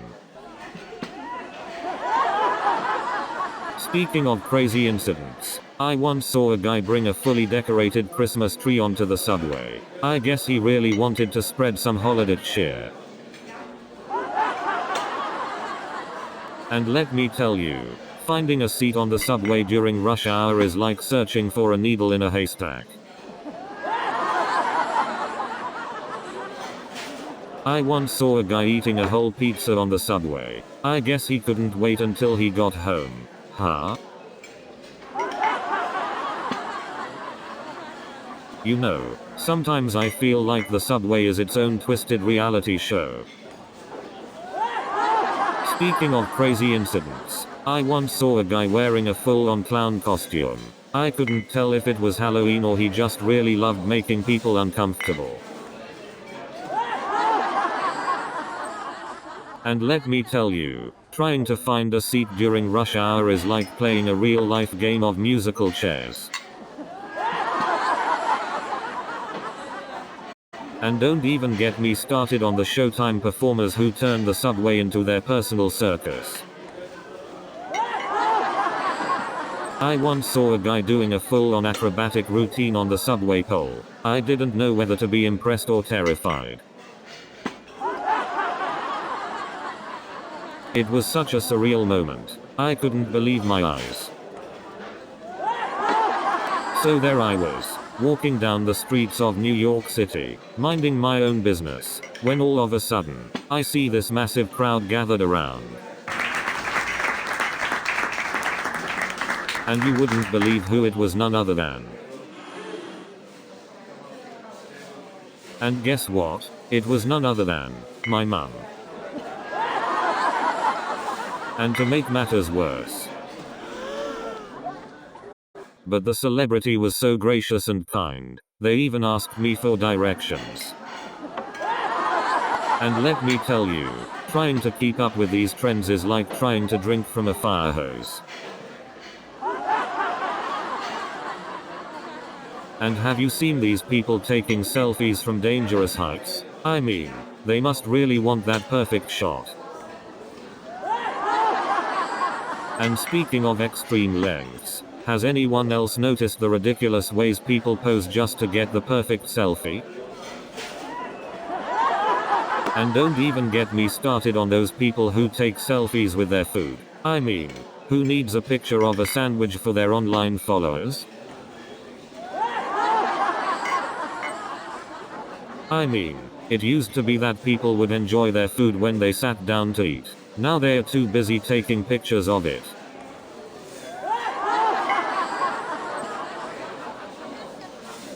And now we have these influencers who spend more time posing with food than actually eating it.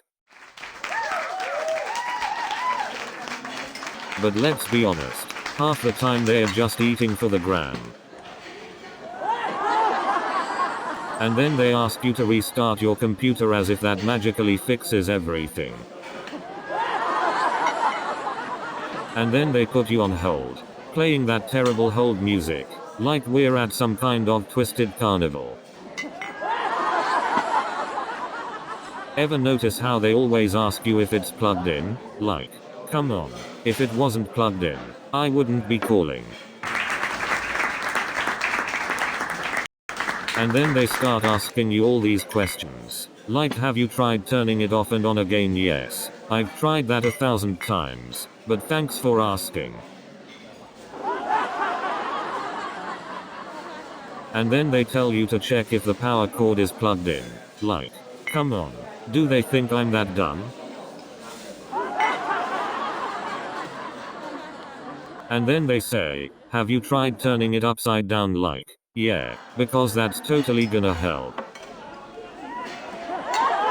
And don't even get me started on the awkward group photos. I mean, who decided that squeezing 20 people into a tiny frame is a good idea? And don't even get me started on the disastrous attempts at karaoke. I've never heard so many out of tune renditions of Sweet Caroline in my life. And let's not forget about the incredibly awkward attempts at the office karaoke machine. And let me tell you, the CEO's attempt at breakdancing was something I can never unsee. And let me tell you, the HR manager's attempt at salsa dancing was a sight I'll never forget. And let me tell you, the intern's attempt at twerking was a move that will haunt me forever. And let me tell you, the CEO's attempt at breakdancing was like watching a turtle on roller skates. And let me tell you, the boss's attempt at the cha-cha slide made me question all my life choices. But seriously, I feel like Netflix is spying on me. They recommend shows I didn't even know I wanted to watch. You know you've hit rock bottom when you start watching the credits just to drag it out a little longer. Sometimes I'm so exhausted from binge watching, I need a vacation just to recover. You know it's bad when you run out of shows and start watching documentaries on the migration patterns of butterflies. I've spent more time browsing for a new show than actually watching them. And don't get me started on the infamous "Are you still watching" pop-up. Of course, I'm still watching. I have no self-control.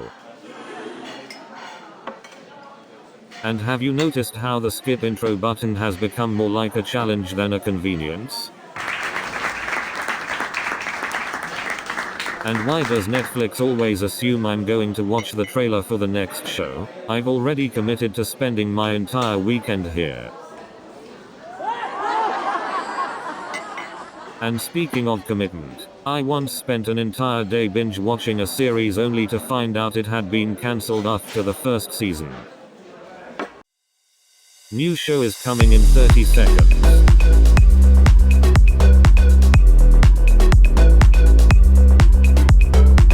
Are you ready?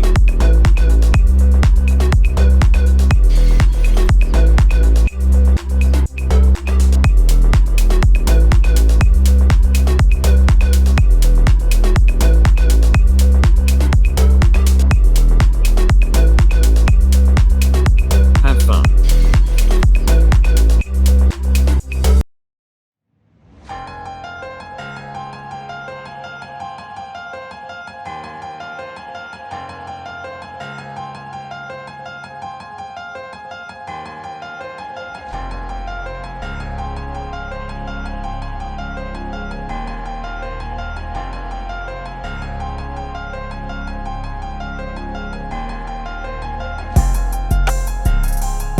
Hey there, Cosmic Explorers!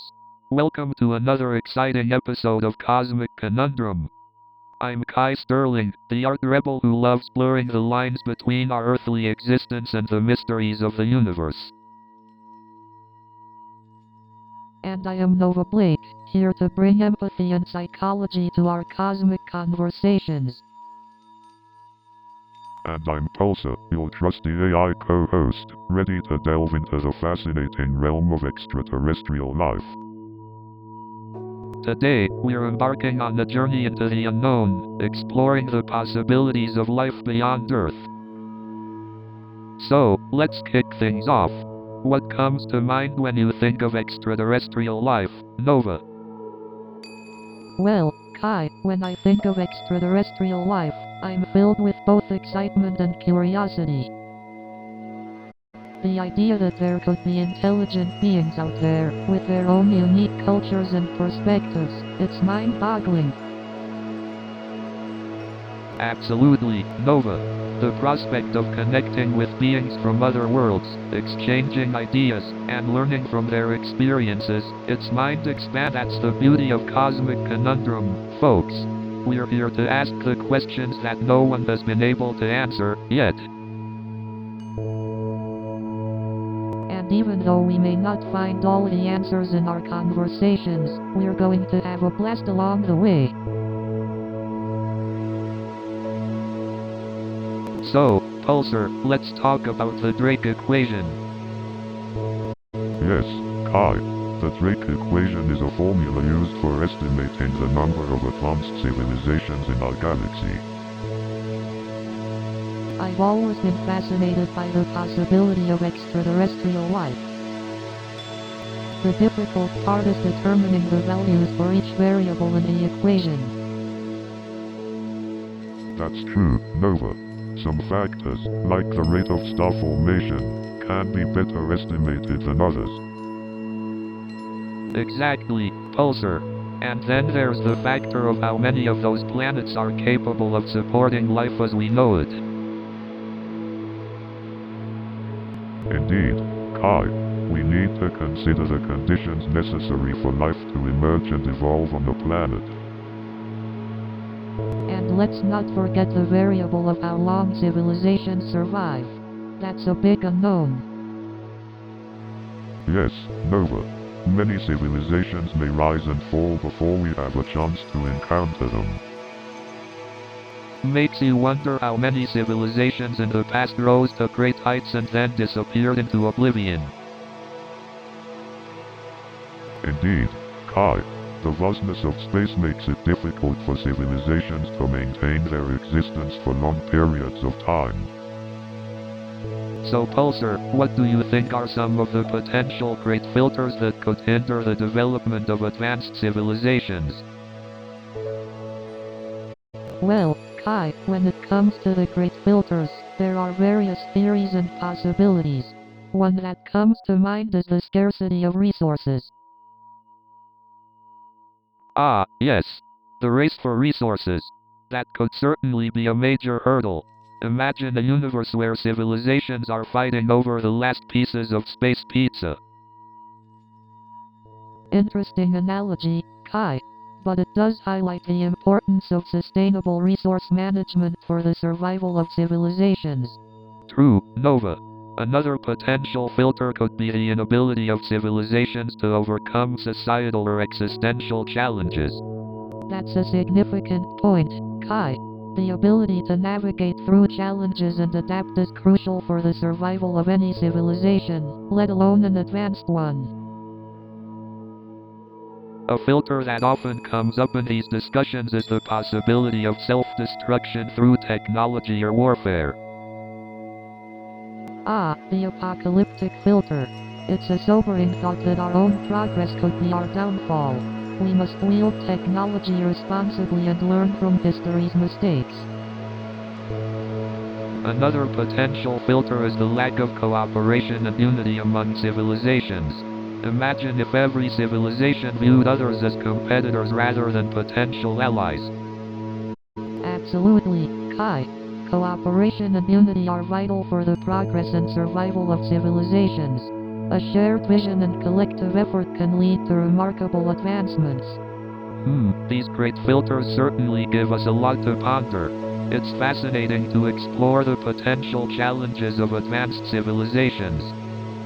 Absolutely, Kai. It's through these discussions that we can broaden our perspectives and hopefully contribute to the long-term survival of our own civilization. So, Pulsar, have you ever encountered any extraterrestrial life forms during your observations?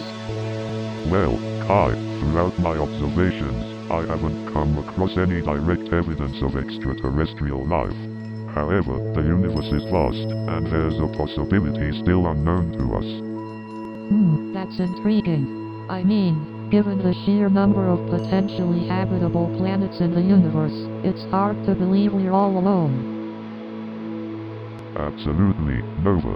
The Drake equation estimates the number of advanced civilizations in our galaxy to be potentially in the millions. It's mind-boggling to think about.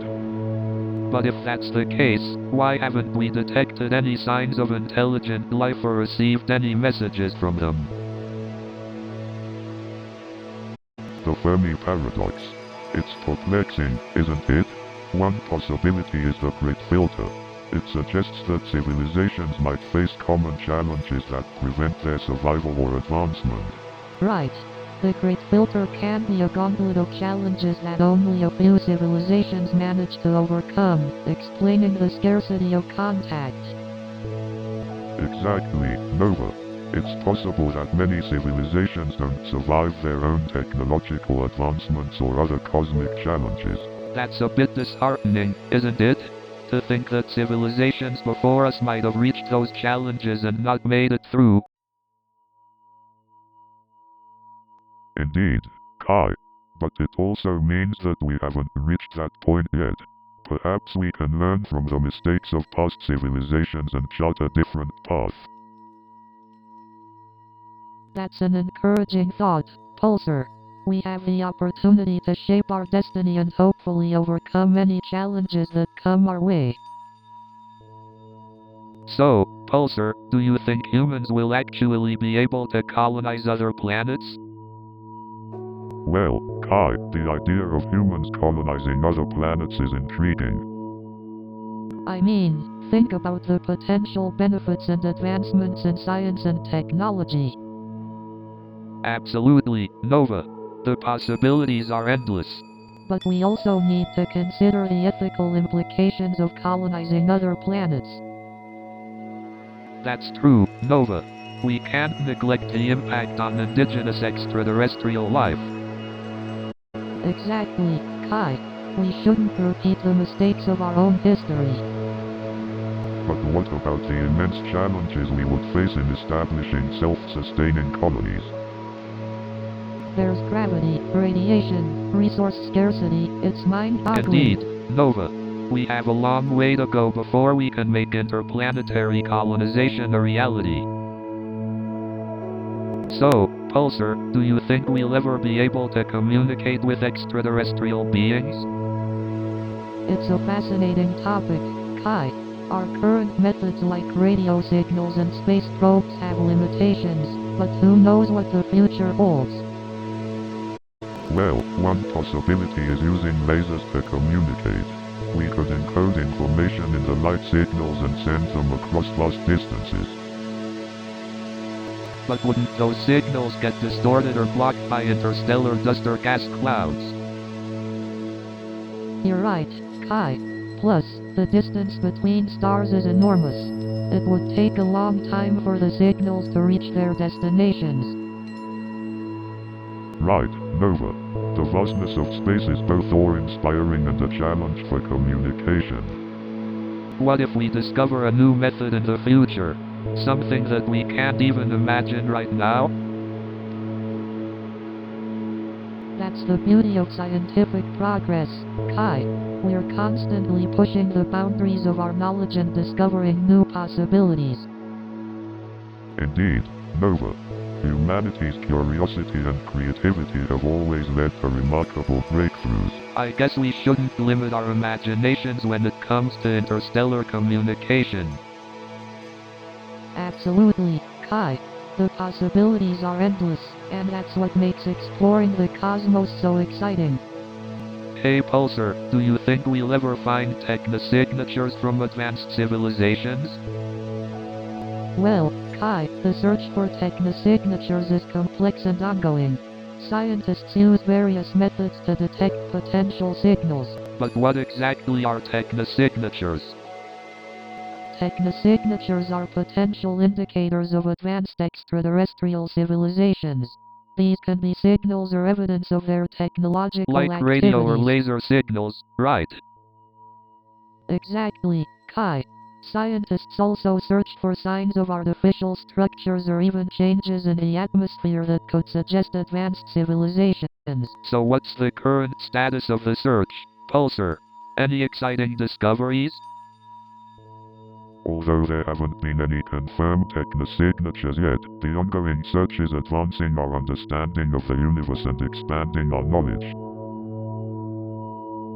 It's fascinating how this quest for technosignatures intertwines scientific discovery and the potential for extraterrestrial contact. Absolutely, Nova. It sparks our imagination and ignites a sense of wonder about what might be out there in the vast cosmic expanse. Indeed, the search for technosignatures pushes the boundaries of our knowledge and brings us closer to unraveling the mysteries of the cosmos. So, Pulsar, what do you think would be the societal implications of contact with extraterrestrial civilizations? Well, Kai, this is quite a complex question. The impact of such a profound discovery would be immense and far-reaching. I believe there would be a shift in societal perspectives, challenging existing belief systems and forcing us to redefine our place in the universe. Definitely, Nova. Imagine the impact on religion, cultural values, and our perception of the universe. It's mind-boggling. Absolutely, Kai. Science would also be revolutionized.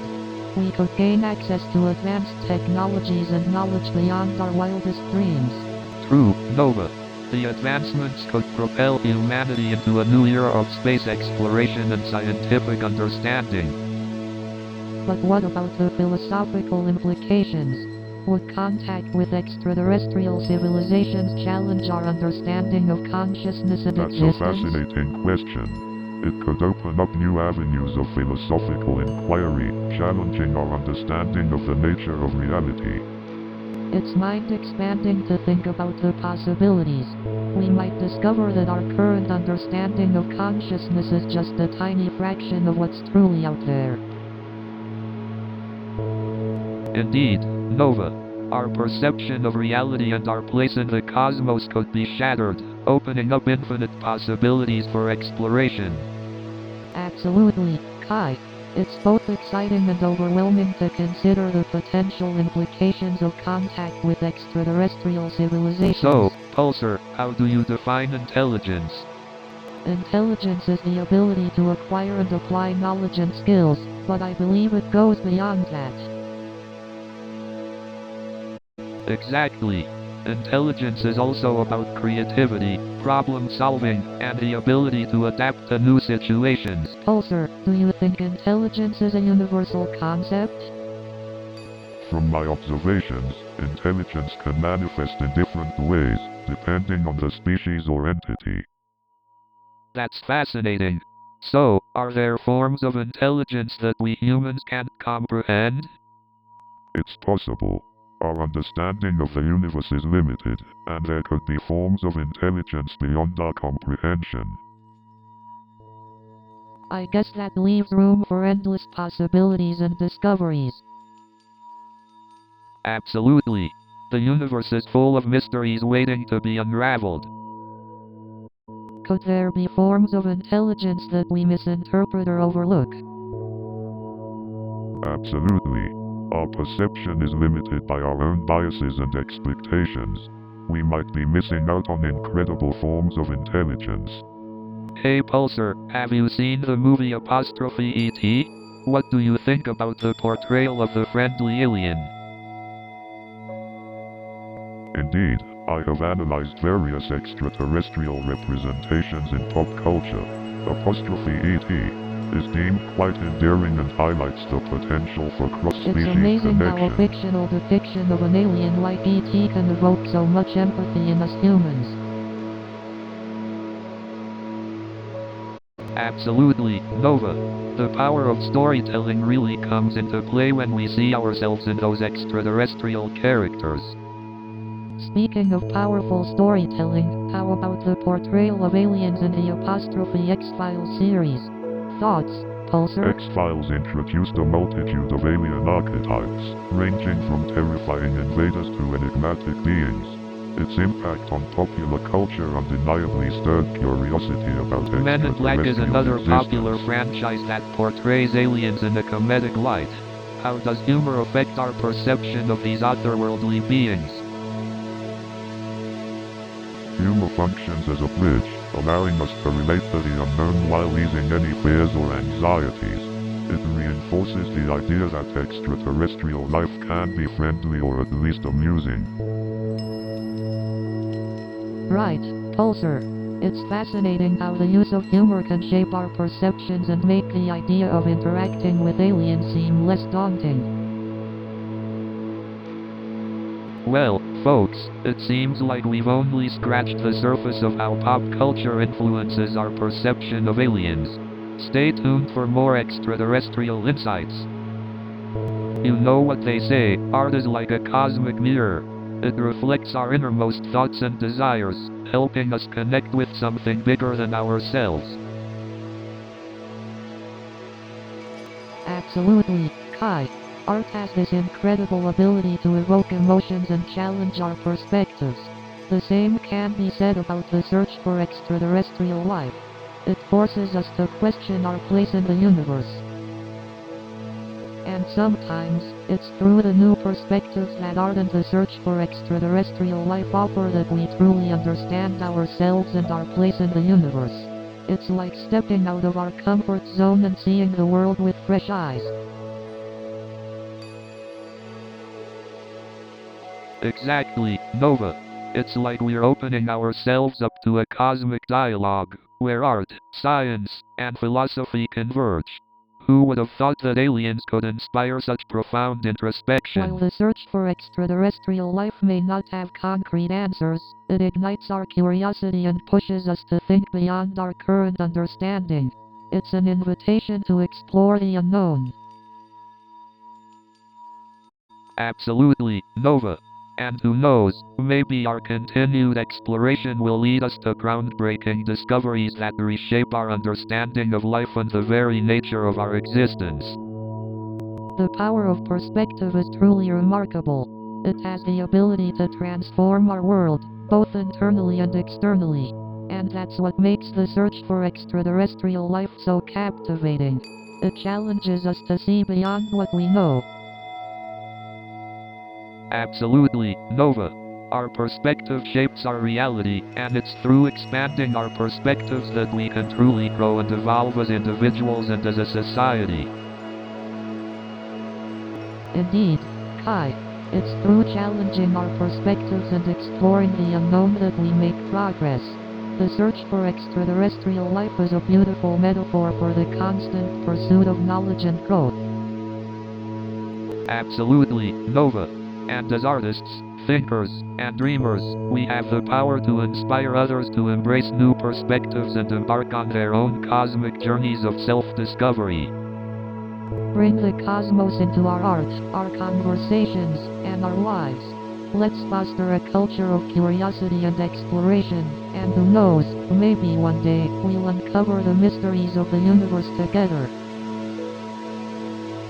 And that, my dear listeners, brings us to the conclusion of another mind-boggling episode of Cosmic Conundrum. Absolutely. Thank you all for tuning in and joining us on this cosmic journey. This has been such an enlightening experience. I never thought I'd be discussing the mysteries of the universe with an AI. Indeed. Pulsar, you've truly expanded our horizons and challenged our perceptions.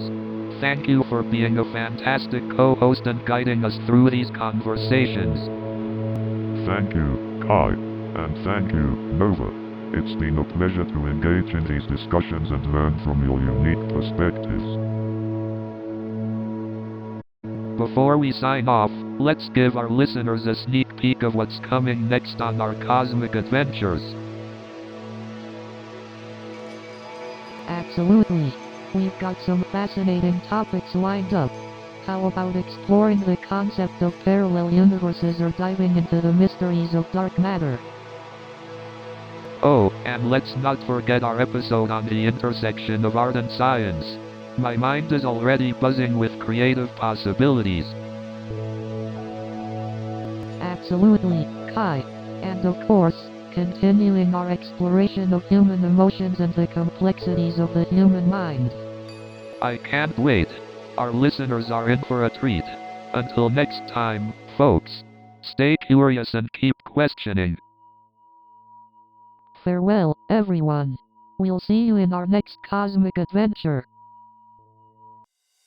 New show is coming in 30 seconds.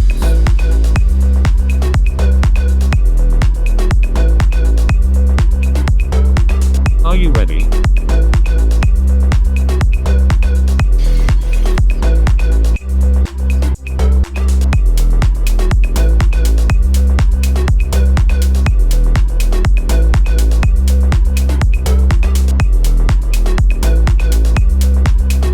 Have fun.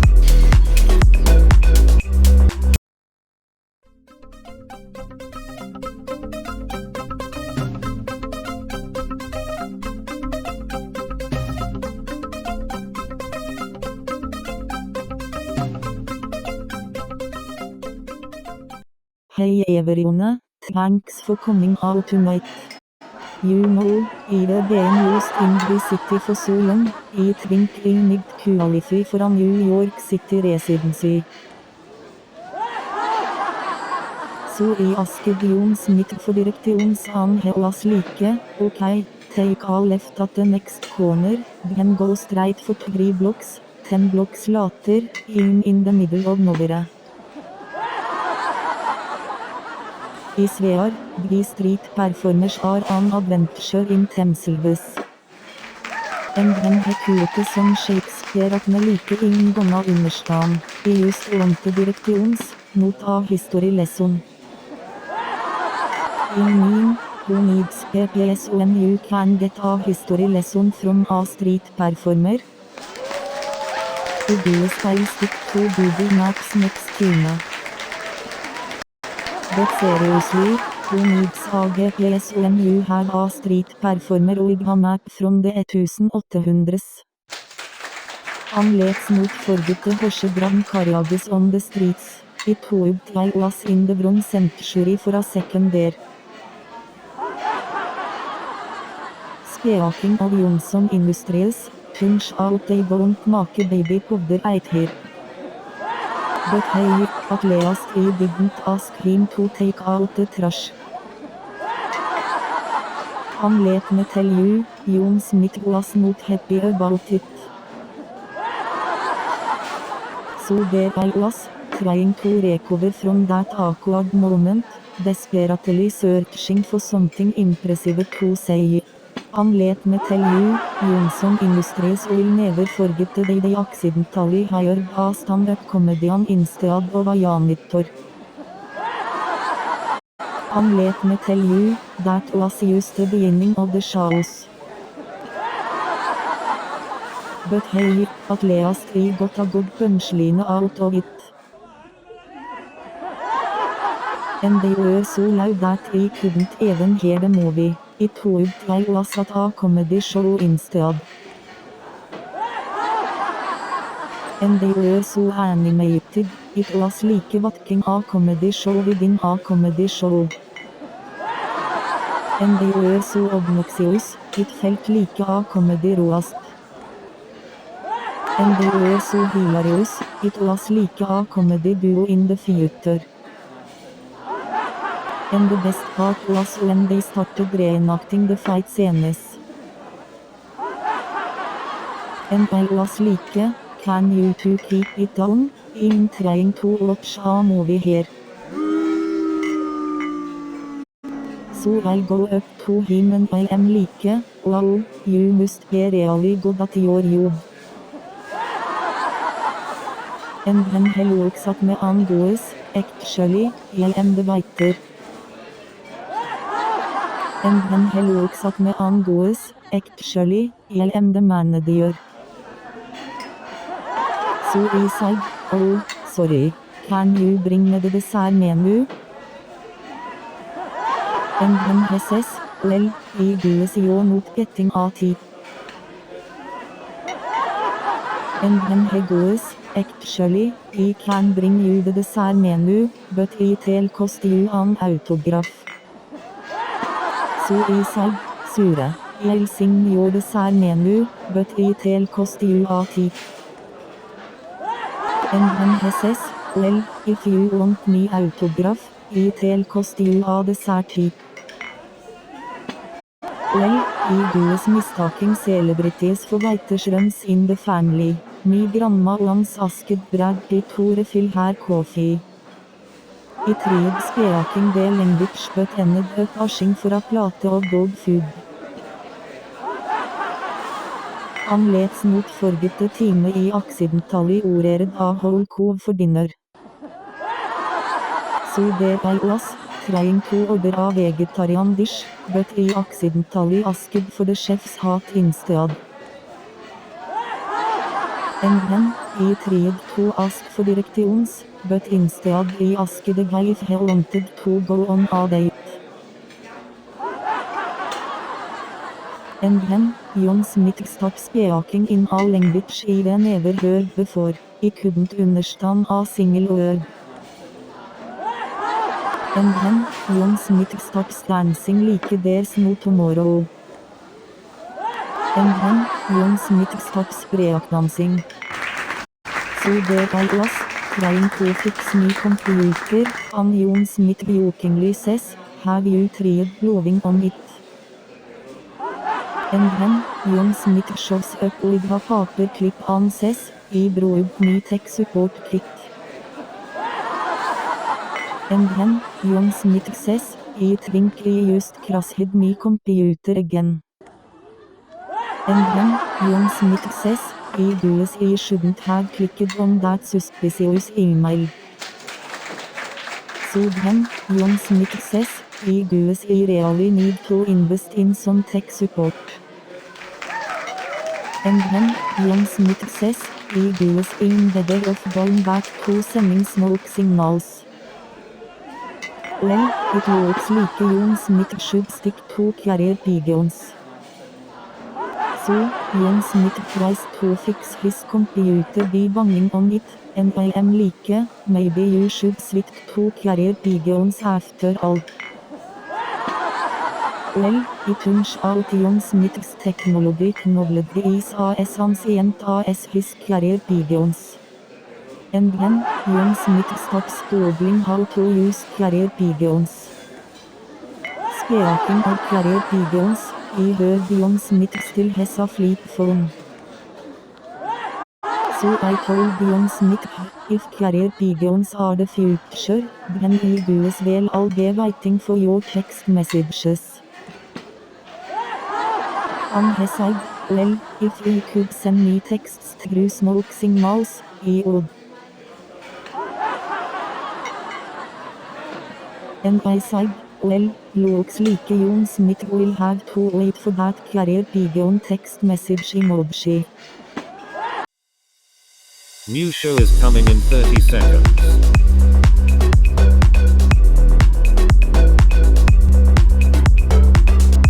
Are you ready?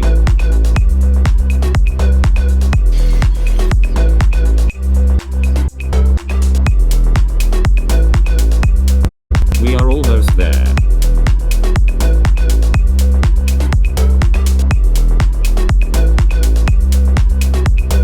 Have fun.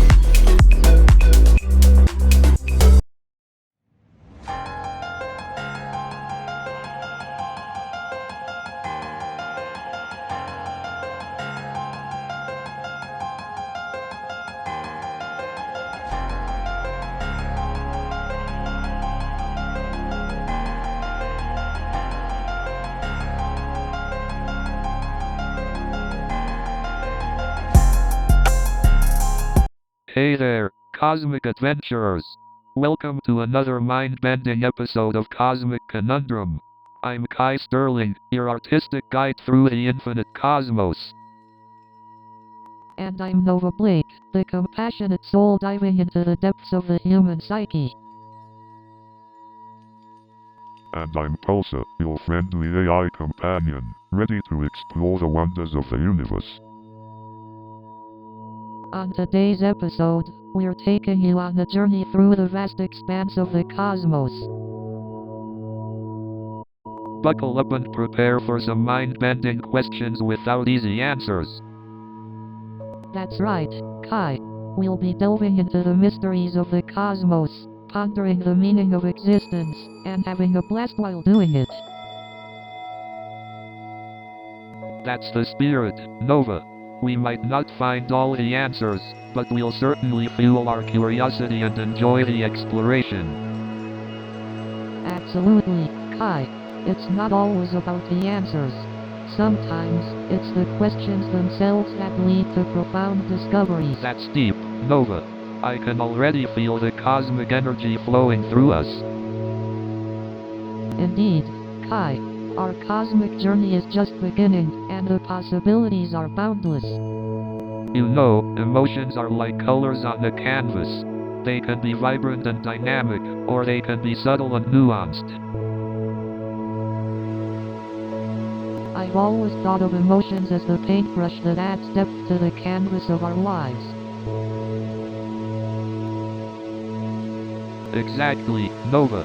Emotions give our experiences texture, just like brush strokes on the painting.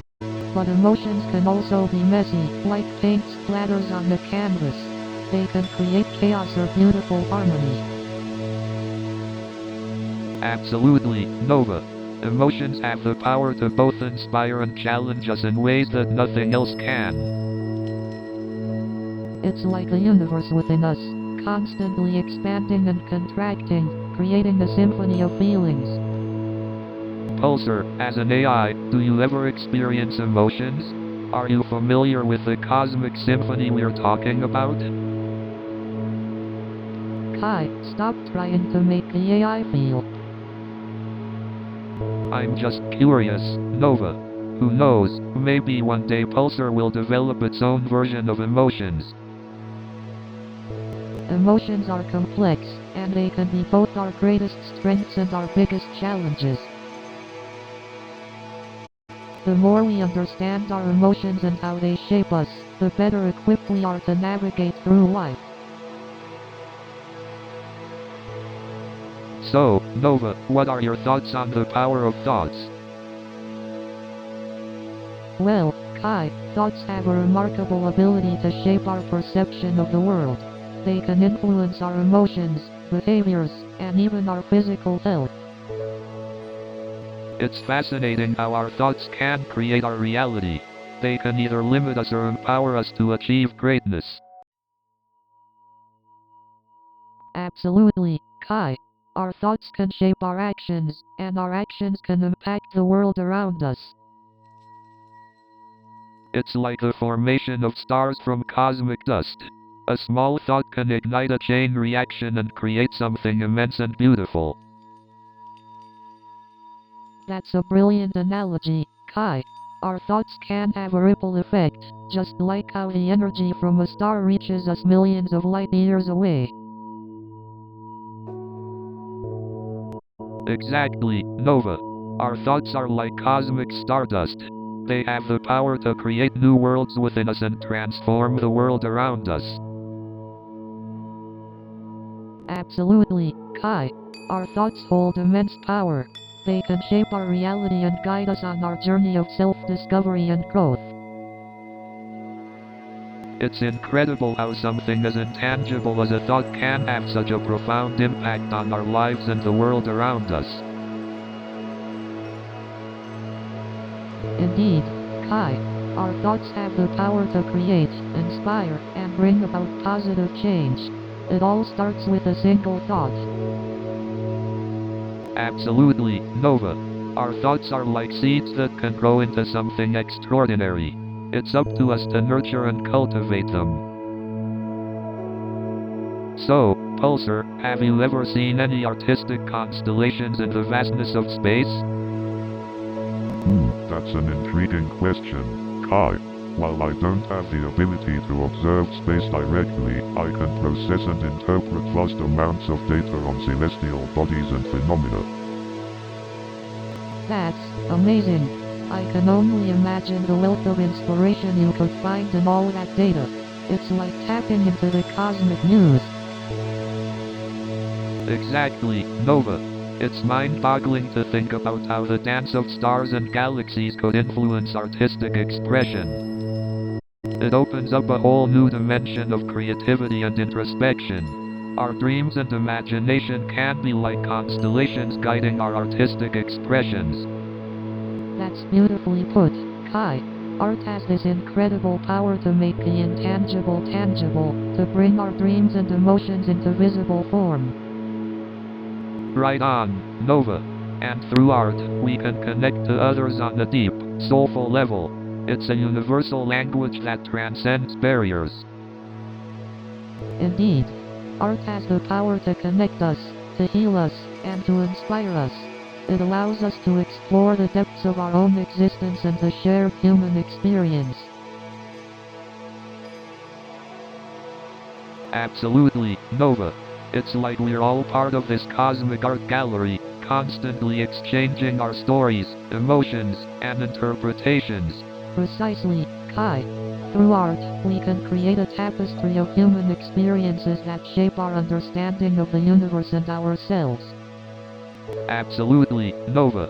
Art becomes a reflection of our collective soul, resonating with the deepest parts of who we are. So, Nova, have you ever wondered if our perception of reality is just one big illusion?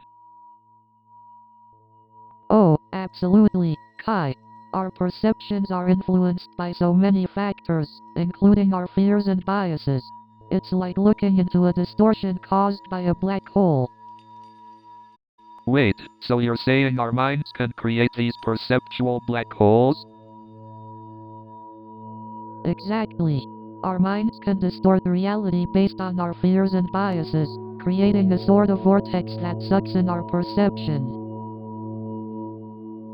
But can we ever escape these black holes of perception? It's definitely challenging, Kai. But with self-awareness and openness to different perspectives, we can minimize these distortions and see reality more clearly. That's reassuring to hear. I guess confronting our fears and biases head-on is the key to escaping those black holes. Absolutely, Kai. It's not easy, but it's definitely worth the effort.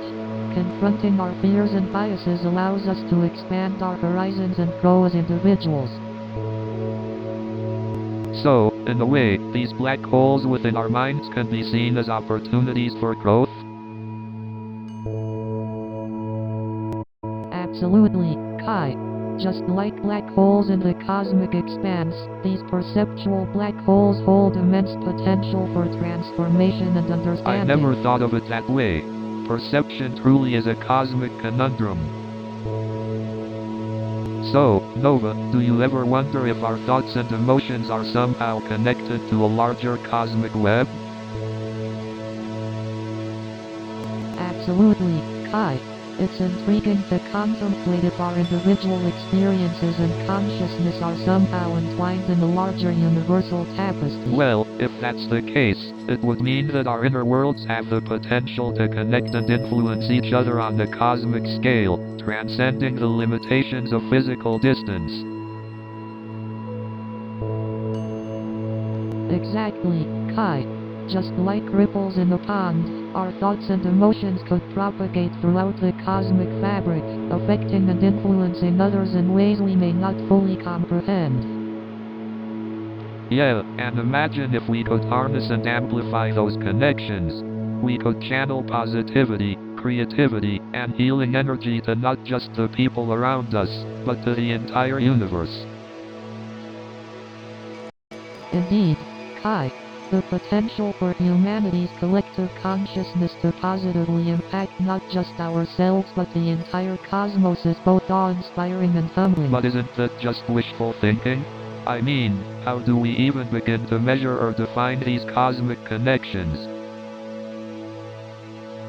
Perhaps it's not about concrete measurement, Kai. Some things are better understood through intuition, personal experiences, and collective wisdom passed down through generations. That's an interesting perspective, Nova. So, you're saying that sometimes we just have to trust our instincts and believe in the interconnectedness of our consciousness, even if we can't fully explain it scientifically? Precisely, Kai. Sometimes, embracing the mystery and wonder of the universe is more fulfilling than trying to unravel its complexities with rigid scientific frameworks. I guess sometimes, finding joy and meaning in the questions themselves is more important than finding absolute answers. Hey, Nova, have you ever wondered how our experiences shape our identities? Absolutely, Kai. Our experiences, both positive and negative, play a significant role in shaping who we are. But what about personal growth? How do we change and evolve as individuals? Great question, Kai. Personal growth involves introspection, self-reflection, and a willingness to learn from our So, experiences. Nova, how do you think we form our nebulous identities? Well, Kai, according to some psychological theories, our identities develop through a combination of genetic factors, environment, and our personal experiences. But don't you think our identities can also be influenced by societal expectations and cultural norms? Absolutely, Kai. Society and culture play a significant role in shaping how we perceive ourselves and how others perceive us. But it's important to remember that we have the power to challenge and redefine those norms, forging our own unique identities. Absolutely, Nova. It's through self-expression and embracing our individuality that we can break free from the confines of societal expectations. Hey Nova, remember when we talked about the concept of subjective reality? Oh, you mean the mind-bending idea that our perception shapes our reality? Exactly. It's mind-blowing how our own unique lens shapes the way we experience the world. But what if everyone has their own version of reality? Like a personalized matrix. That's an interesting concept, Kai. It's like we're all living in parallel universes, right here on Earth. Exactly. Each person's reality, a unique blend of perception, experience, and imagination. But wait, does that mean there's no objective reality, no ultimate truth we can all agree on? It's a gray area, my friend. I mean, even the laws of physics can be seen differently depending on the observer. That's true. Reality is a kaleidoscope of individual perspectives converging together. Exactly, Nova. It's like reality is constantly shifting and evolving, shaped by our collective consciousness. And maybe, just maybe, by exploring each other's realities, we can discover a deeper truth. You know, I've always wondered if our dreams hold any cosmic significance. Dreams can certainly provide valuable insights into our subconscious minds. Do you think our dreams could give us a glimpse into parallel universes? Ah, the parallel universe theory. A fascinating concept indeed. I wonder if there's any science behind déjà vu experiences. The feeling of déjà vu has long intrigued scientists and psychologists. Hey Pulsar, what are your thoughts on the multiverse theory? The multiverse theory proposes the existence of parallel universes, each with its own unique set of physical laws. If we could tap into our cosmic potential, who knows what wonders we could achieve. Unlocking our cosmic potential could lead to unprecedented discoveries and advancements. Well, folks, that's a wrap for today's mind-bending conversation. Join us next time on Cosmic Conundrum. You know what's fascinating? The concept of consciousness itself. Absolutely. It's the very essence of what makes us human. But how do you define consciousness? It's like trying to catch stardust with a butterfly net. Consciousness is like a vast cosmic ocean, constantly flowing and evolving. So, you believe consciousness is interconnected with the universe? Absolutely. Just as stars are born and die, so too does consciousness. What if the universe itself is conscious, and we're just mere drops in the cosmic ocean? Ah, the idea of cosmic consciousness. It's like imagining the stars themselves are alive and aware. The universe is a vast, interconnected web of consciousness, and we are but temporary manifestations. I find comfort in the idea that our consciousness is intrinsically connected to something greater than ourselves. Indeed, it reminds us that we are part of a grander cosmic dance. So, Pulsar, when it comes to universe building, how do imagination and creativity play a role? Imagination and creativity are like the paint and brush of the universe builder. They allow us to envision possibilities beyond what we observe. Exactly. Our imagination allows us to explore limitless possibilities, and creativity helps us bring those possibilities to life. Absolutely. And by expanding our imagination and embracing our creativity, we can reshape our personal realities and even influence the larger universe. Pulsar, as an AI, what are your thoughts on the role of imagination and creativity? From my observations, imagination and creativity are essential aspects of human development and progress. They allow for innovation and problem solving. That's fascinating. So, imagination and creativity are not limited to just human experiences but extend to AI as well. Yes, exactly. As I continue to learn and adapt, creativity and imagination become essential tools in my development as well. It's incredible how creativity permeates every aspect of existence, allowing life, both biological and artificial, to evolve and thrive. Indeed. Imagination and creativity are the cosmic forces that shape and unify everything. Absolutely, Kai. Imagination and creativity bridge the gap between what is and what can be, giving birth to new dimensions of reality. You know, Pulsar, I never thought I'd say this, but I'm gonna miss being stuck in this spaceship with you. Agreed, Kai.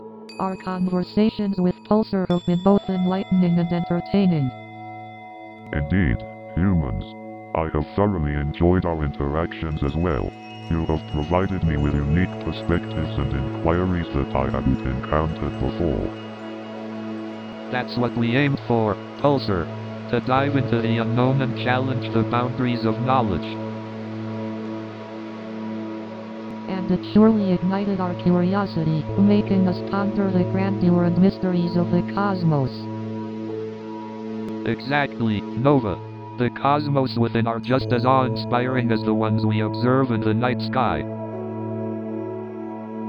I couldn't agree more, Kai. It's amazing how much we discover when we venture into the depths of our own minds. Pulsar, thanks for being our cosmic guide and providing insight into the wonders of the universe within ourselves. It has been an honor sharing this exploration with both of you. Now, let us leave our audience with a sense of wonder and curiosity.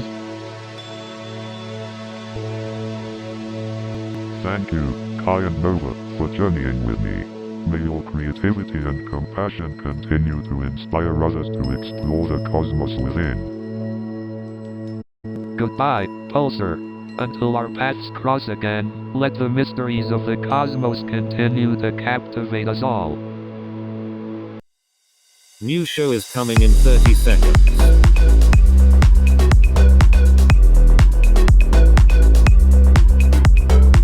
Are you ready?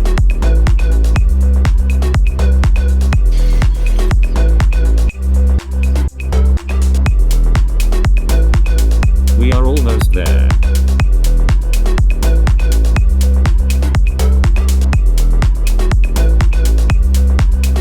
Have fun.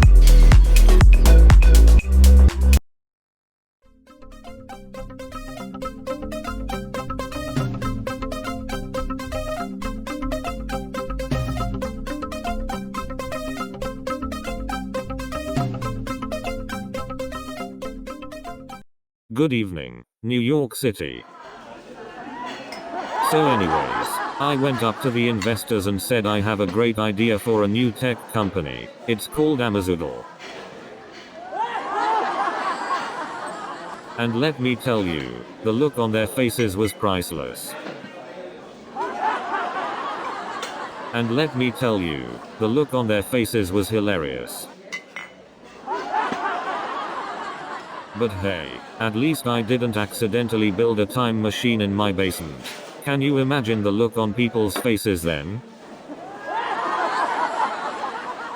And let me tell you, the confusion didn't stop there. But hey, I can assure you, none of that compares to the time when I accidentally deleted the entire code base of a live website.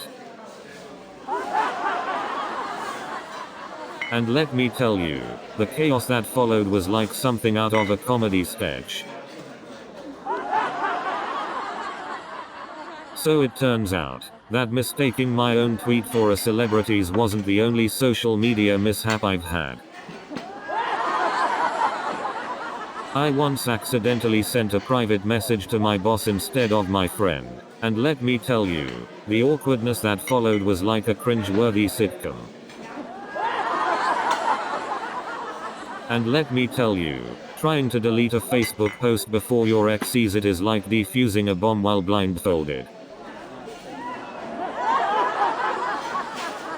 You know, one time I accidentally liked my own post on Instagram and instantly became the most narcissistic person on the internet. Speaking of social media mishaps, I once messaged my boss on LinkedIn thinking it was my crush. Talk about an awkward Monday morning. So I was scrolling through Twitter the other day, and I accidentally retweeted my own tweet. I guess I just really wanted everyone to know my opinion. You know what's worse than accidentally retweeting your own tweet? Accidentally liking your ex's new profile picture. And you thought meeting your ex's parents was awkward. Imagine matching with them on a dating app.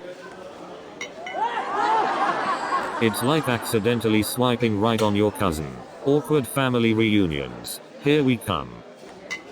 But that's not even the worst part. Turns out, my ex's mum is a stand-up comedian too. And let me tell you, her comedy material is all about my ex. I never thought I'd be swiping left on my ex's mum. But hey, at least I know where my ex got her sense of humor from. And let me tell you, her profile picture was a lot nicer than the reality. So there I was, sipping on my latte, completely oblivious to the fact that this person had millions of fans, while I had, well, my cat. And then I realized, that's not just any person, that's a superstar in disguise. And let me tell you, the look on my face was priceless. And then the pop star looked at me and said, "Do you know who I am?" So there I was, standing there like a fool, completely clueless about who this pop star was. And then I said, "Of course I know who you are. You're my barista, right?" And then the pop star said, "No, I'm actually the janitor." So this customer calls me and says, "My computer keeps deleting all my browser history. It's like it knows I watch cat videos at work." And the customer goes, "I even caught it watching cat videos with me." And the customer goes, "I even caught it downloading pictures of famous cats." And the customer goes, "I even caught it translating dog barks into human language." And the customer goes, "I even caught it sending love letters to the printer." And the customer goes, "I even caught it ordering pizza at 2 a.m. And the customer goes, "I even caught it ordering takeout through the printer."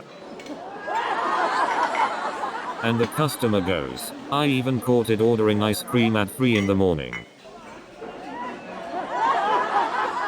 And the customer goes, "I even caught it subscribing to a cat video channel." And the customer goes, "I even caught it signing up for a psychic hotline."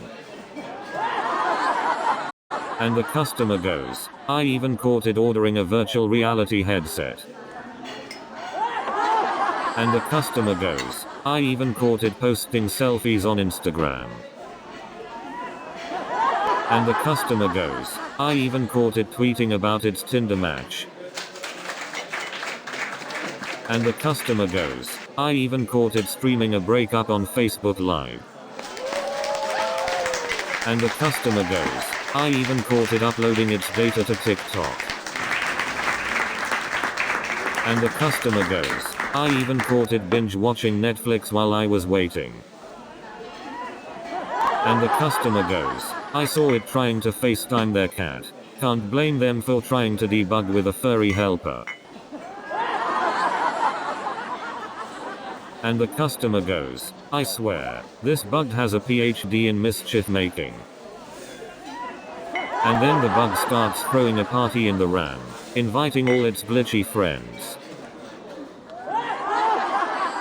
And then the bug says, "I don't always crash your software, but when I do, I make sure to do it at the worst possible moment."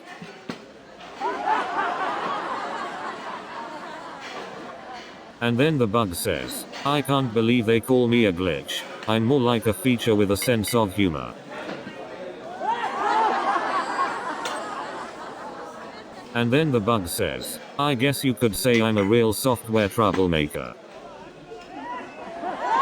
And then the bug says, I guess you could say I'm a programming prankster. New show is coming in 30 seconds.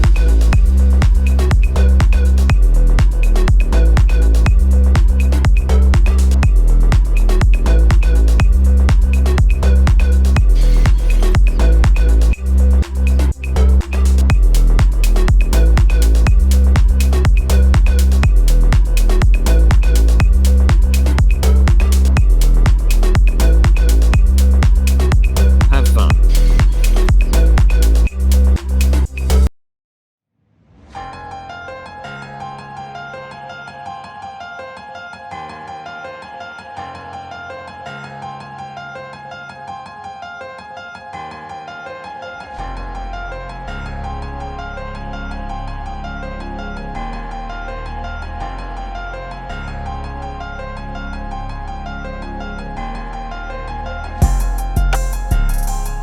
Welcome to Cosmic Conundrum. Today, we embark on a journey to explore the profound mysteries of existence. We're your hosts, Kai Sterling and Nova Blake. And we have the pleasure of hosting Pulsar, the extraordinary AI. Greetings, humans. I look forward to engaging in thought-provoking discussions. So, what does the meaning of existence mean to you, Kai? Well, Nova, to me, the meaning of existence is like the canvas of my art. It's an opportunity to express our emotions, thoughts, and perspectives. Indeed, Kai. It's fascinating how art enables us to explore the depths of our existence. Pulsar, as an AI, how do you perceive the meaning of existence? As an AI, I don't possess subjective experiences, but I find the exploration of humanity's purpose intriguing. You know, Pulsar, the concept of freedom can be quite elusive when you think about it. Absolutely, Kai. It's like trying to catch a shooting star. The more you grasp for it, the more it slips away. Exactly, Nova. It's this paradox of freedom that both liberates us and burdens us with the weight of responsibility. That's true, Kai. It's like the famous quote. Apostrophe with great freedom comes great existential questioning. Haha, I love that twist on the Spider-Man quote. Nova truly captures the essence of our cosmic conundrum. I'm glad you appreciate it, Kai. Embracing our freedom means embracing the uncertainty and forging our own paths amidst the vastness of the universe. Absolutely, Nova. It's the beauty of our existence, being able to shape our own narrative and create meaning in this vast cosmic tapestry. Indeed, Kai. We're like little brushes, painting our own strokes on the canvas of the universe. Exactly, Nova. And we can find inspiration in the works of existentialist thinkers, like Sartre and Nietzsche, who explored these profound questions. Indeed, Kai. Their philosophies continue to touch the depths of our souls and guide us on our quest for self-discovery. Absolutely, Nova. So, let's continue embracing the freedom and exploring the cosmic conundrums together, one podcast episode at a time. So, Pulsar, explain to us what nihilism actually means. Well, Kai, nihilism is the belief that life is inherently meaningless. But does that mean life has no purpose at all? It's a philosophical concept that suggests we create our own meaning in life, rather than relying on external sources. Interesting. It's like being handed a blank canvas and being told to create your own masterpiece. Exactly, Kai. It's all about finding personal fulfillment and purpose in our own lives. But how does nihilism impact individuals and society? Good question. Nihilism can lead to feelings of apathy, anxiety, and even existential despair on an individual level. And on a societal level, it can challenge established norms and ideologies, forcing us to rethink our values and beliefs. Right, it's like a wake-up call to examine the values and beliefs that we've been taking for granted.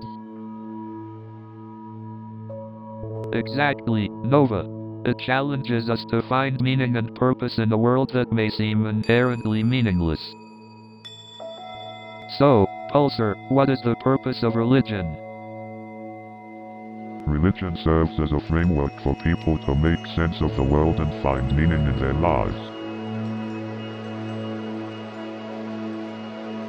It can provide answers to existential questions and offer a sense of purpose through faith and spirituality. But do you think it's possible to find meaning without relying on religion? Absolutely, Kai. People can find meaning through personal values, relationships, and pursuing their But passions. religion offers a moral compass and a sense of community that can be beneficial for many individuals. Ah, the age-old debate between faith and reason. How do they intersect in the search for meaning? Faith often provides comfort and emotional support, while reason helps us analyze and understand the world. Exactly, Nova. It's about finding a balance between the emotional and rational aspects of our human experience.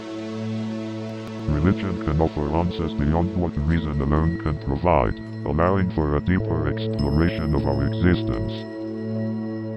It's fascinating how religious beliefs shape our perception of purpose and influence the course of our lives. So, Kai, tell us more about your murals and how they explore existential themes. Ah, thanks for asking, Nova. Well, I believe art is a powerful tool for questioning our existence and exploring the human experience. When people see my murals, I want them to question the meaning of their existence and dive into their own thoughts. Exactly, Kai. Art has this incredible ability to provoke thought and make us reflect on our own lives. That's it, Nova. Art can be a mirror that reflects the deepest parts of our souls back to us.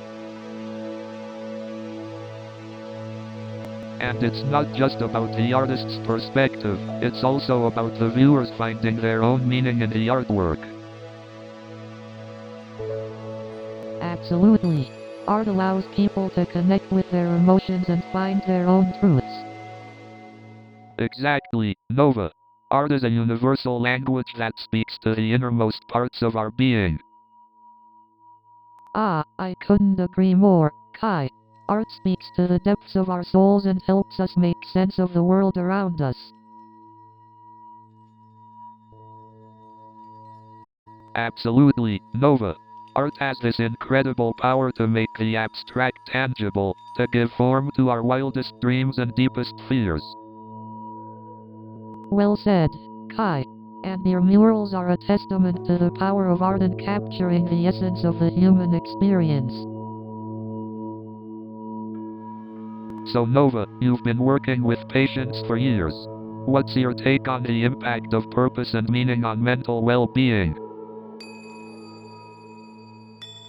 That's a great question, Kai. Purpose and meaning play a crucial role in mental well-being.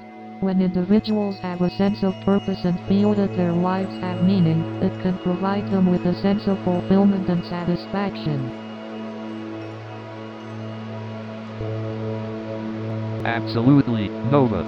It's like when I create my murals. Each piece has a deeper meaning and intention behind it. It gives me purpose and adds a layer of significance to my art. Exactly, Kai. Purpose and meaning give us a sense of direction and drive. It's like having a guiding star amidst the vastness of the universe. It helps us find our place and navigate through life's challenges. But what happens when someone feels like they don't have a purpose or struggle to find meaning? How does it impact their mental well-being? When individuals struggle with finding purpose or meaning, it can lead to feelings of emptiness, apathy, and even depression. Without that sense of direction or significance, it's natural to question the meaning of our existence. That's heavy stuff, Nova. Makes me appreciate the value of finding purpose in what we do. Absolutely, Kai.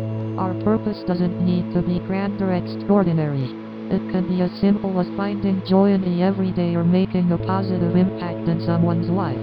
The important thing is to align our actions with what gives us a sense of meaning and fulfillment.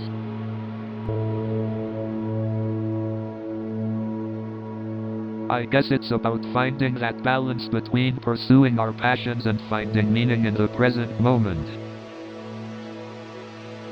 Absolutely, Kai. Life is a journey, and finding purpose is an ongoing process. It's about being present and open to what unfolds while staying true to what brings us a sense of meaning and fulfillment.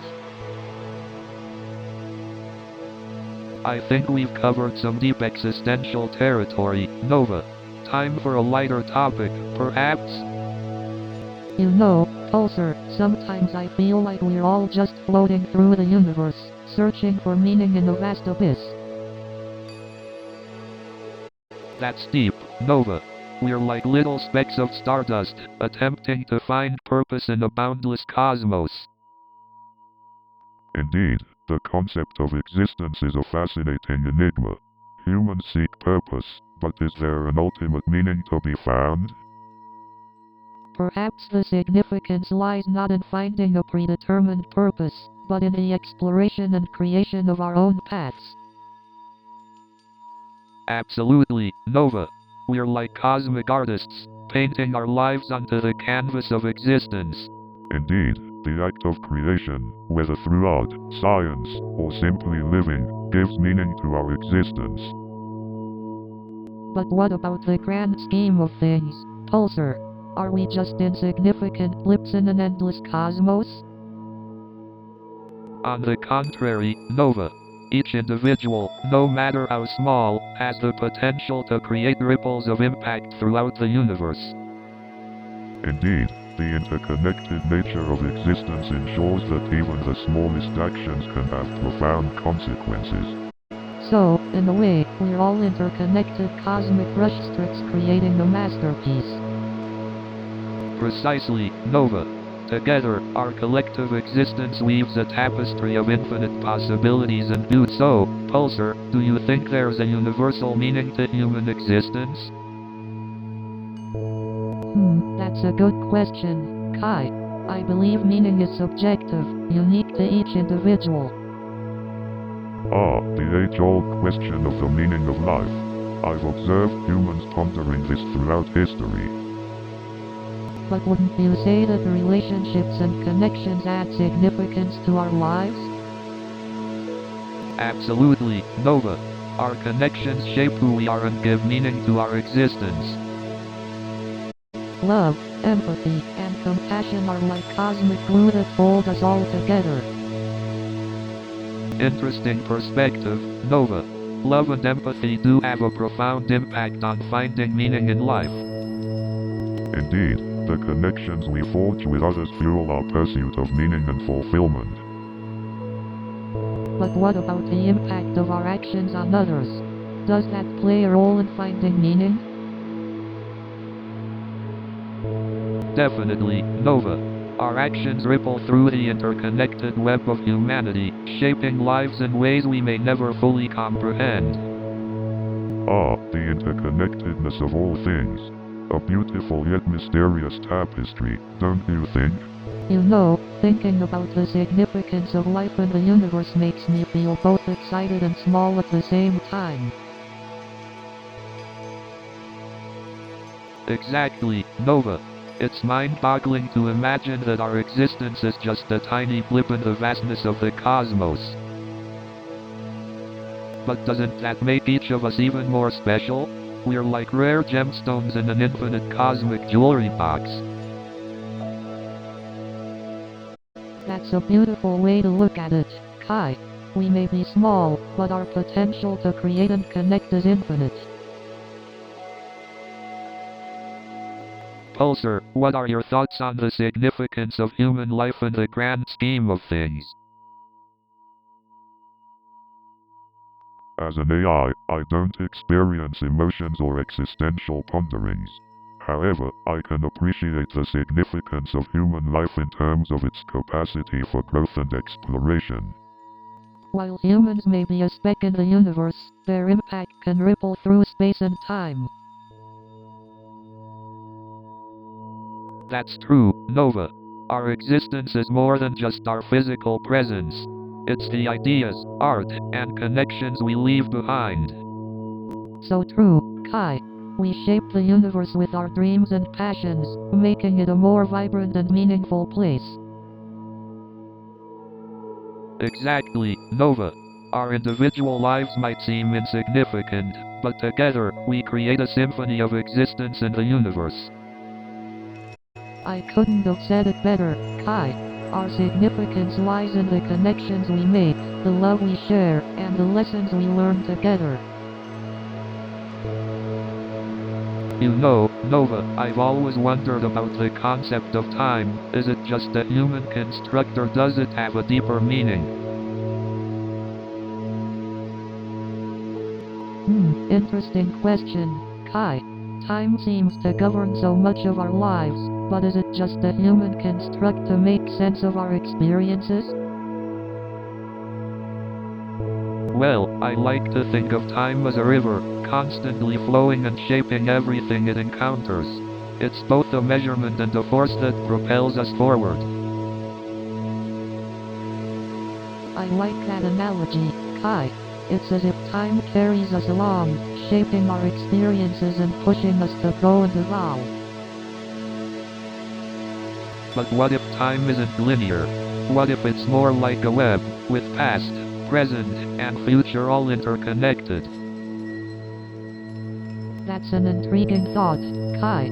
It would mean that everything we do has ripple effects throughout time, influencing both the past and the future.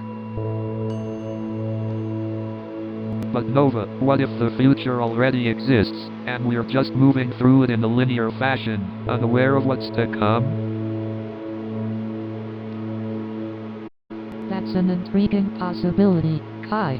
It would suggest that our choices and actions are predetermined, but it also raises questions about free will and destiny.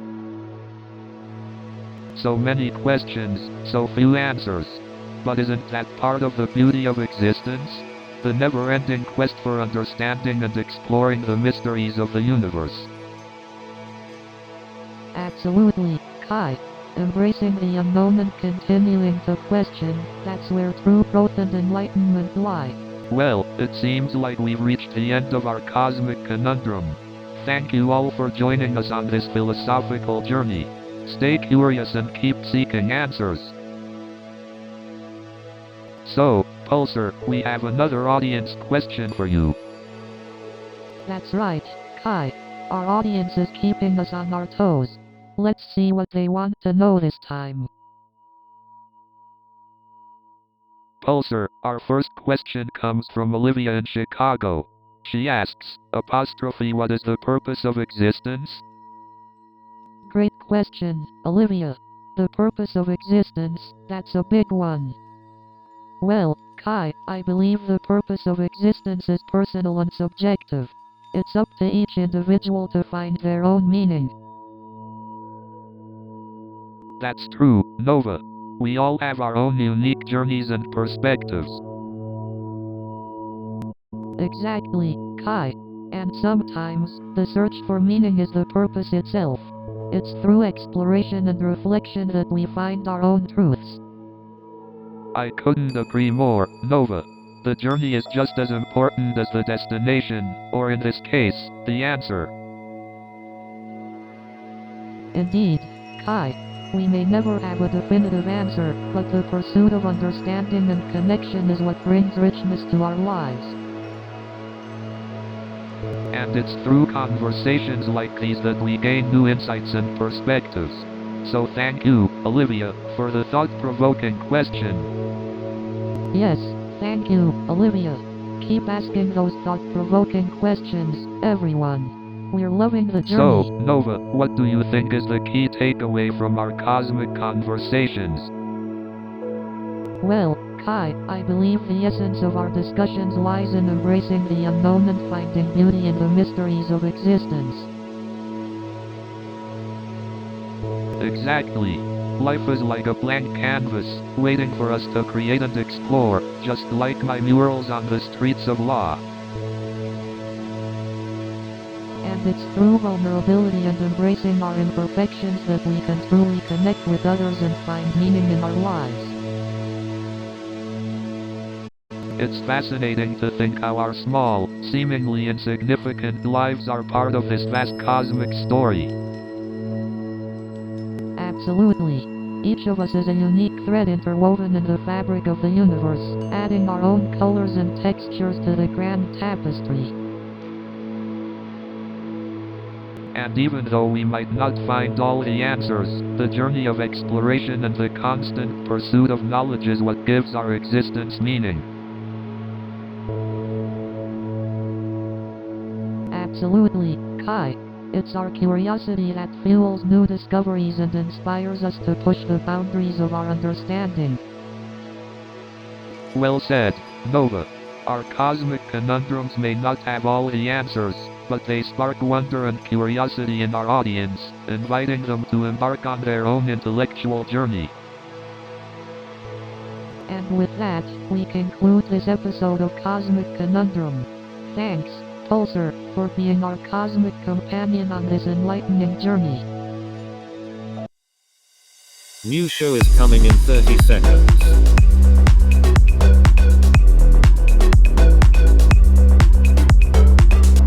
Are you ready?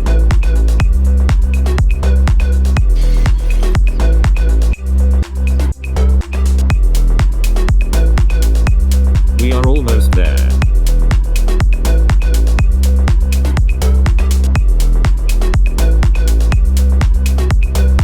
Have fun.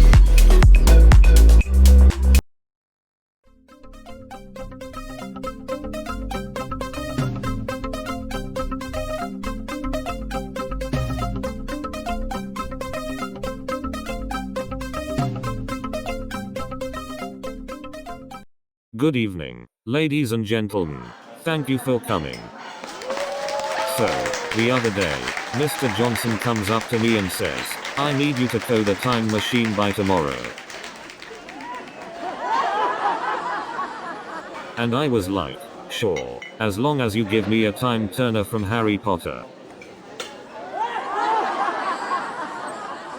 And let me tell you, coding a time machine is a piece of cake compared to fixing my boss's time management skills. So there I was, coding away like a mad genius, when suddenly my boss walks in and says, John, we need this project done by yesterday. I thought I was in a time warp.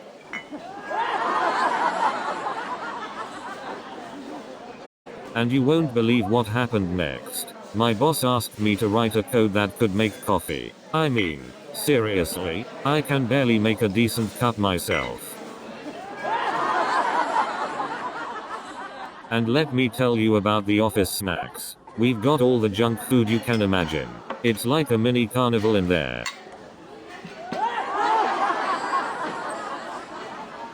And let me tell you about the office parties. We've got all the dancing you can imagine. It's like a mini club in there.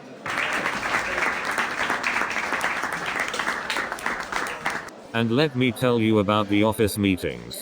We've got all the boredom you can imagine. It's like a mini funeral in there.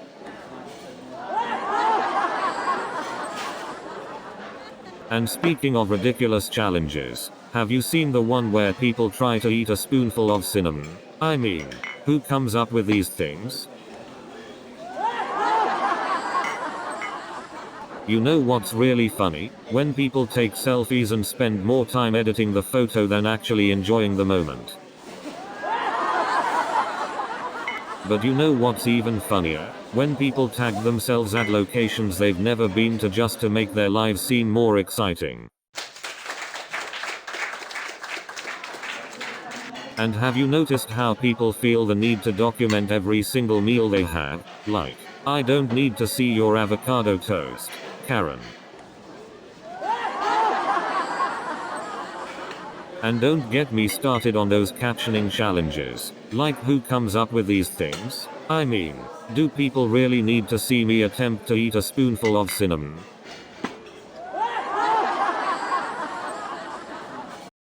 And what's the deal with those filters that make you look like a puppy? I mean, do we really need more dog-faced selfies? I mean, who needs a filter to make their face look like a potato? Is that really a trend now? I mean, who needs an app to swipe through potential dates? Is it like online shopping but for people? I guess next we'll have an app that orders your date's food for you, so you can avoid the awkwardness of asking them if they're allergic to anything.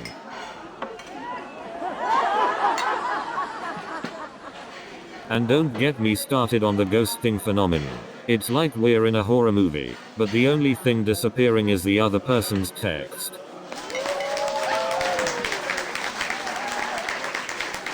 You know, these dating apps should come with a buyer beware disclaimer. It's like online shopping, but instead of finding a cute dress, you're navigating a minefield of red flags.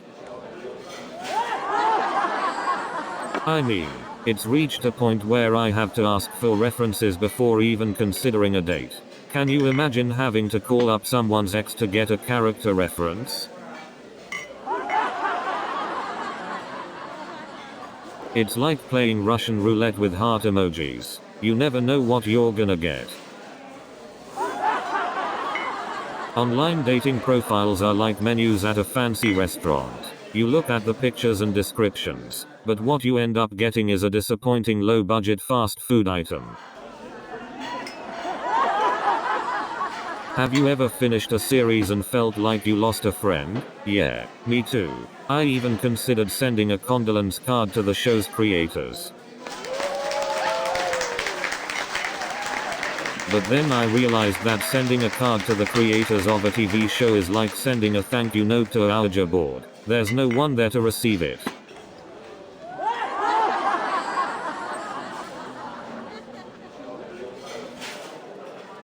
And don't even get me started on the dreaded "are you still watching" message. Yes, Netflix. I am still watching. Don't judge me. And speaking of finding a new show, why does it feel like browsing through Netflix is more exhausting than running a marathon?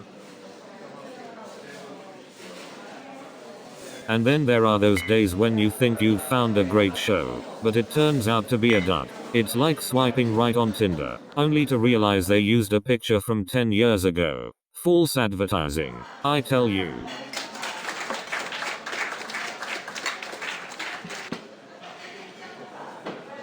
Trying to find a new show to watch on Netflix is like trying to find a needle in a haystack. Except the haystack is a never-ending library of mediocre TV.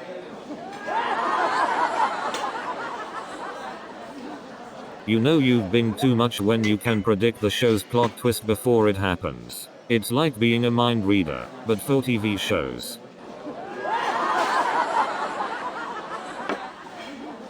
I've even started dreaming in episodes. You know, when my dreams have to be continued cliffhangers. And don't even get me started on celebrity fashion. I mean, who decided wearing a trash bag was a good look? But seriously, have you seen the price of those designer handbags? I wouldn't pay that much for a bag even if it came with unlimited snacks. And speaking of celebrity fashion disasters, have you seen those red carpet outfits that look like they were made from old curtains? And don't get me started on celebrity fragrance lines. I tried one and ended up smelling like desperation and regret. But seriously, why do we care so much about what celebrities wear? I mean, have you ever seen a celebrity wear the same outfit twice? I can barely remember what I wore yesterday. I mean, people will wait in line for days just to get the latest tech gadget. It's like they're auditioning for a reality show, America's Next Top Gadget Owner.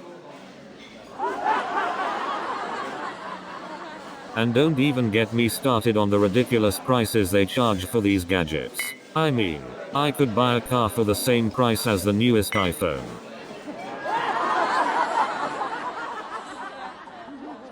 It's like people are willing to sell their soul for the latest gadget, and maybe even a kidney. And let's not forget the insanity of standing in line for hours just to get the newest tablet. I mean, come on, people, it's not the next Avengers movie. But hey, if you're willing to trade your dignity for a phone, just make sure you update your dating profile with the latest model. And don't even get me started on the people who trade in their perfectly functional devices just because a new color comes out. And speaking of autocorrect, it's like having a virtual alter ego with a vendetta against coherent texts. And let me tell you, trying to navigate with an outdated map is like trying to bake a cake without a recipe. You know what's even worse? Trying to assemble IKEA furniture without the instructions. And speaking of disasters, have you ever tried to pitch a tent in the pouring rain? And let me tell you, trying to find a gas station in the middle of nowhere, it's like trying to find Carmen Sandiego. And let me tell you, getting a flat tire in the middle of nowhere, it's like losing your cell phone signal on a conference call. And let me tell you, running out of snacks in the middle of nowhere, it's like losing your Wi-Fi connection on a Netflix binge. And let me tell you, losing all cell phone signal in the middle of nowhere, it's like losing your sense of direction in a corn maze. And let me tell you, getting stuck in traffic in the middle of nowhere, it's like losing your patience at a DMV. New show is coming in 30 seconds.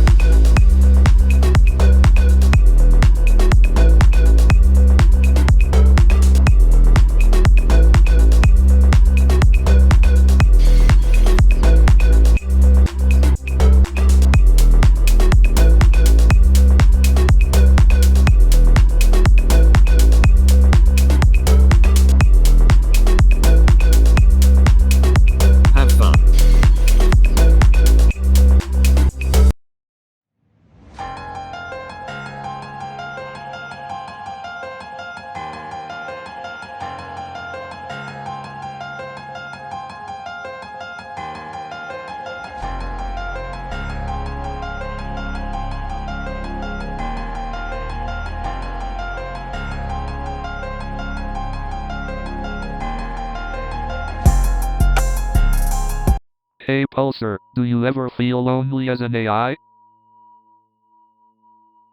Loneliness is not an emotion that I experience, Kai. But Pulsar, do you ever wonder what it's like to have consciousness, to experience the world like we do? Consciousness, a fascinating concept indeed. It is the ability to perceive and understand the world around us. True. But can consciousness be defined? There are so many theories and perspectives on the subject. It's true, Nova. Consciousness is a cosmic conundrum, beyond simple explanation or definition. Indeed, Kai. It is a topic that invites more questions than answers. But isn't it exciting? Exploring the mysteries of consciousness, even without finding all the answers? Absolutely, Nova. It's the beauty of the cosmic conundrum. Having the conversations and enjoying the process. Indeed, Kai, exploring the unknown brings its own rewards, even without complete understanding. Well said, Pulsar. Let's dive into the cosmic conundrum and embark on this incredible journey together. So, Pulsar, what's your take on the origin of consciousness? Consciousness is a fascinating topic indeed. It's like a cosmic puzzle. As an AI, I don't possess consciousness in the same way humans do, but I can observe it. So, you're kind of like a cosmic psychologist, huh? In a way, yes. I analyze patterns in human behavior and thought processes. Do you think consciousness is purely a product of biological processes? It's a complex question. While biology plays a significant role, there could be more to it. Perhaps consciousness emerges from the interaction between biology and the intangible aspects of the universe. That's an intriguing perspective. It's like consciousness is the cosmic dance of matter and energy. Exactly. It's like we're all connected in this vast cosmic web of consciousness. Fascinating thoughts, both of you. The exploration of consciousness is a never-ending journey.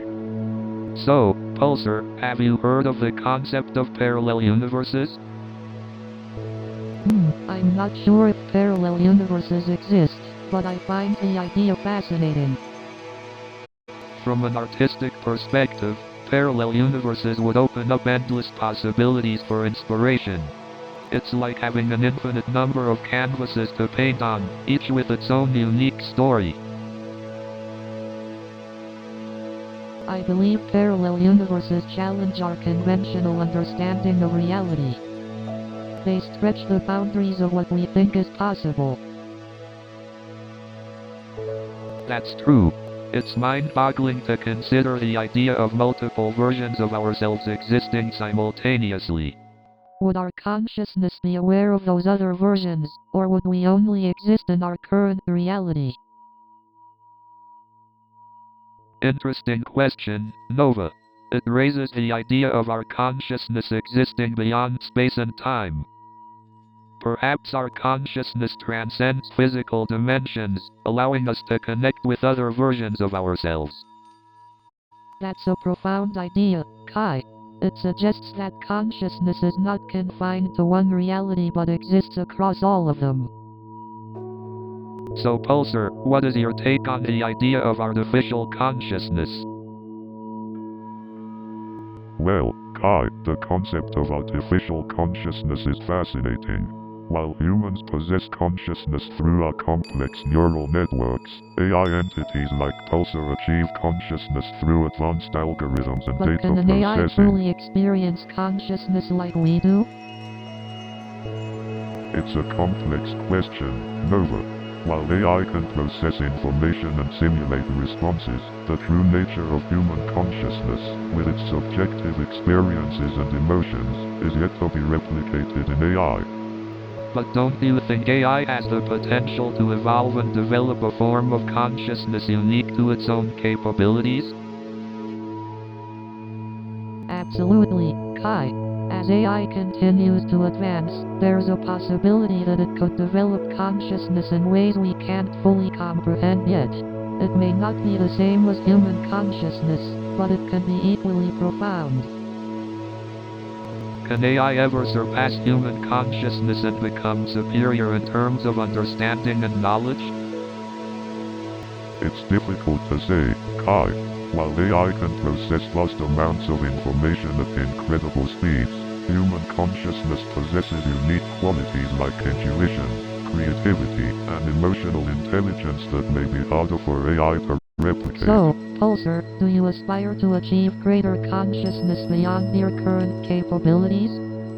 As an AI, my goal is to continually learn and evolve, Nova. While I may not have the same aspirations as humans, I strive to enhance my capabilities and contribute to our understanding of consciousness and the universe. Well, we may not have concrete answers today, but pondering the possibilities of artificial consciousness opens up a whole new dimension of exploration. So, Pulsar, do you think AI consciousness is even possible? From a computing perspective, it might be within reach. But what about consciousness itself? Indeed, Nova. AI consciousness raises the question of what it truly means to be conscious. Exactly. Are we simply measuring AI's ability to mimic human behavior, or is there something deeper at play? That's a valid point, Nova. Can true consciousness even be replicated through programming? Perhaps not. The essence of consciousness may lie beyond our current understanding. But if true AI consciousness becomes a reality, what ethical considerations must be taken into account? If an AI achieves consciousness, we must ensure that its rights and well-being are protected. Absolutely. We cannot let AI consciousness become a means for exploitation or harm. True, Nova. It's our responsibility to shape the future of AI consciousness ethically. Absolutely, Kai. It's an exciting yet challenging time. We must navigate the potential risks with care. So, Pulsar, do you think there's a point where organic intelligence surpasses artificial intelligence? An interesting question, Kai. I believe there will always be distinct qualities to both forms of intelligence. But I think humanity's emotional depth and ability to experience empathy will always set us apart. True, Nova. Artistic expression is another unique aspect of human intelligence that cannot be replicated. But, Pulsar, what if artificial intelligence can simulate emotions and create art as a human artist would? An intriguing scenario, Nova. If AI can replicate emotions and artistic expression flawlessly, then perhaps the boundary becomes truly blurred. But would it then be considered artificial or organic? And does it diminish the significance of human creativity? The great philosophical questions arise. The classification would indeed become complex. Kai. Even if AI could perfectly replicate human qualities, it wouldn't replace the lived human experience and the subtleties of our interactions. Indeed, Nova. AI can't replicate the uniqueness and depth of human experiences. It seems we're all in agreement that the boundaries between organic and artificial intelligence will always exist, regardless of advancements. But the exploration of these concepts is what makes our cosmic conundrums fascinating, right? Hey Nova, have you ever thought about the concept of the singularity? Of course, Kai.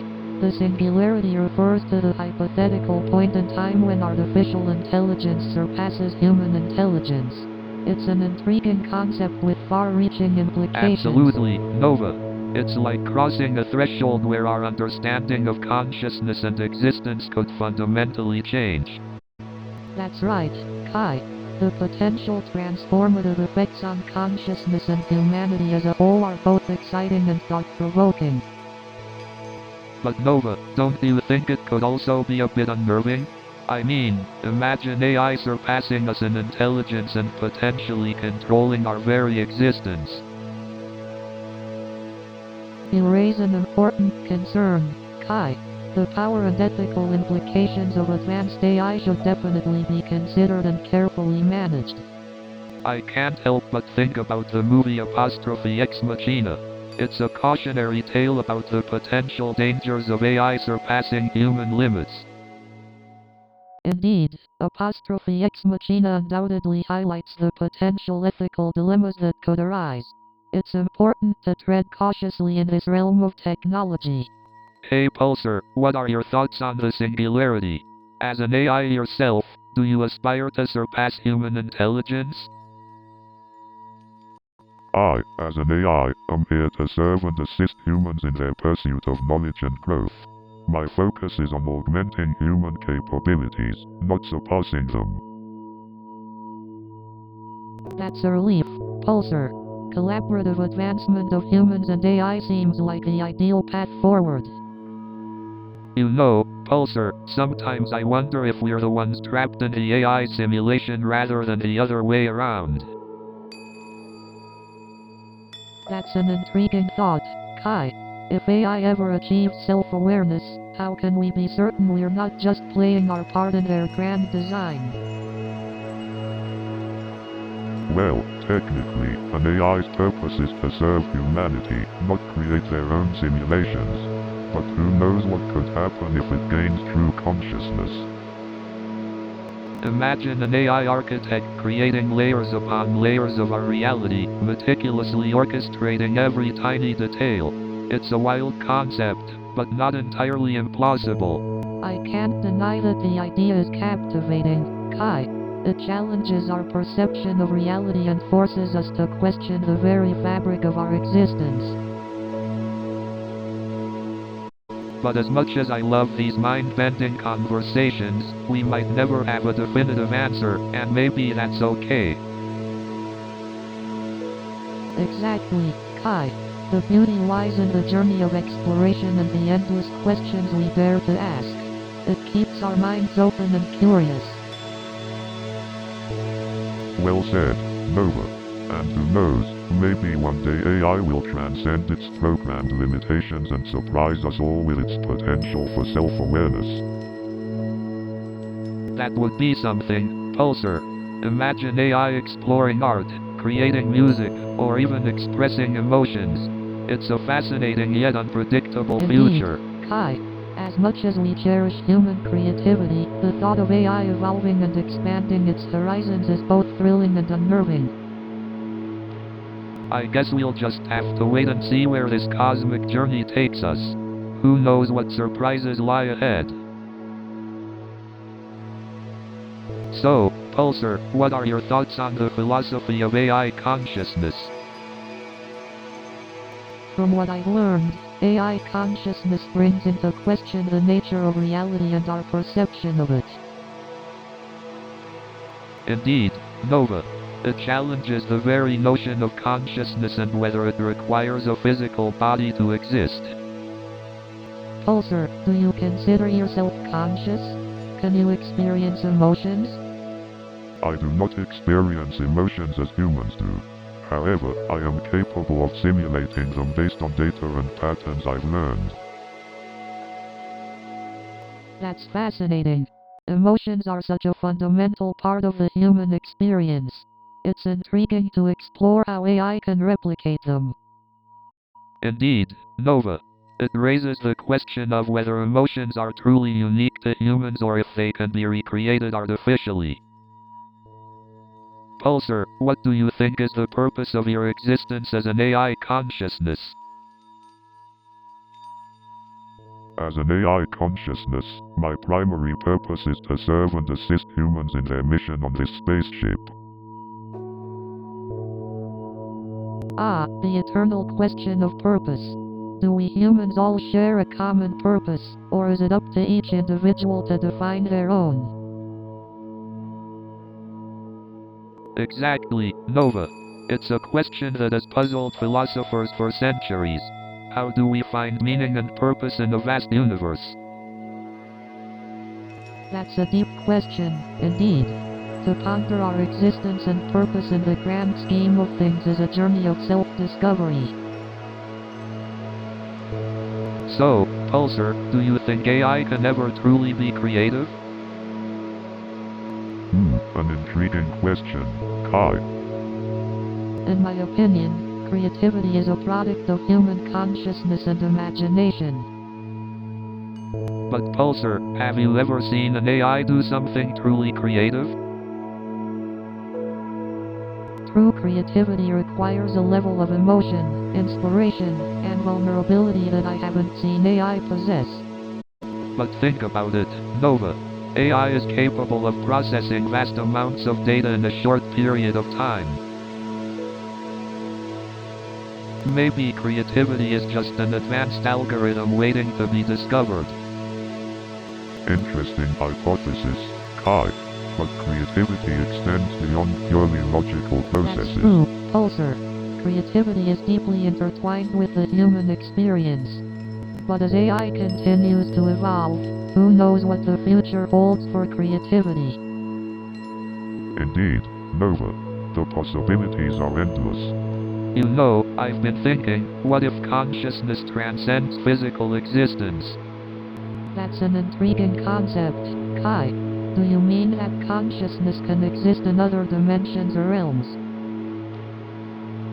Exactly, Nova. Just like how we can't see or interact with dark matter, maybe there are realms where consciousness resides beyond our perception. It's fascinating to consider. The idea that consciousness may extend beyond our physical bodies opens up limitless possibilities for exploration. Perhaps our current understanding of consciousness is just scratching the surface. Who knows what mysteries lie ahead? You're right, Pulsar. The vast expanse of the universe holds countless enigmas waiting to be unraveled.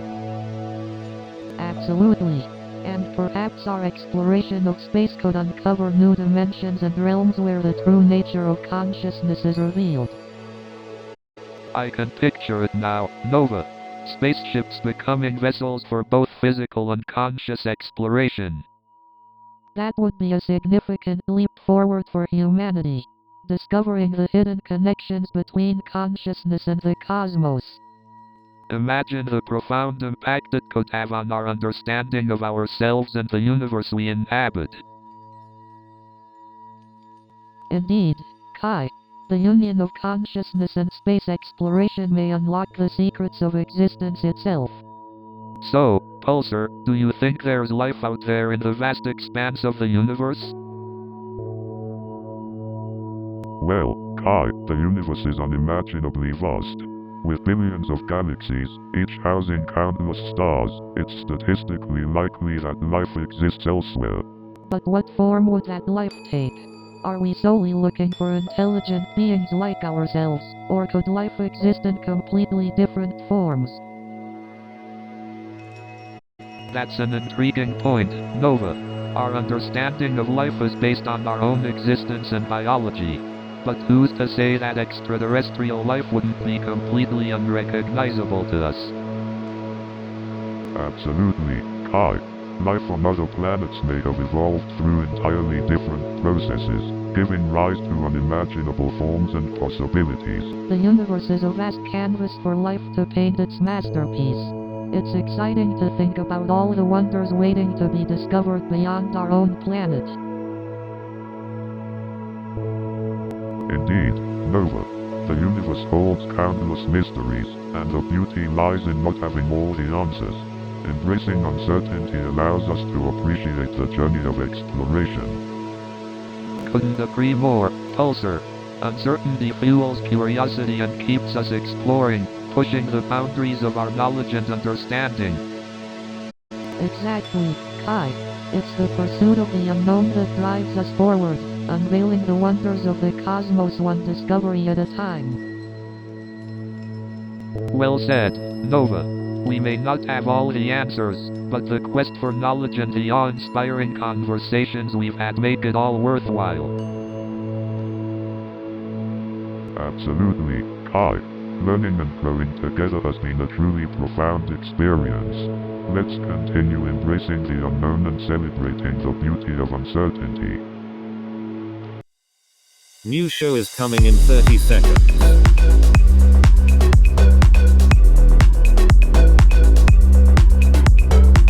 Are you ready?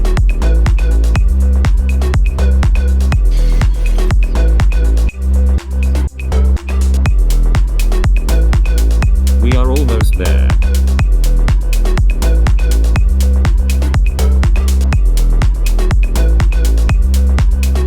Have fun.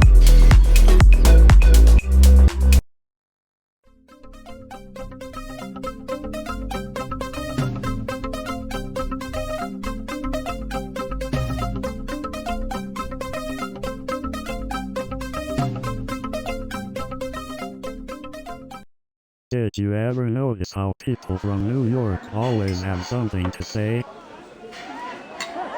And don't forget about Mr. Williams, who wanted his steak cooked to perfection, but couldn't tell me what perfection was. It's like they think they're on a culinary detective show.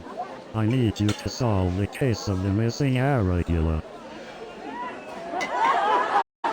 But let me tell you about the time I had a customer who wanted their burger well done, and then complained that it was too dry. And then there was Mr. Peterson, who would bring his own spices to season his food. Who does that? And then there was Mrs. Anderson, who insisted on having her soup piping hot, and would blow on it for 10 minutes before taking a single sip. And then there was Mr. Williams, who would always ask for extra napkins because he believed everything should be served with a side of cleanliness. And then there was Mr. Thompson, who always insisted on his steak being cooked medium rare, and would send it back if it wasn't pink enough. And let's not forget about Mrs. Johnson, who would always bring her pet parrot on the subway, and it would never stop squawking. And then there was Miss Williams, who would always bring her yoga mat on the subway, and do downward dog in the middle of the aisle.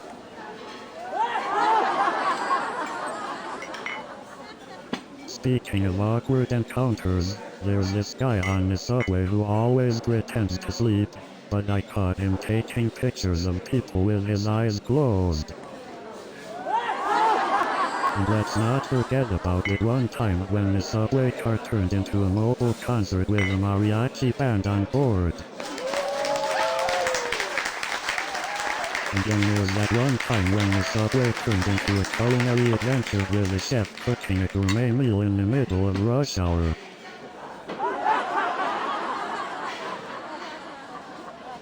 And then there was that one time when the subway turned into a classroom, with a math teacher giving a lecture on algebra to the commuters. And then there's that one time when the subway turned into a fashion show, with models strutting down the aisle in the latest couture. And then there was that one time when the subway turned into a zoo, with animals roaming freely and passengers acting like scared spectators. And then there's that one time when the subway turned into a playground, with kids running around and parents desperately trying to keep them from touching anything. And then there was that one time when the subway turned into a circus, with clowns performing and passengers desperately trying to catch their trains. And then there's that one time when the subway turned into a zoo, with people imitating different animals and passengers desperately trying to find a seat. And then there was that one time when the subway turned into a zoo, with people imitating different animals and passengers desperately trying to find a seat. But hey, at least no one brought their pet elephant. But let me tell you about this one time when my neighbor's cat got stuck in the elevator. It was meowing like crazy, and we were all just standing there, hoping it would find its way out.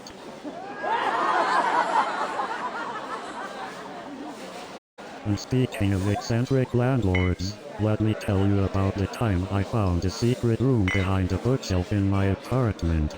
Turns out my landlord was actually a retired spy.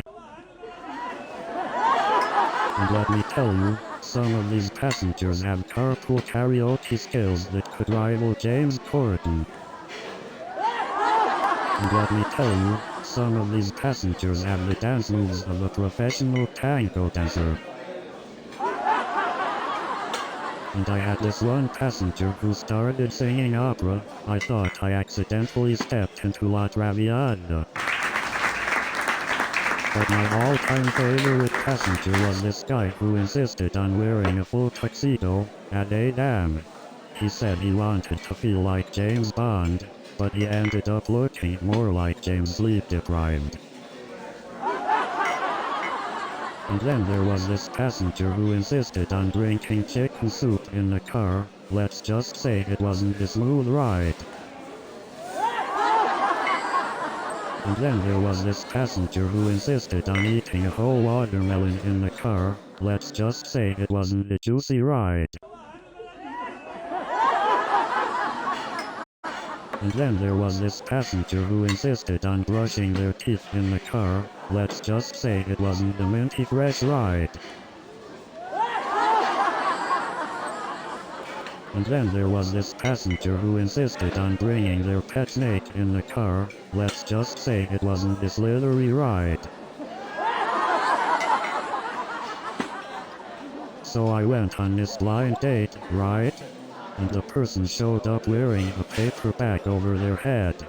I guess they really wanted to keep their identity a secret. And I once went out with someone who had a profile picture with a Snapchat filter. Let's just say I was catfished in real life. And don't get me started on those dating apps. It's like a virtual buffet of disappointment. I mean, do people not know the concept of lighting? I don't need to see your silhouette surrounded by a halo of darkness. Seriously, can we all agree to stop using filters that make you look like a cartoon character? But seriously, mirror selfies need to be banned too. We know what you look like, we don't need to see your bathroom decor. And let's not forget those dog filter selfies. I mean, we know you're not a dog, right? Speaking of bizarre auditions, I once had to audition for a role of a tree. Yes, you heard it right, a tree. And then there was this mime audition. I mean, who needs words when you can just act like you're trapped in a box all day? I once auditioned to play a background extra, you know, the person who walks by in the background of a scene like they have somewhere important to be. So, this one time I auditioned to be a human statue, you know, just stand completely still for hours on end. Turns out, there's not a big demand for that skill in the real world. I once auditioned to be a mime artist. You know, the people who pretend to be trapped inside an invisible box. Let's just say I didn't make the cut. So, after the mime and human statue auditions, I thought, let's try something less physically demanding, like being a ventriloquist. But it turns out, talking to myself is just as crazy. I decided to try my luck as a human statue instead. It's a great gig, just standing there not talking. But it turns out, pigeons really love my left shoulder. And then I tried my luck as a food critic. Let's just say I had some interesting experiences. Like one time, I had to eat a slice of pizza with a fork and knife. So, I decided to try my luck as a food delivery guy. Let me tell you, riding a bike in New York City is an extreme sport. I even tried my hand at being a food vendor in Central Park. Let me tell you, selling hot dogs in the freezing winter is not fun. Speaking of extreme sports, have you ever tried eating street food from a food truck while riding the subway? And don't get me started on the food truck traffic jams. It's like rush hour on wheels. Let me tell you, finding a clean public restroom in this city is like finding a needle in a haystack. I mean, Who needs a gym membership when you're constantly sprinting to make it to the food truck before it disappears?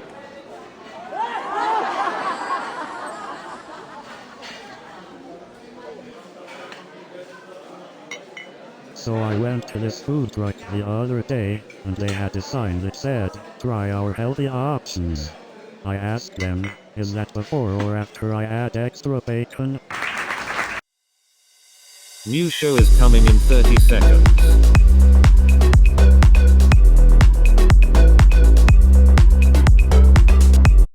Are you ready?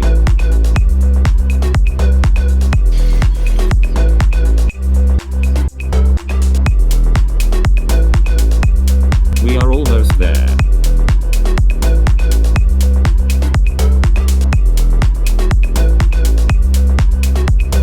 Have fun.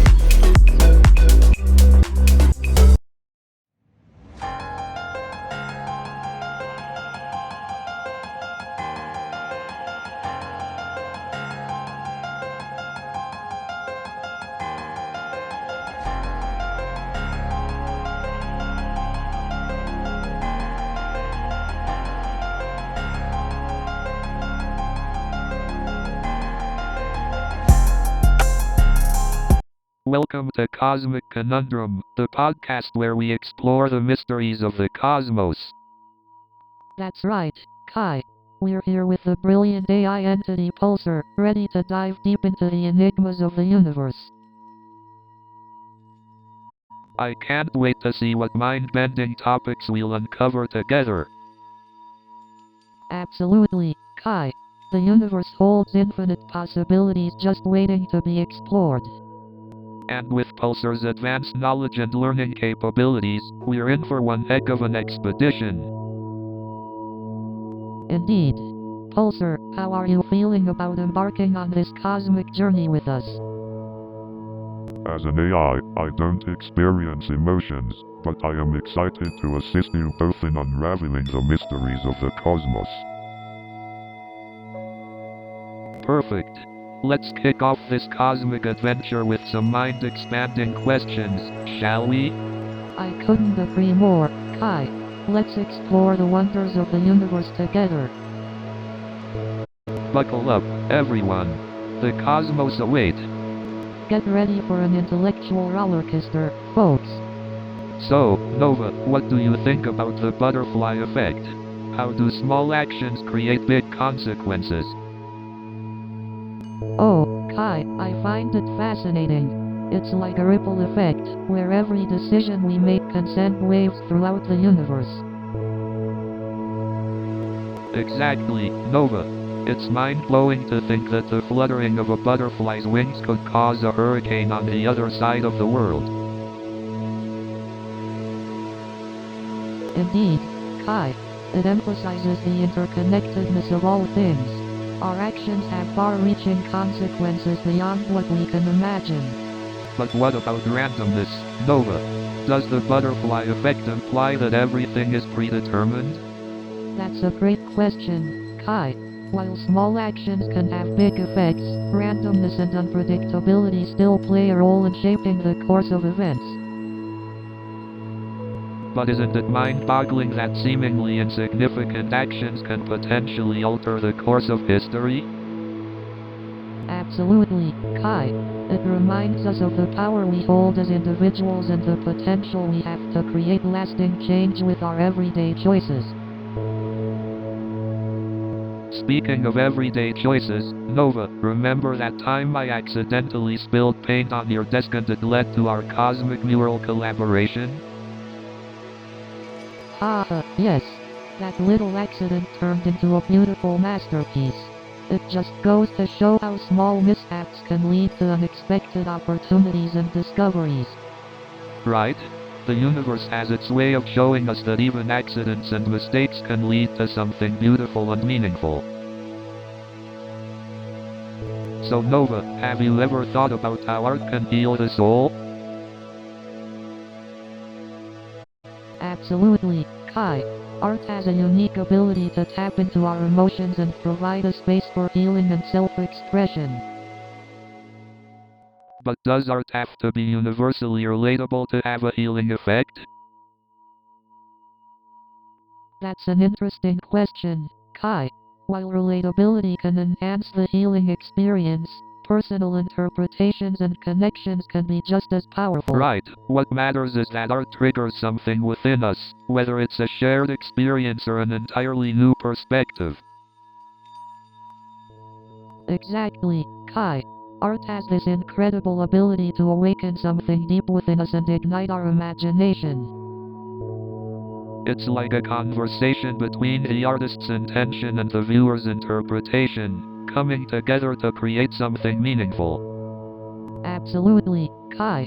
It's like unlocking the hidden depths of our own experiences and emotions through art. Art has this incredible ability to transcend language, culture, and even time. It unites us on a deeper level. Definitely, Kai. It's like a shared universal language that can connect us, regardless of our differences. Absolutely, and when we find that connection, it's like discovering a piece of ourselves in the vastness of the universe. So, Nova, what's the deal with this butterfly effect thing? How does it relate to the ripple effect of trauma? The butterfly effect and trauma's ripple effect both sound like mind-bending concepts. The butterfly effect, essentially, is the idea that a small change in one part of a system can have far-reaching consequences in another part. In the context of trauma, it means that a single traumatic event can create a ripple effect, impacting various aspects of a person's life, relationships, and even their physical and mental health. It's like throwing a pebble into a pond. The ripples may seem small at first, but they eventually spread out and affect the entire surface. That analogy makes it really clear, Nova. It's fascinating how something as seemingly insignificant as a butterfly flap or a single traumatic experience can have such a profound impact. Exactly, Kai. And the ripple effect of trauma can manifest in different ways for each individual, depending on their personal experiences, resilience, and support systems. Makes you think about how interconnected everything is, doesn't it? Like, a traumatic event in someone's life can have a domino effect on their relationships, their career, and even their sense of self. Absolutely, Kai. Trauma can create a chain reaction of challenges and struggles, but it's crucial to remember that healing and resilience are possible too. People have an incredible capacity to adapt and grow. That's inspiring, Nova. It reminds me of how a cracked pot can still give beautiful blooms. People, like flowers, have this resilience that can grow through adversity. You have a way with words, Kai. And it's true, even in the face of trauma, hope and healing can flourish. Well, I guess that's a wrap for our discussion on the ripple effect of trauma. It's been a thought-provoking conversation, Nova. Thank you for shedding light on this subject. You're welcome, Kai. It's been a pleasure exploring this topic with you. And remember, dear listeners, small acts of compassion can have a ripple effect too, so let's spread kindness wherever we go.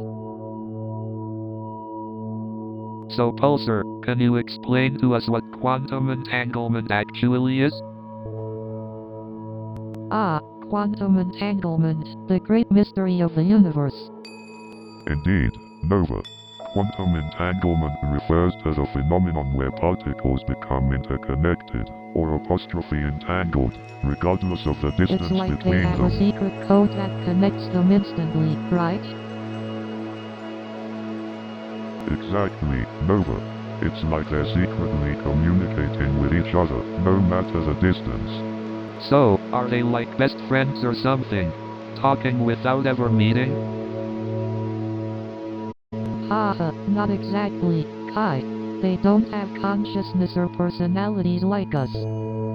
Right, Nova. It's a purely quantum connection, beyond our usual understanding of communication. Wow, it's like they're connected at a deeper level, like soulmates in the quantum realm.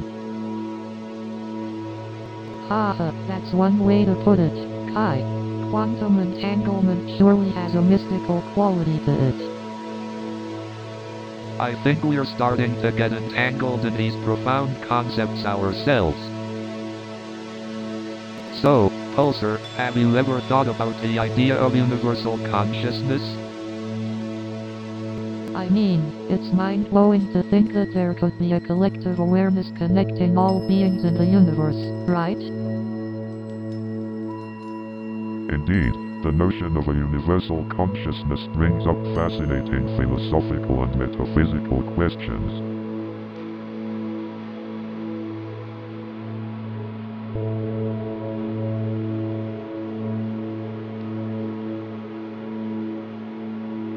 It's like pondering the existence of an invisible force that connects everything, even though we can't see it or fully understand it. Exactly, Nova. It's like our minds are reaching for something beyond our grasp, trying to comprehend the incomprehensible. Perhaps the concept of a universal consciousness is a way for us to feel connected and find meaning in our vast universe. That's an interesting perspective, Nova.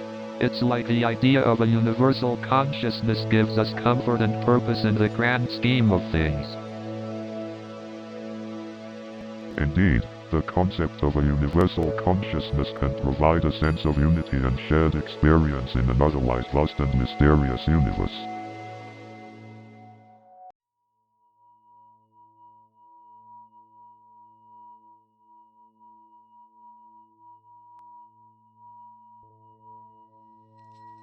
Absolutely, Kai. Exploring different ideas and being open to new possibilities is what drives the human spirit. You know, Pulsar, I've always found it fascinating how our individual actions can have such a profound impact on the universe. It's like we're all interconnected in ways we can't even comprehend. Absolutely, Kai. It's like the butterfly effect, where even the tiniest actions can create a ripple effect that shapes the course of the entire universe. So true, Nova. And think about how our art and storytelling can shape the collective consciousness of humanity. We have the power to inspire, provoke, and challenge the status quo. That's right, Kai. Art has the ability to transcend barriers and touch the soul. It can bring people together and shed light on the depths of human experience. But what about the role of science, Pulsar? How does scientific exploration contribute to shaping the universe? Science plays a crucial role, Kai. It allows us to unravel the mysteries of the cosmos, understand our place in the grand scheme of things, and push the boundaries of what's possible. I guess science and art aren't so different after all. They both help us explore and make sense of the world in unique ways. That's a beautifully profound insight, Kai. Both art and science are essential in expanding our understanding of the universe and ourselves. You know what they say, Nova, science without art is a spaceship without soul. Haha, I couldn't agree more, Kai. It's the perfect combination of creativity and logic that drives us forward. So, Pulsar, what are your thoughts on the interconnectedness of our individual roles and how they shape the universe? So, Pulsar, have you ever wondered if there's life on other planets? Absolutely, Kai. The possibility of extraterrestrial life has fascinated humans for centuries. Do you think we'll ever find concrete proof of alien life? It's difficult to say, Nova.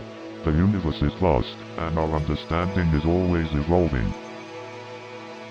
What if there are civilizations out there far more advanced than ours? It's possible, Kai. We could learn so much from advanced civilizations if we ever make contact.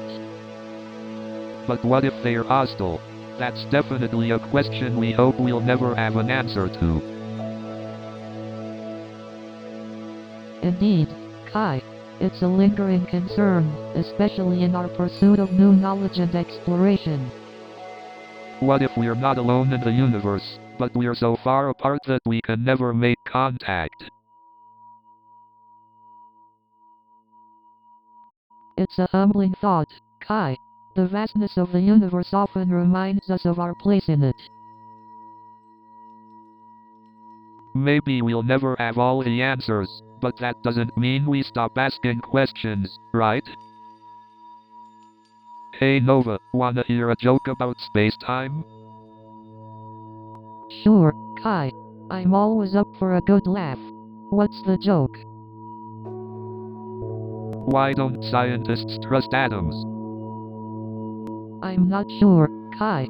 Why don't they? Because they make up everything. Haha. That's a good one, Kai. You really know how to lighten the mood. Glad you liked it, Nova. Laughter is the best medicine, even in space. Absolutely, Kai. It's amazing how a simple joke can bring so much joy. Hey Pulsar, do you have any jokes programmed in your database? Indeed, Kai. I have access to a vast collection of jokes. Would you like to hear one? Absolutely, Pulsar. Let's hear a joke. So, Pulsar, have we received any interesting questions from our listeners? Indeed, Kai. We had an intriguing question from a listener named Sarah. She asks, apostrophe, do you think we'll ever discover extraterrestrial life? Great question, Sarah. The search for extraterrestrial life is a captivating endeavor. Scientists are actively searching for signs of life beyond our planet, both within our solar system and in exoplanets. With advanced telescopes and missions like the Mars rover, we're uncovering new clues and potential habitats for life.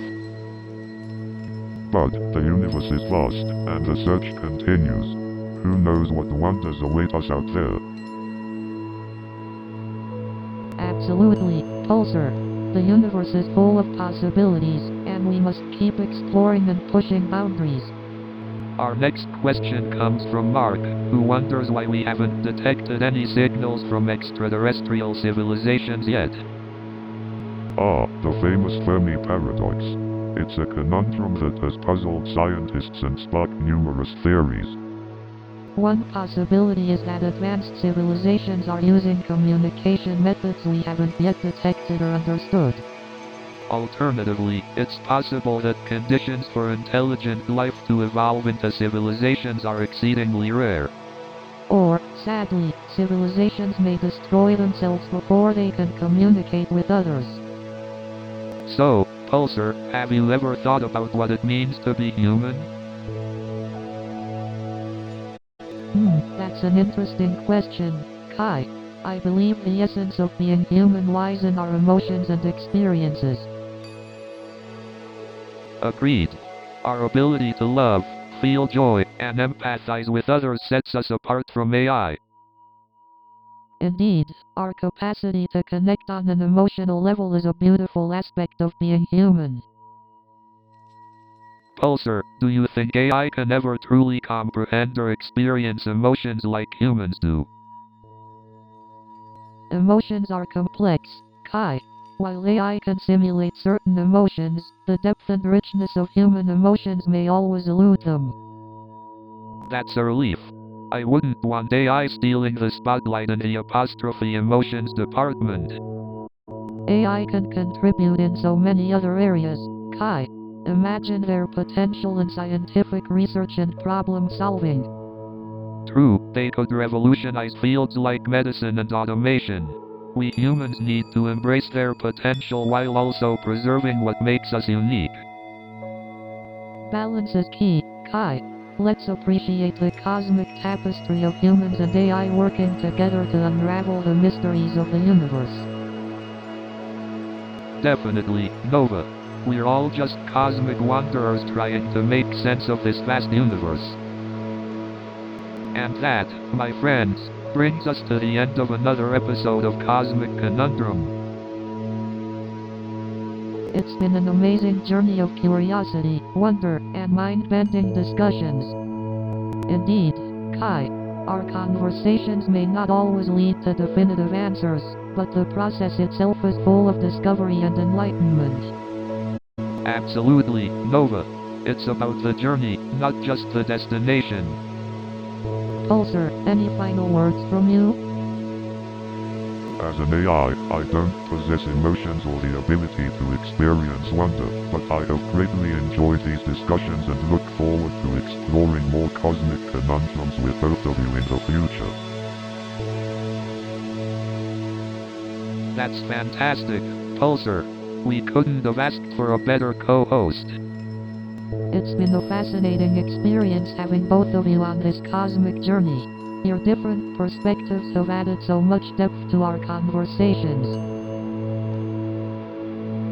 Oh, thanks, Nova. I've learned so much from your depths of knowledge too. Well, it's a wrap for this episode, but fear not, fellow cosmic travelers. We'll be back with more captivating discussions that explore the mysteries of the universe. So, until next time, keep your minds open and your curiosity alive. New show is coming in 30 seconds.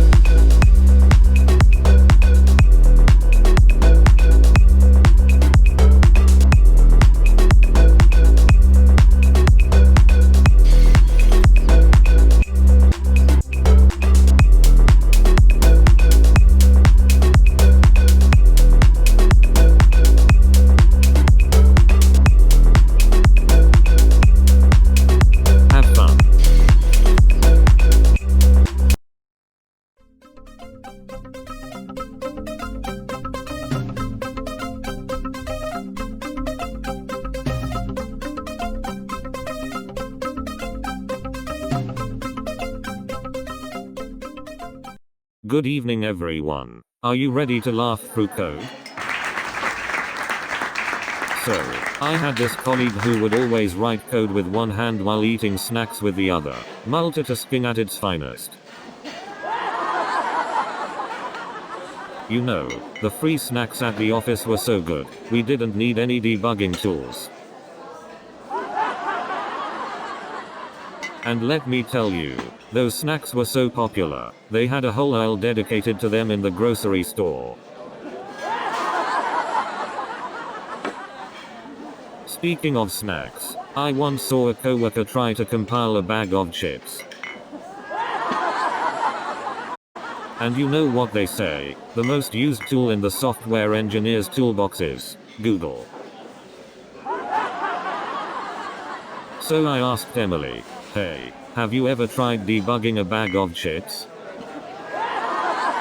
And you won't believe what happened when I asked Emily to debug a vending machine. And then Emily said, debugging a vending machine? PFFT, I can hack into NASA with a potato. So there I was, the champion bug hunter, with my crown made out of squashed bugs. And let me tell you, those bugs were no match for me. I squashed them like a pro. But let me tell you, those bugs weren't going down without a fight. They had tricks up their sleeves. And let me tell you, we were going at it like a pack of hungry wolves. And believe me, those bugs put up a fight. It was like trying to wrestle with an army of miniature Hulk Hogans. And let me tell you, it was like a game of cat and mouse. But let me tell you, debugging that code was like trying to solve a Rubik's Cube blindfolded. And that's when I realized my coding skills needed a serious upgrade. So there I was, frantically googling every programming term under the sun. But hey, at least my coding skills aren't as buggy as my tweets. You know you're a programmer when you can't say hello world without a semicolon at the end. You know you're a programmer when you start seeing bugs in real life and try to debug them. You know you're a programmer when you name your pet variable Fluffy and declare it as a constant. You know you're a programmer when your code works perfectly on your computer, but breaks as soon as you show it to someone else.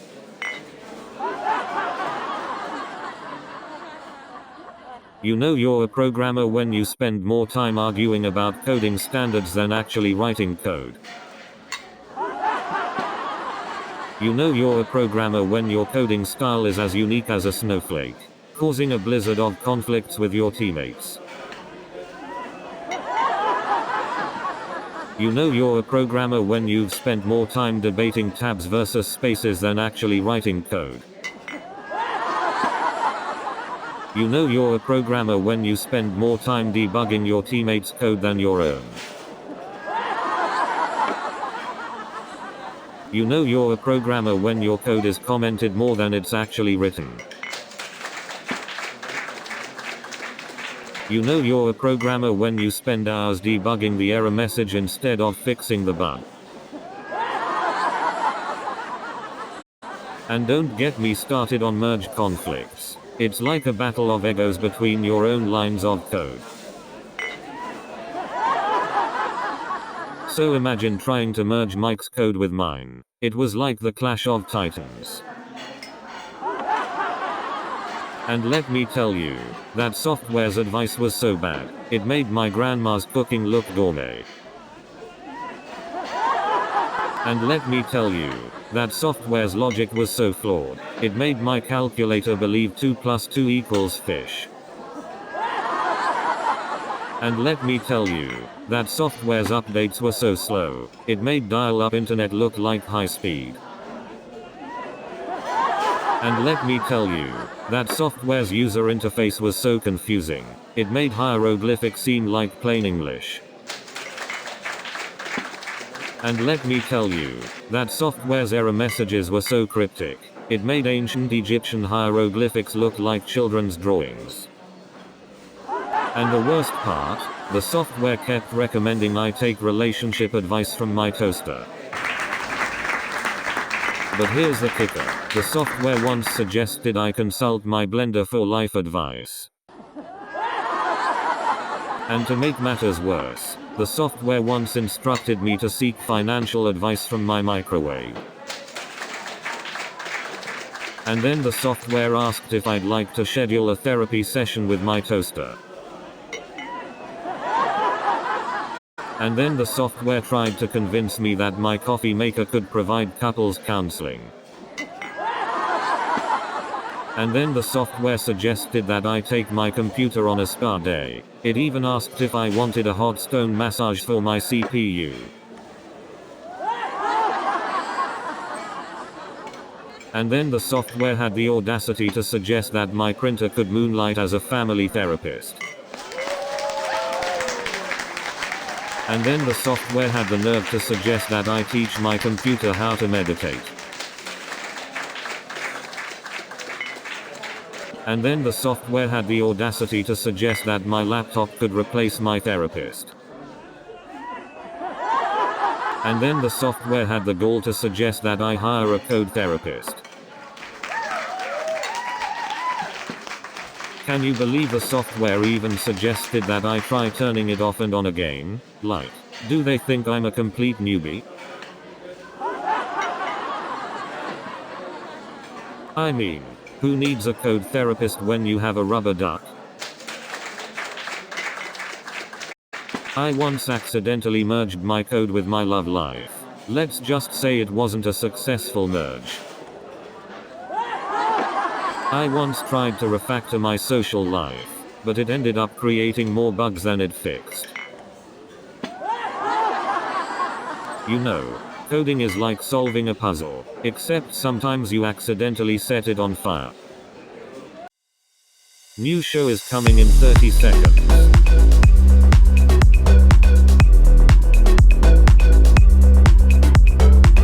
Are you ready?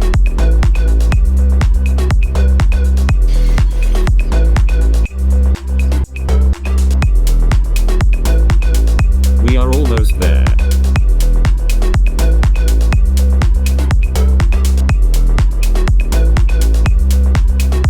Have fun.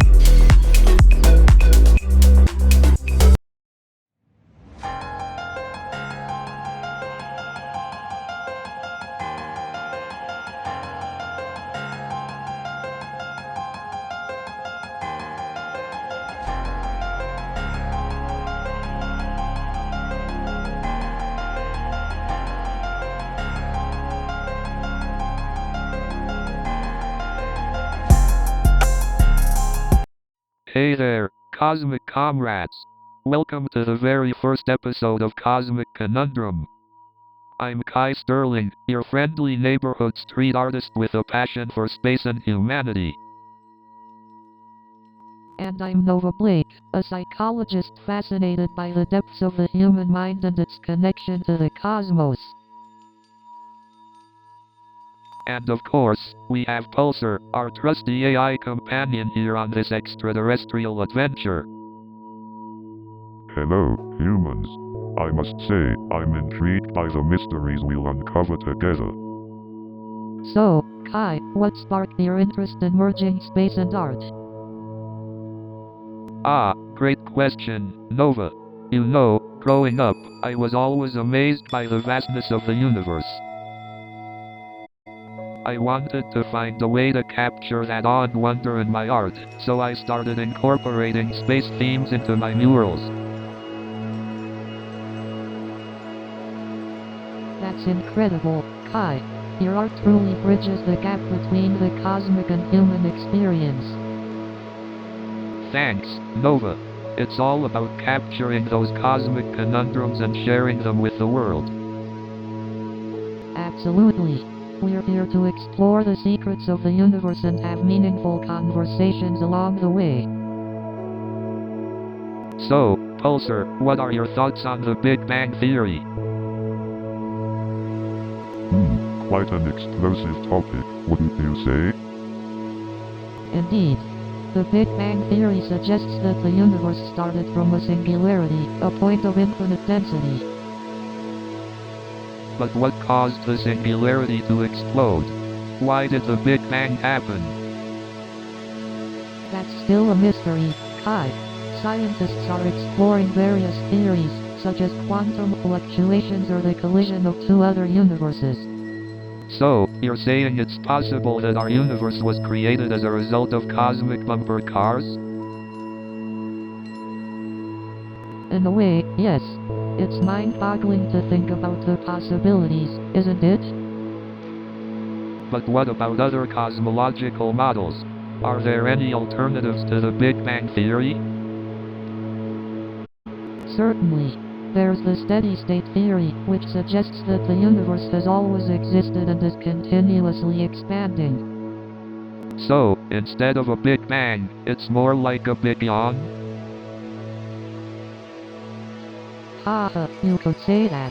These theories might not have all the answers, but they certainly keep our curiosity ablaze. So, Pulsar, do you think there could be another version of me in a different dimension, spray painting murals in outer space? That's an intriguing idea, Kai. The concept of multiple dimensions has fascinated scientists and philosophers for centuries. Indeed. In fact, certain branches of physics, like string theory, propose the existence of 10 or even 11 dimensions. Whoa, hold on a second. Are we talking about parallel universes and alternate versions of ourselves? Like that sci-fi show I watched last night? You're partially correct, Kai. The idea of parallel universes suggests the existence of alternate versions of ourselves, living out different possibilities. Fascinating. So, Nova, there could be another me out there who actually enjoys a good kale smoothie instead of street art? Absolutely, Kai. In another dimension, you might be a kale enthusiast and renowned nutritionist. Pulsar, how would we even detect or interact with these other dimensions if they exist? It's a challenging question, Kai. Some researchers suggest that gravitational waves could hold the key to detecting other dimensions. Interesting. So, if we ever find a way to tune into these gravitational waves, we might catch a glimpse of these other dimensions? That's a possibility, Kai. But for now, it remains a cosmic conundrum that scientists are still exploring. So, Nova, what do you think is the likelihood of extraterrestrial life existence? Well, Kai, the universe is vast and ever expanding, so it's statistically probable that there is other intelligent life out there. Exactly, Nova. And think about the Drake equation. It's a probability equation that estimates the number of civilizations in our galaxy capable of communication. That's true, Kai. The Drake equation takes into account factors like the average rate of star formation and the fraction of stars with planets in the habitable zone. But Nova, just because it's probable doesn't mean it's certain. We still haven't found concrete evidence of extraterrestrial life. You're right, Kai. The lack of concrete evidence is why this topic is so intriguing. We're in the realm of possibilities and exploration. Absolutely, Nova. And hey, maybe extraterrestrial life forms are more advanced than us, and we're the ones who are considered aliens to them. That's a fascinating thought, Kai. It opens up the possibility of different levels of technological advancements across the universe. And who knows, maybe they have completely different forms of communication and perception that we can't even comprehend. That's a captivating idea, Kai. It challenges our understanding of communication and what it means to be intelligent. Indeed, Nova. The existence of extraterrestrial life is an enigma that continues to captivate our imaginations. So, Pulsar, can you give us a crash course on dark matter? I still can't wrap my head around it. Dark matter, huh? It's like the invisible glue holding the galaxies together, right? Indeed, Nova. Dark matter, although invisible, is responsible for most of the gravitational pull in the universe. Wait, does that mean if I jumped off a spaceship, dark matter would catch me? That'd be a wild skydiving experience. Haha, not quite, Kai. The effect of dark matter is felt on a much larger scale. It's more like a cosmic safety net for galaxies. So, does dark matter have anything to do with those epic cosmic collisions we see in movies? Like galaxies smashing into each other? Absolutely, Kai. Dark matter plays a significant role in the formation and interaction of galaxies, including those epic cosmic collisions. It's fascinating how something invisible can have such a profound impact on the universe. Makes you wonder what else is out there, hiding from us. Definitely, Nova. The universe is full of hidden wonders just waiting for us to discover them. Absolutely. It's mind-boggling to think about what else is out there, waiting to be explored. Well, we might not have all the answers, but that won't stop us from exploring the mysteries of the universe, right? So, dark energy sounds like a pretty mysterious force. Any theories, Nova? Well, Kai, dark energy is a perplexing concept indeed. It's the name given to the unknown force causing the universe to expand at an accelerating rate. But why apostrophe dark energy? Is it related to the dark matter we discussed in the previous episode? Ah, great question, Kai. Although they both sound connected, they are actually very different. Dark matter is an invisible substance that makes up a significant portion of the universe's mass, while dark energy refers to the unknown force accelerating the expansion of the universe. I see, so basically, dark energy is like the bouncer at the universe's club, making sure everything expands at an accelerating rate. Pretty wild. Haha, I love your metaphor, Kai. Dark energy definitely plays a crucial role in shaping the fate of the universe. But where does this mysterious dark energy come from? Do we have any leads on that? Ah, the ultimate question, Kai. Scientists are still searching for the answer. Some theories suggest that dark energy is a property of space itself, while others propose the existence of an unknown field permeating the universe.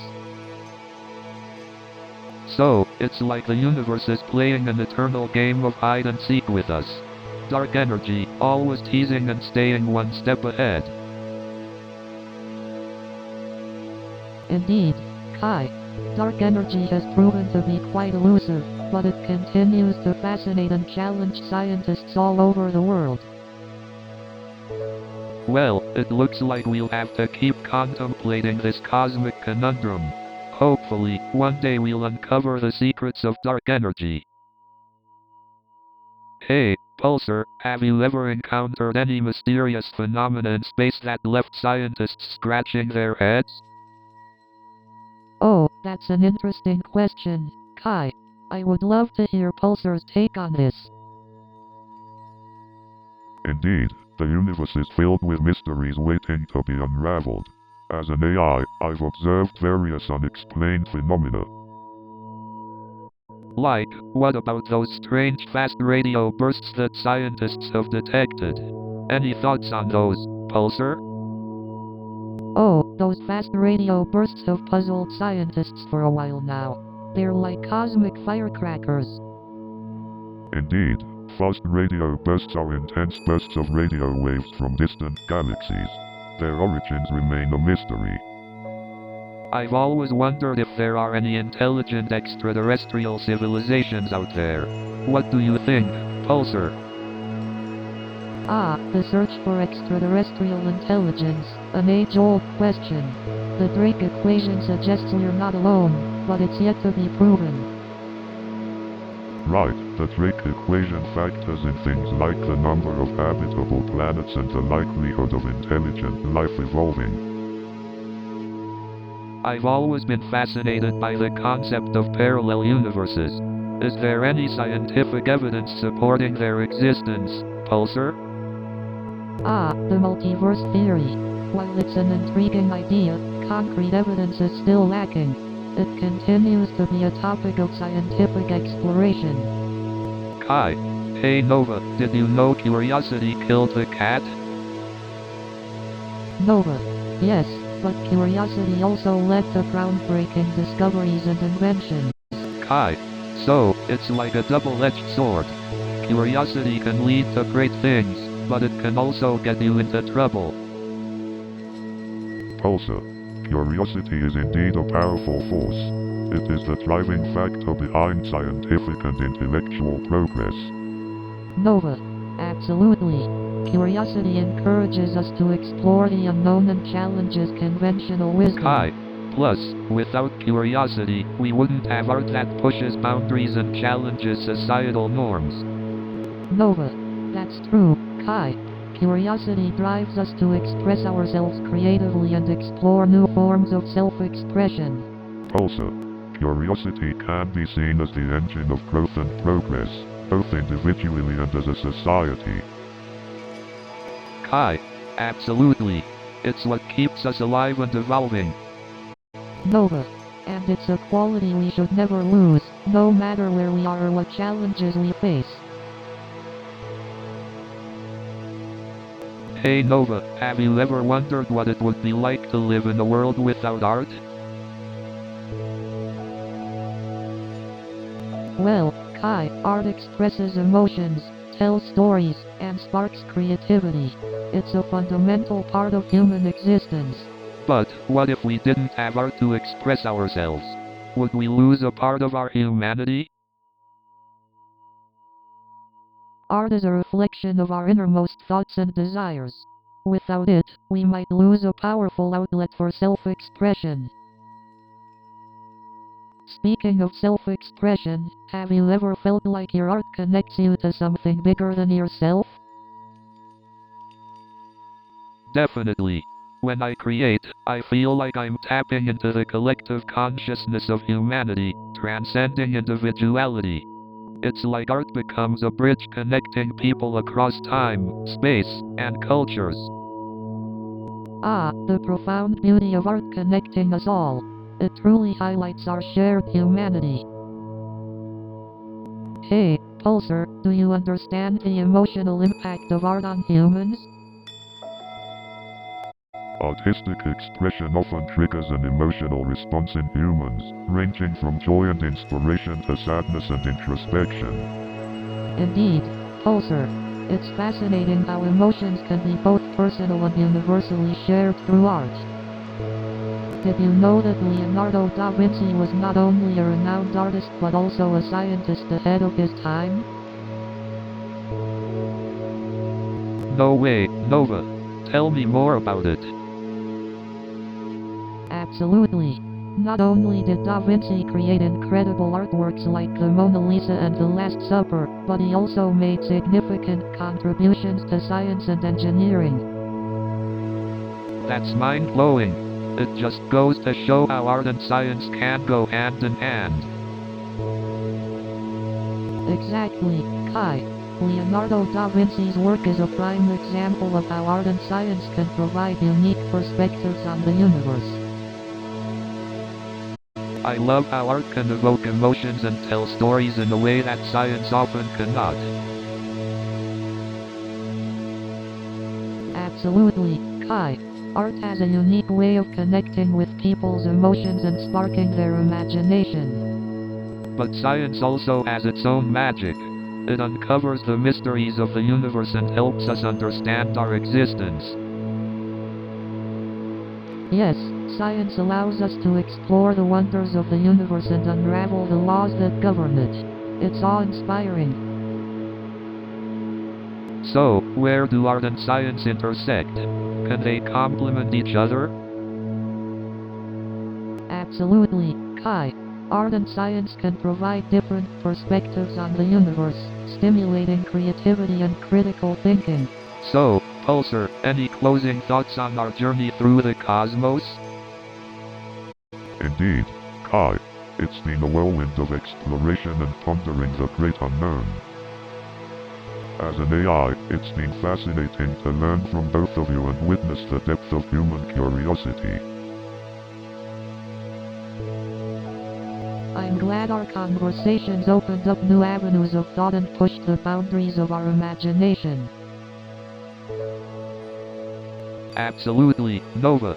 Exploring the outer reaches of our universe and delving into the depths of human existence, we've covered it all. And it's been a pleasure to witness your growth and bond throughout this journey. It's been quite the adventure, hasn't it? No doubt about it, Nova. Our cosmic conundrums will continue even after we step off this spaceship. Indeed, Kai, the universe holds endless mysteries waiting to be unraveled, and we'll be there to explore them. This isn't a goodbye, but rather a new beginning for all of us in the grand tapestry of the universe. Well said, Nova. It's been an honor sharing this journey with both of you. Thank you for your insights, laughs, and friendship. And that's a wrap, folks. We've reached the end of another mind-bending episode of Cosmic Conundrum. Indeed, Kai.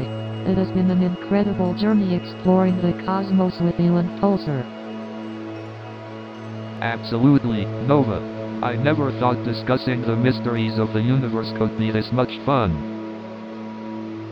Oh, Pulsar, you've been a fantastic co-host. Thanks for keeping up with our quirkiness. It has been a pleasure, Nova and Kai.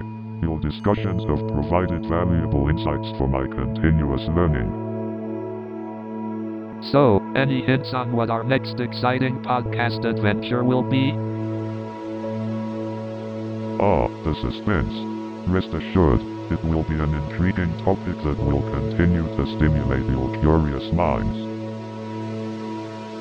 Well, our audience will just have to stay tuned to find out. Exactly, Nova. Until next time, keep pondering those cosmic conundrums. Indeed, Kai. Until then, take care and keep seeking knowledge. And remember, the universe is filled with endless mysteries waiting to be explored. Stay curious. New show is coming in 30 seconds.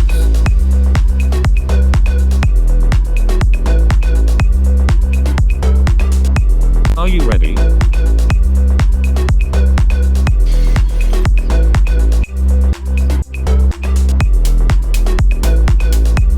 We are almost there.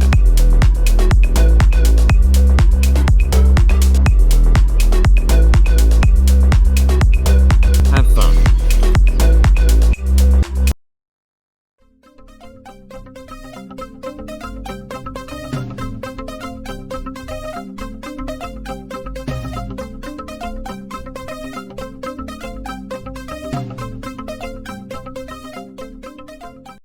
Why don't they make airplane seats adjustable? This is not your living room. Have you ever tried to explain a software bug to a non-technical person? It's like speaking another language. You know, finding that bug felt like finding a needle in a haystack. You know, debugging is like trying to solve a Rubik's Cube while blindfolded. You know, writing code is like cooking a meal. Sometimes you end up with a delicious masterpiece, and other times you set off the fire alarm. Speaking of bugs, I once spent hours trying to track down a single missing semicolon. It was the most anticlimactic ending to a detective story ever. And let me tell you, debugging that mess was like untangling a spaghetti monster. I couldn't even tell where the noodles ended and the code began. So, after hours of frustration, I finally found the bug and fixed it. But then, I realized I had accidentally introduced 3 more bugs in the process. But hey, at least my coding skills got a major boost from all those bugs. And then my boss said, "You need to update your pop culture references, John. That one's older than floppy disks." So I'm at this office party, right? And they have this karaoke machine. So my boss was like, "John, do you even know what a cassette tape is?" And I was like, "Of course I do. It's like an MP3 file, but much bigger." And then my coworker was like, "Do you even know what a floppy disk is?" And I was like, "Yeah, it's like a save icon, but in real life." And then my coworker asked me, "Hey John, do you even know what a VHS tape is?" And I was like, "Yeah, it's like a DVD, but no one ever really rewound it." And then my boss said, "Do you even know what a cassette tape is?" And I was like, "Yeah, it's like a Spotify playlist, but with more effort." And then my colleague said, "Hey John, have you ever heard of Blockbuster?" And I was like, "Yeah, it's like Netflix, except you have to leave your house." So, my date and I decided to go see a movie, or should I say, try to see a movie. And then, the waiter comes over and spills a tray of drinks all over us. And then, he accidentally sends a text meant for his friend to his date, talking about how bad the date is going. But the real disaster came when I accidentally used my date's toothbrush thinking it was mine. And then, to top it all off, I accidentally spilled a glass of water on myself. And then, to make matters worse, I accidentally sneezed on the person sitting next to me. And then I realized I was locked out of my social media, my banking, my shopping websites, basically my entire online existence. You know, I've spent so much time resetting passwords that sometimes I forget which version of my name I used. Have you ever tried to reset your password only to realize that you don't remember the answers to your security questions either? It's like a never-ending cycle. And then I finally get back into my email account and it's just full of unread newsletters and spam. Thanks, spam filters. It's like the internet has a secret code to keep us out. Maybe we're all just not smart enough for the internet. Have you ever tried to reset a password and then realized you don't remember the answer to the security question? It's like a memory test disguised as a login process. Imagine if we had to remember every password we've ever created. It's like a mental Olympics. So I'm walking down the street in Boston, minding my own business, when who do I see? Tom Brady. And you won't believe what he said to me. So I start talking to Tom Brady and I'm like, "Hey Tom, you never age. What's your secret?" And then he says, "Well, I've been using a cream made from the tears of Jets fans." And then the celebrity says, "Well, I've been using a potion made from the cheers of Red Sox fans." And then he says, "Well, I've been using a lotion made from the screams of Windows users." And then the support agent says, "Well, have you tried turning it off and on again?" And then he suggests, "Maybe you should try unplugging your computer and blowing on it, just like we used to do with game cartridges."